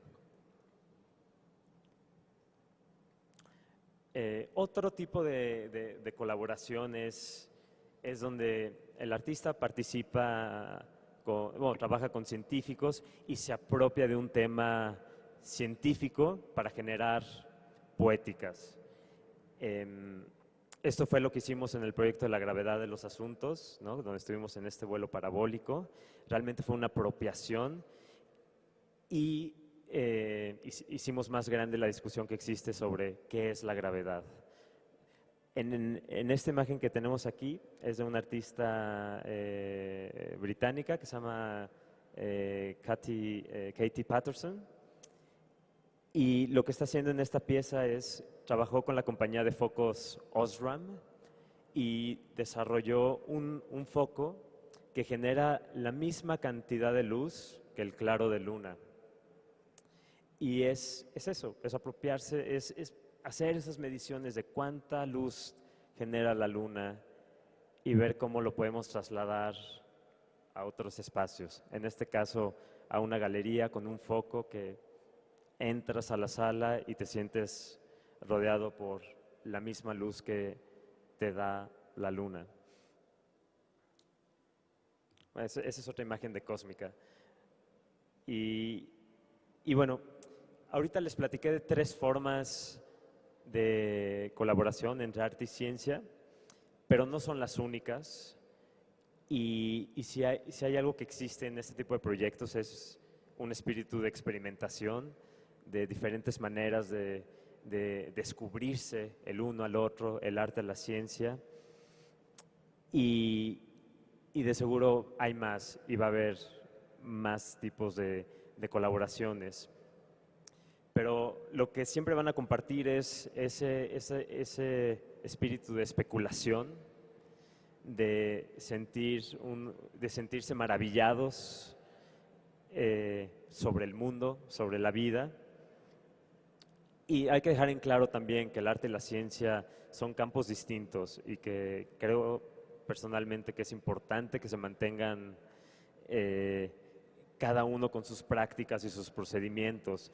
Necesitamos de estos dos mundos para hacer sentido del mundo. Necesitamos de la ciencia y de su forma estructurada para descubrir los patrones del universo, pero también necesitamos el arte que sugiere, que especula, que pone el dedo en los temas difíciles, que sugiere y que genera nuevos sentidos. Yo lo que diría para cualquier persona que esté interesada en trabajar en esta intersección del arte y la ciencia es olvidarse del lenguaje. Es cierto que los artistas y los científicos tenemos nuestros propios términos y nuestras propias formas de usar un lenguaje, y tú cuando tienes a un científico, como ha sucedido con Antígona, que hemos tenido muchas conversaciones sobre astrobiología, es olvidarnos de nuestras formaciones y de nuestros idiomas y lenguajes y platicar de humano a humano que comparten la misma curiosidad y la misma fascinación por esto, en este momento, en este lugar. Y creo que eso ya es todo. Gracias.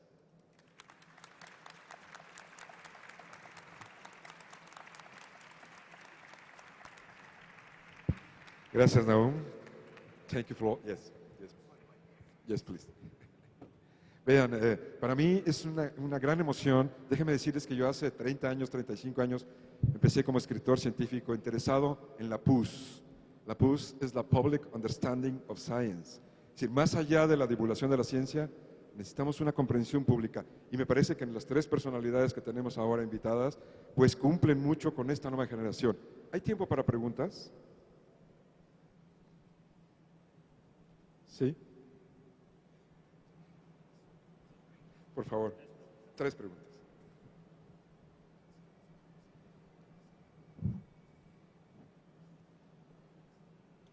Ok. Acá, entonces, bueno, parece que había una... Por favor. Pero necesitan un micrófono, ¿verdad? No, yo voy.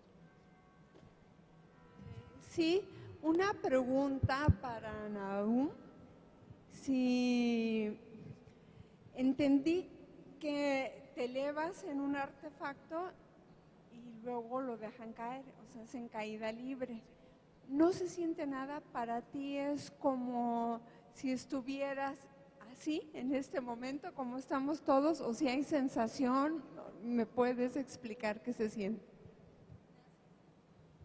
Sí, bueno, esto se hace en un avión parabólico. El avión más grande que existe es el que utilizamos, se llama Ilyushin, es un avión de cargo y no, se siente terrible. No, o sea, escogí la mejor foto, dije.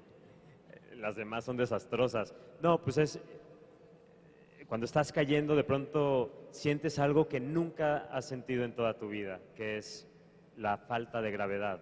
Todos tus órganos, tus entrañas, tu sangre están flotando adentro de tu cuerpo, ¿no?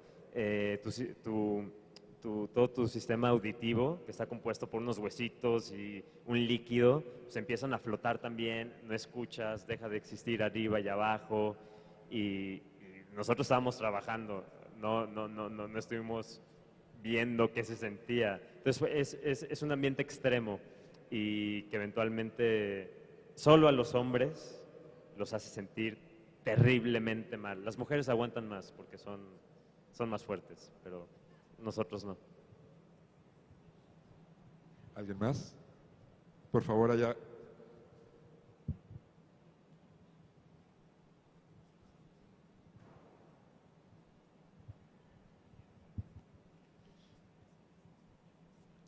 Gracias, yo soy Pablo.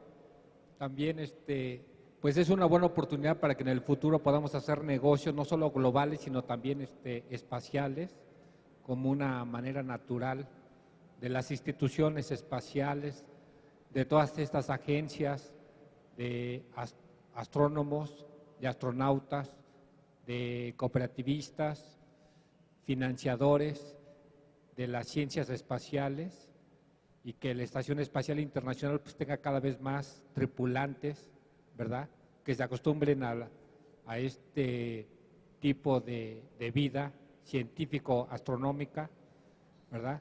Y ser astronauta sea parte de la realidad que vivimos ahora, gracias a la tecnología, a las artes de los escritores nuevos, jóvenes, intelectuales, niños intelectuales que con gran arte escriben las nuevas teorías del futuro en nuestra vida en gravedad cero, ¿verdad? Y en estos entornos internacionales en donde ya estamos acostumbrados desde hace 30 años que México entra a la globalidad. Pero, ¿puede decirnos su pregunta, por favor? ¿Cuál es la pregunta? La pregunta es, ¿cuál es la recomendación para poder entrar en ese mundo de la negociación? Yo vengo del Banco de Comercio Exterior y ahí se habla a diario de todos los temas de las ciencias, de las industrias. Tenemos en México 5 millones de empresas. ¿Cómo pueden llegar a participar en esos negocios del futuro, negocios del espacio? Sí, muchas gracias. Gracias. Por favor, ¿quieren responder? Simon, please. I'd like to make a stab at that one. Let's change it. It's fine. Okay. Is this working? Yes, Yeah. it's fine. Sign up for every prize. There are so many interesting international prizes out there at the moment, and the great advantage of a prize is that it rewards good design and clear thinking over national budget. I, a while ago, wrote a book about aviation and was fascinated by the first Atlantic crossing. A lot of people, a lot of consortiums put together huge amounts of money to design expensive, innovative aircraft to cross the Atlantic, and they got nowhere. Most of them never even launched. The prize was eventually won by that helicopter. No, that prize was eventually won by a mail plane with a very, very large fuel tank. A fuel tank so big that they had to build a periscope so that the pilot could see out over the top of it. They used existing technology well. And I think that the space industries have become mature enough now that it is possible to use existing technologies well to achieve extraordinary things and to win prizes by good thinking rather than by large amounts of money.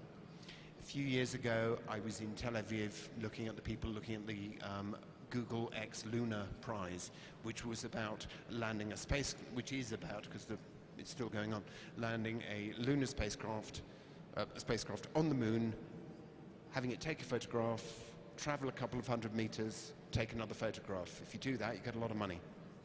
The Tel Aviv team were working with their school children to send what was essentially a dustbin to the moon with a large spring on the bottom that would bounce it a couple of 100 meters across the surface.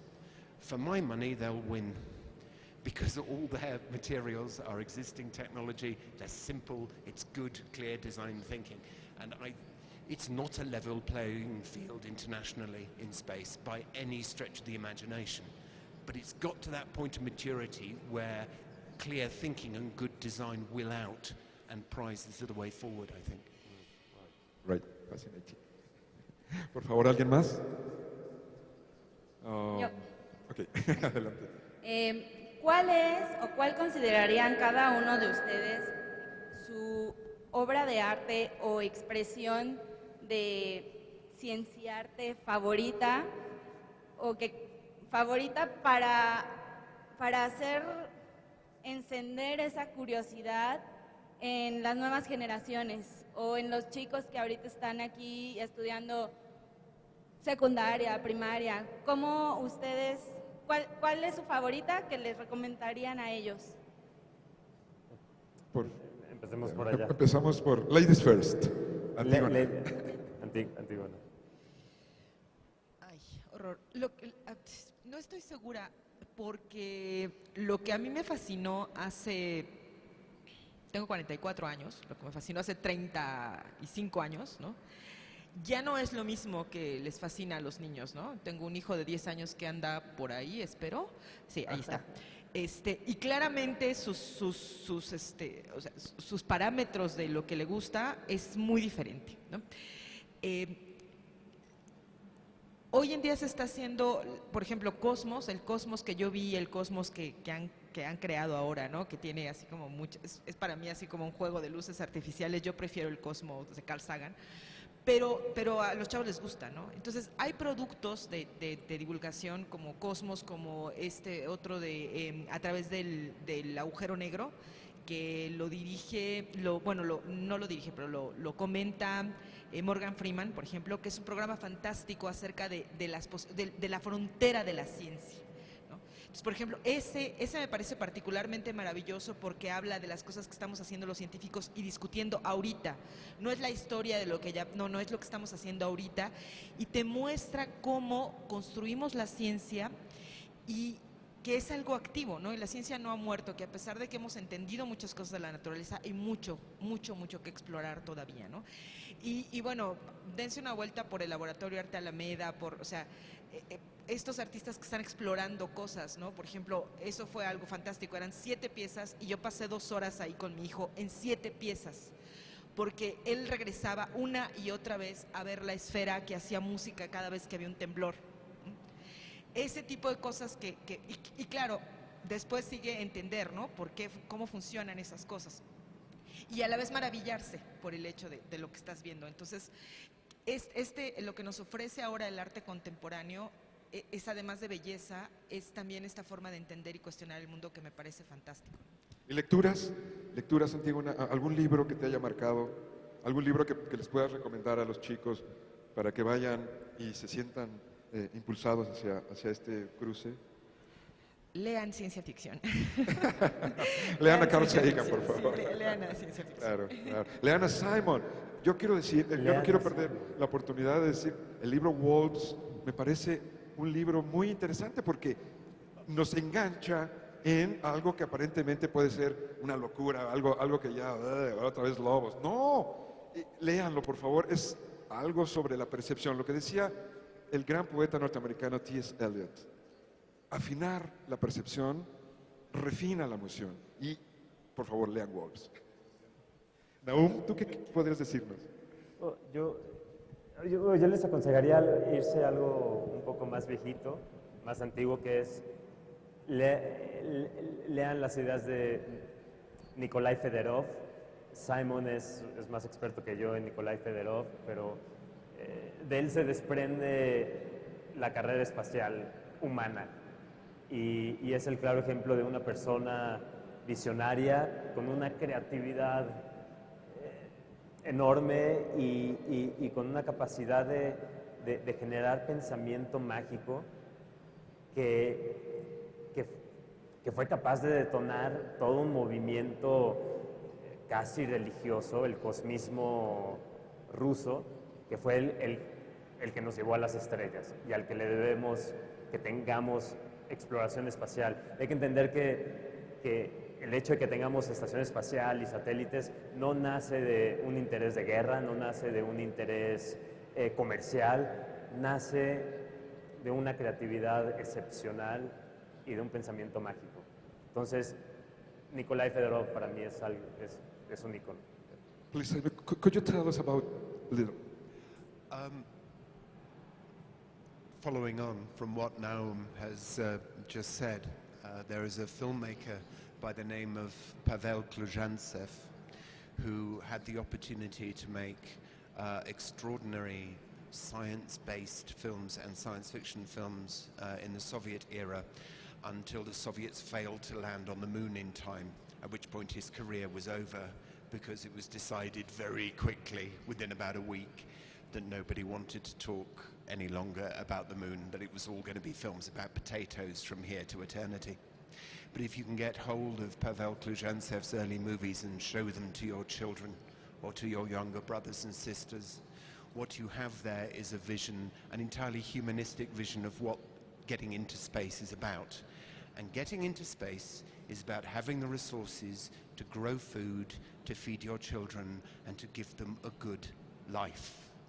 And without there being a human driver, no amount of curiosity in the world is going to create a mass movement or a popular movement. Now, there are many, many things in the world that it is worth being curious about. And the world is so big that everyone will have their own unique and peculiar curiosities, and that's magnificent. But to have the kind of mass movement that you would need to get into space, there has to be some very simple human story. And so I'm going to lower the tone here and say, if you can't get hold of Kluzhantsev, go watch The Martian, because it's the NASA myth, and they deserve it, because they did bring the Apollo 13 back. And it's an extraordinary human story, filmed very well. So Kluzhantsev or Ridley Scott. There you go. Very good. Muy bien, thank you. Well, creo que es momento de cerrar el panel. Yo creo que la conclusión sería, ciencia es análisis espectral, como decía el poeta checo Miroslav Holub. Ciencia es arte, la ciencia es análisis espectral, arte es fotosíntesis. Estamos ante una nueva generación de artistas, de gente que está cruzando estos dos campos que aparentemente estaban lejos, y los invito a que sigan sus carreras y a que ustedes hagan su propio cruce. Les agradecemos mucho su presencia. Buenas tardes.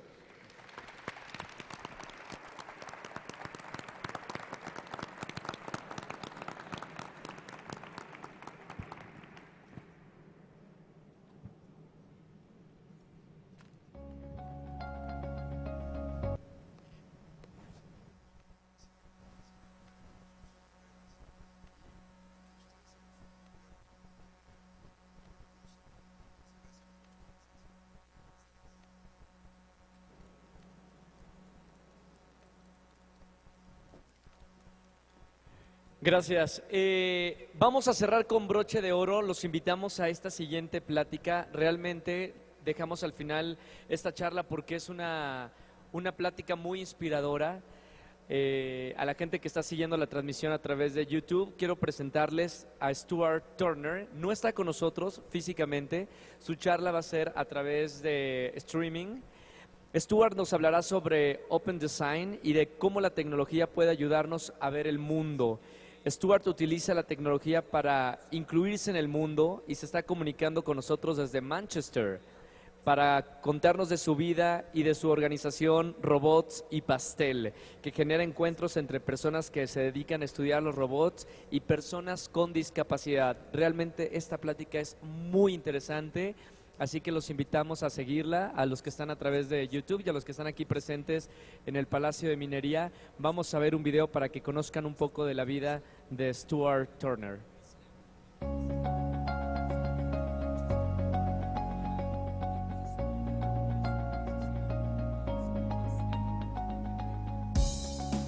Stuart Turner. Era estudiante de Ciencias de la Computación cuando comenzó a perder la capacidad de controlar su cuerpo. Hoy ha creado un sistema activado por voz, el cual le permite codificar con un sistema de manos libres. Forma parte del proyecto de la humanidad y es fundador de robotsandcake.com, que busca la conexión entre la robótica y las personas con discapacidad en la Unión Europea. Con ustedes, Stuart Turner.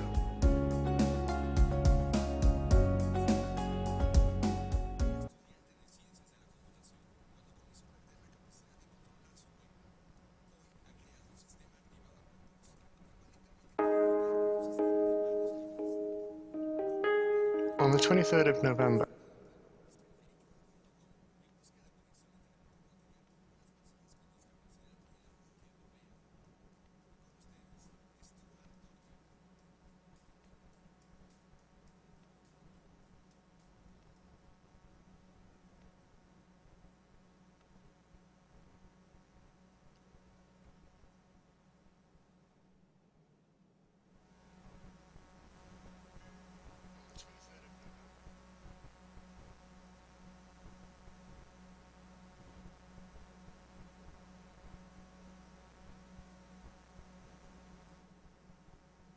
know when to start. Thank you for inviting me. Robots, robots, robots. I've come here today to talk about robots. Last year I founded a project called Robots and Cake on the grounds that those are two very good things to have. And we work to bring together roboticists, researchers and disabled people across Europe and the world. So I go around talking to people about robots and working with coders and roboticists on interfaces for flying drones remotely over the internet. And I get to use all these great robots and drones. It's pretty much the greatest job in the world. So let me back up a minute and give you some history of how I got into this thing.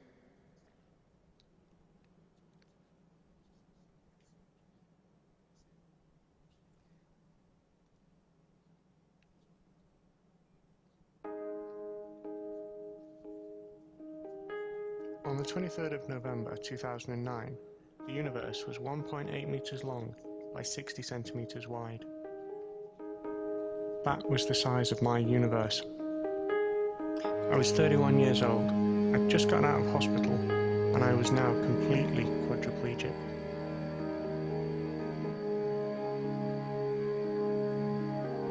Actually, I was turned over to face the other side of the bed every 2 hours. So you could say the universe was 2.2 meters by 1.5 meters. It was a king-size bed after all.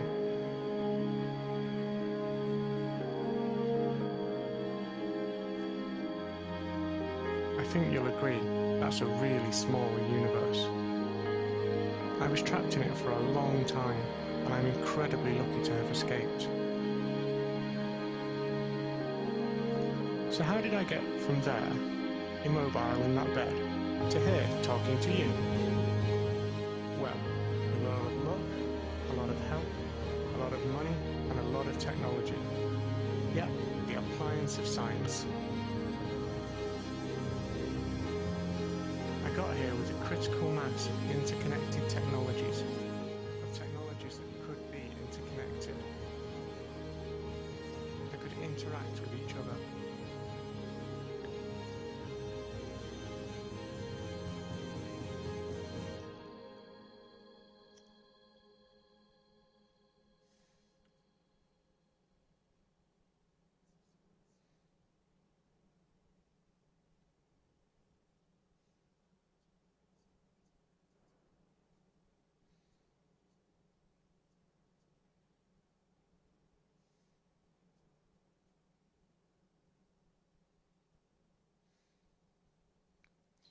So let me take you through of those interconnected technologies.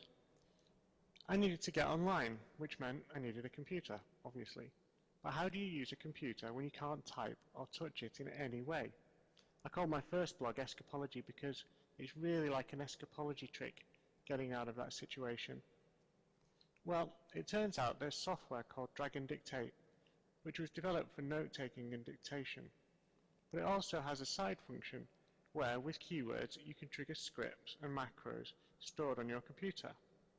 So I worked out all the common things I do on the computer and dictated a little Apple script to automate each task, and then gave them keywords so I could launch the script for send an email or search Google, and that got me limping along. So now I could Google, and if you can Google, you can pretty much do anything. After that, I found a bit of software called keystrokes, and an adaptive switch called a buddy button, which is this button I can actually press with the movement I have left in one finger. And so then I was really cooking with gas because I had organised most of a mouse. And there, actually, for a long time, is where I stayed. And that was because there was no way to persuade anyone that any of my problems were solvable, or that there was any possible improvement to be made. Now, not all problems can be solved.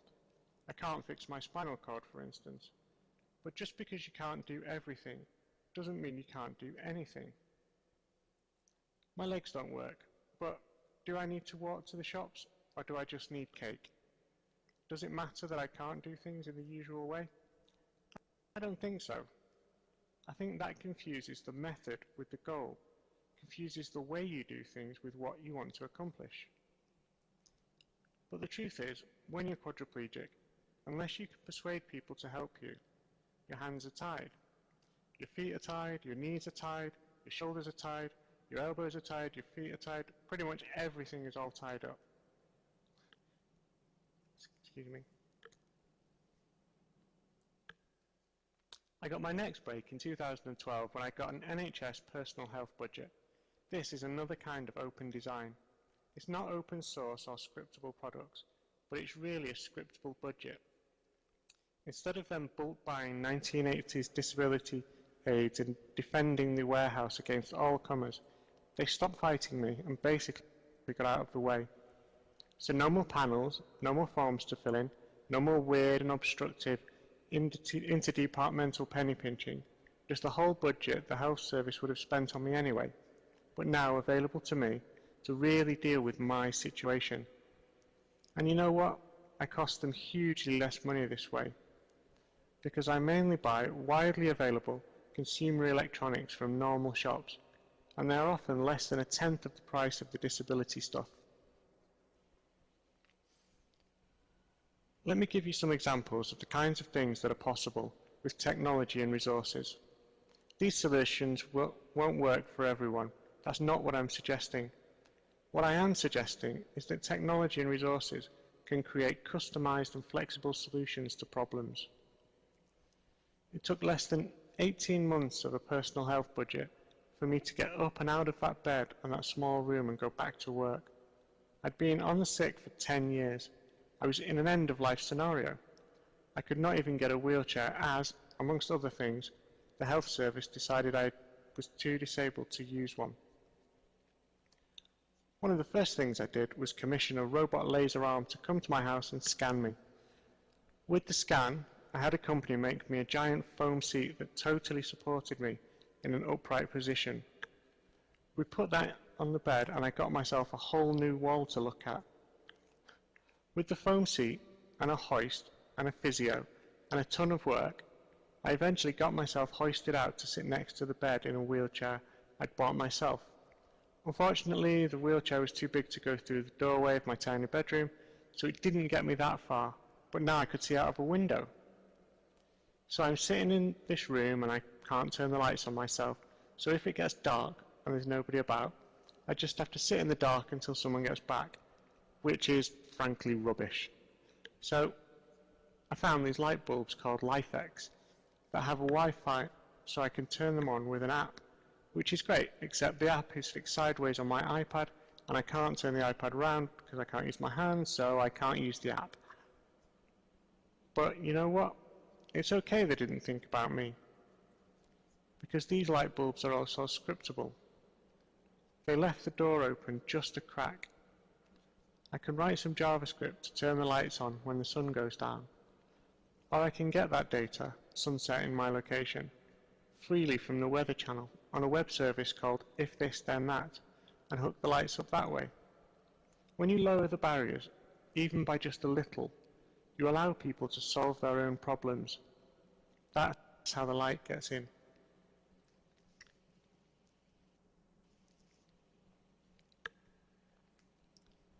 So I could give you examples like this all day long, but that would be a very boring talk.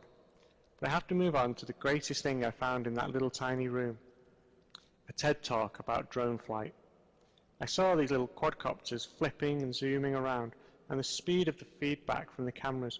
I instantly saw how drones could give me back some sensation of movement, of how they could get me out of my house, my bedroom, my body, just out of there. I just want to slow down so you can think about that for a second, because there's a real split between able-bodied people and disabled people when I tell that story. Able-bodied people go, oh, that's cool, yeah, but they don't really feel it. Disabled people straight away see the appeal of ease, agility and speed. The idea of agility is mind-blowing, really, when you're paralyzed. You never move quickly. You never move easily. I tend to call it disability speed. Even things like wheelchair lifts go mind-bendingly slowly, and you're never, ever in control. Just forget about being in control of anything. So this really is transformational stuff. To be able to zoom out through a window and into the air, and nobody planned it, nobody expected it. It's just technology crashing into people and changing the world. Now, obviously I wasn't the first person to think all this. And eventually I got in touch with an excellent professor called Chad Jenkins and his team at Brown University. They're working on an extension to the robot operating system called Empower. You should Google it, it's really cool.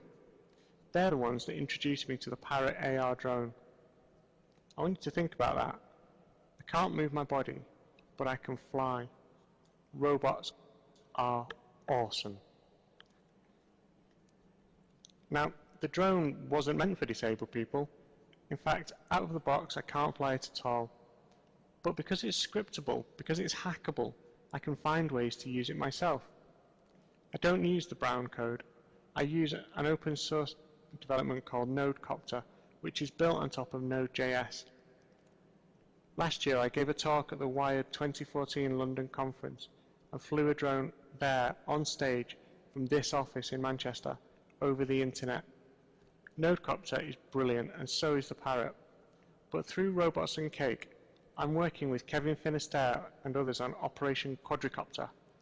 Kevin is going to build a new drone, one designed to be flown with my head, hooked up to a first-person point of view video feed, I will actually be able to experience flight. Phenomenal, I can't wait. None of this would be possible with closed systems. And here's the thing, no developer of any of the hundreds of pieces of hardware and software that I've kludged together to get on with my life will have imagined what their work would help me to do. You don't need to imagine every outcome. You just need to imagine that other people will have good ideas and build to let them get on with it. And that's the thing about getting involved with STEM. It really matters. It really is changing the world. The last thing I want to talk about is telepresence. Right now, I'm here because technology is allowing me to be so. I can talk to you because of Adobe Connect, or it could just as easily be FaceTime, Google Hangout, or Skype, or whatever. It's a little like a transporter, and it's crucial for me. Again, these technologies weren't built with disabled people in mind, but you can see how important they can be. With a video link, I can beam into a hospital appointment, a job interview, or even a conference in Mexico City. Here I am with you, which would have been impossible even a couple of years ago. You would never have met me a few years ago. Nobody met me. I was stuck lying on one side in one room, looking out of one window, and that was my world. There are still plenty of people locked up all over this country, all over the world, who no one can hear from because they just can't physically get out of their house. And that sucks for them, but it also sucks for you, because some of those people have stolen a march on this new 21st century challenge of the dislocated self, of the extensible self, of physically interacting with the world at a distance using technology. Quadriplegics and other severely disabled people have been living this future for a long time. And telepresence is getting better. The Parrot drone can be hacked into a kind of telepresence drone like we did at Wired. Or sometimes I go places in an actual giant robot. It's called a Beam, and it's like a 4-foot-high friendly iPad on wheels, which I don't think it's a description they'll thank me for. But the Beam allows me to go to places I couldn't otherwise go to. I'm using robots to physically access the world and to physically join in. Now I'm talking really about the extensible self. The Beam lets me see things I wouldn't have been able to see and do things I wouldn't have been able to do. It's not a new concept. You guys extend your bodies all the time and do impossible things. You put on gloves and reach into your hot oven. You put on goggles and see underwater. You throw your voice down the telephone lines into space and into the air. All technology is assistive technology. We've gone to Mars with a robot. It's not so different. For all of us, technology is the difference between a small universe and a big one. It can look behind, and sometimes a robot is better. It can look behind itself, for instance. It can zip down narrow corridors. It can fly. It doesn't need to breathe on Mars or at the bottom of the ocean. Do you see? I've extended myself through the robot like a hand waving a flag out of a window. You can see me. I'm reaching out into the world through this screen. I go to art museums in California, South Dakota. I hang out at the cafeteria in Brown. I visited the Computer History Museum in California last year. It was total geek heaven. I also went to the National Museum of Australia using their museum robot. It's quite different to the Beam robot, but it's along the same lines, and you should definitely check that one out too. With telepresence, it's easier to go to Australia than it is to go up my road. That's the thing. I'm not exaggerating, by the way. Even back when I was much less disabled, for 10 years I never turned left out of my own street because there was this one curb that was 9 inches high and I couldn't get over it. It didn't matter what was accessible beyond that curb. That curb was the end of the line for me. So the extensible self means using robots to move through the places you can't go. If you're able-bodied, that's useful, fun, and it's even cool. But if your mobility is restricted, it's life-changing. It's everything, because often you can't go anywhere. The beam is an accessibility solution that we didn't have even 5 years ago, and a technology that most people still have no access to. In fact, I still can't get most hospital consultants to even take my Skype calls, so I often can't get healthcare in the UK in 2015. Making individual institutions and buildings accessible is really important. It's a great first step, but each accessibility is not connected to an accessible world. It's like having the first telephone. The signal can't carry because there are no other telephones to call. In fact, you could call this the last mile problem. This might sound obvious, but unless every single meter between where I am now and where I want to go is accessible, then none of it is.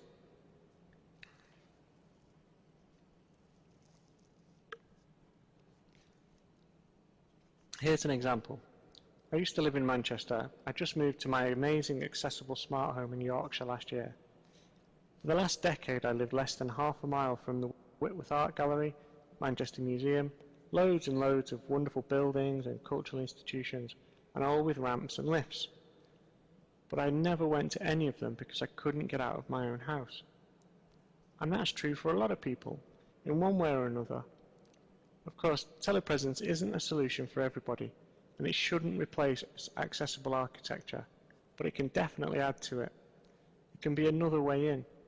It's another way to be flexible. I have to live in this world that we have right now.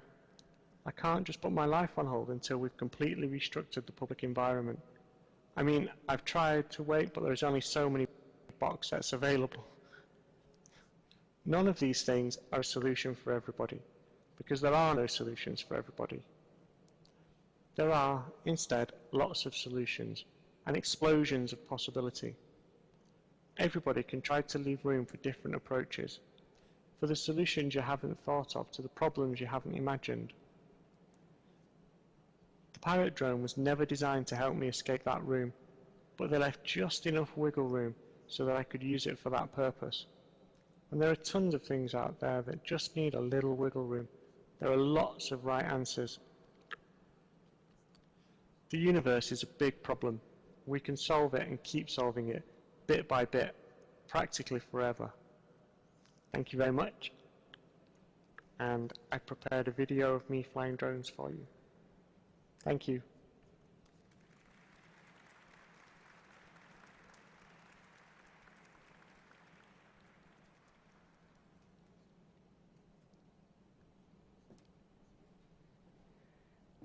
Bueno, antes de despedirnos para todos los que siguen aquí con nosotros, perdón. Adelante, adelante, adelante.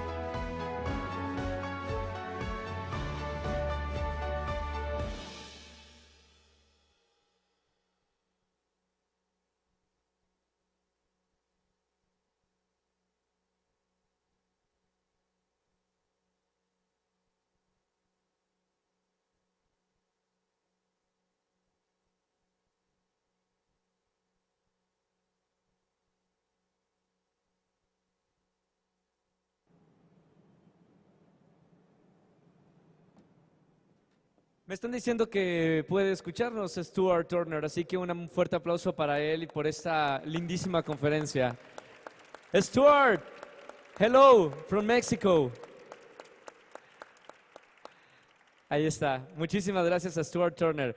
Y ahora sí, antes de terminar estas conferencias, me gustaría recordarles sobre llevar a cabo, bueno, todos estos conocimientos e inspiraciones que tuvimos el día de hoy a un siguiente paso, participando de nuestro concurso del cartel con el diseño de su propia solución para un reto en el mundo. Recuerden que la información la pueden consultar en www.ukmexico.mx o si no en el stand que está en mi mano derecha saludando la señorita ahí muy cordialmente.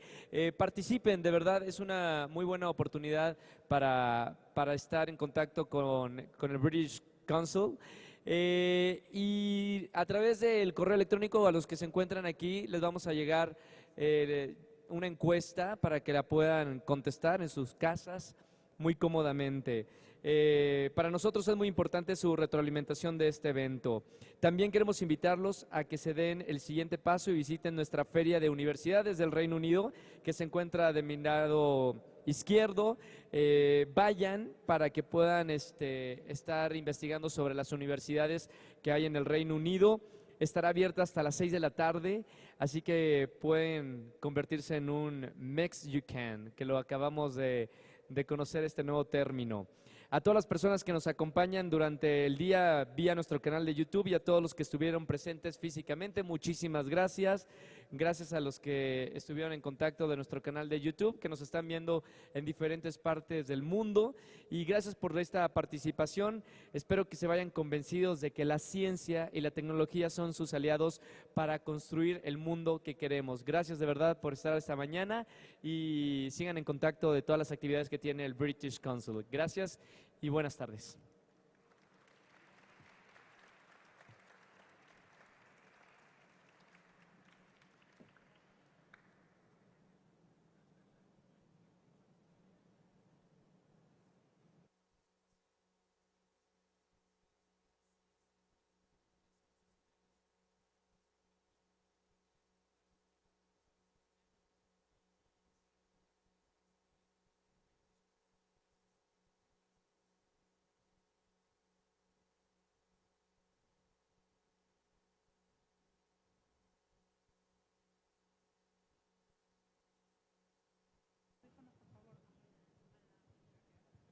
Bueno.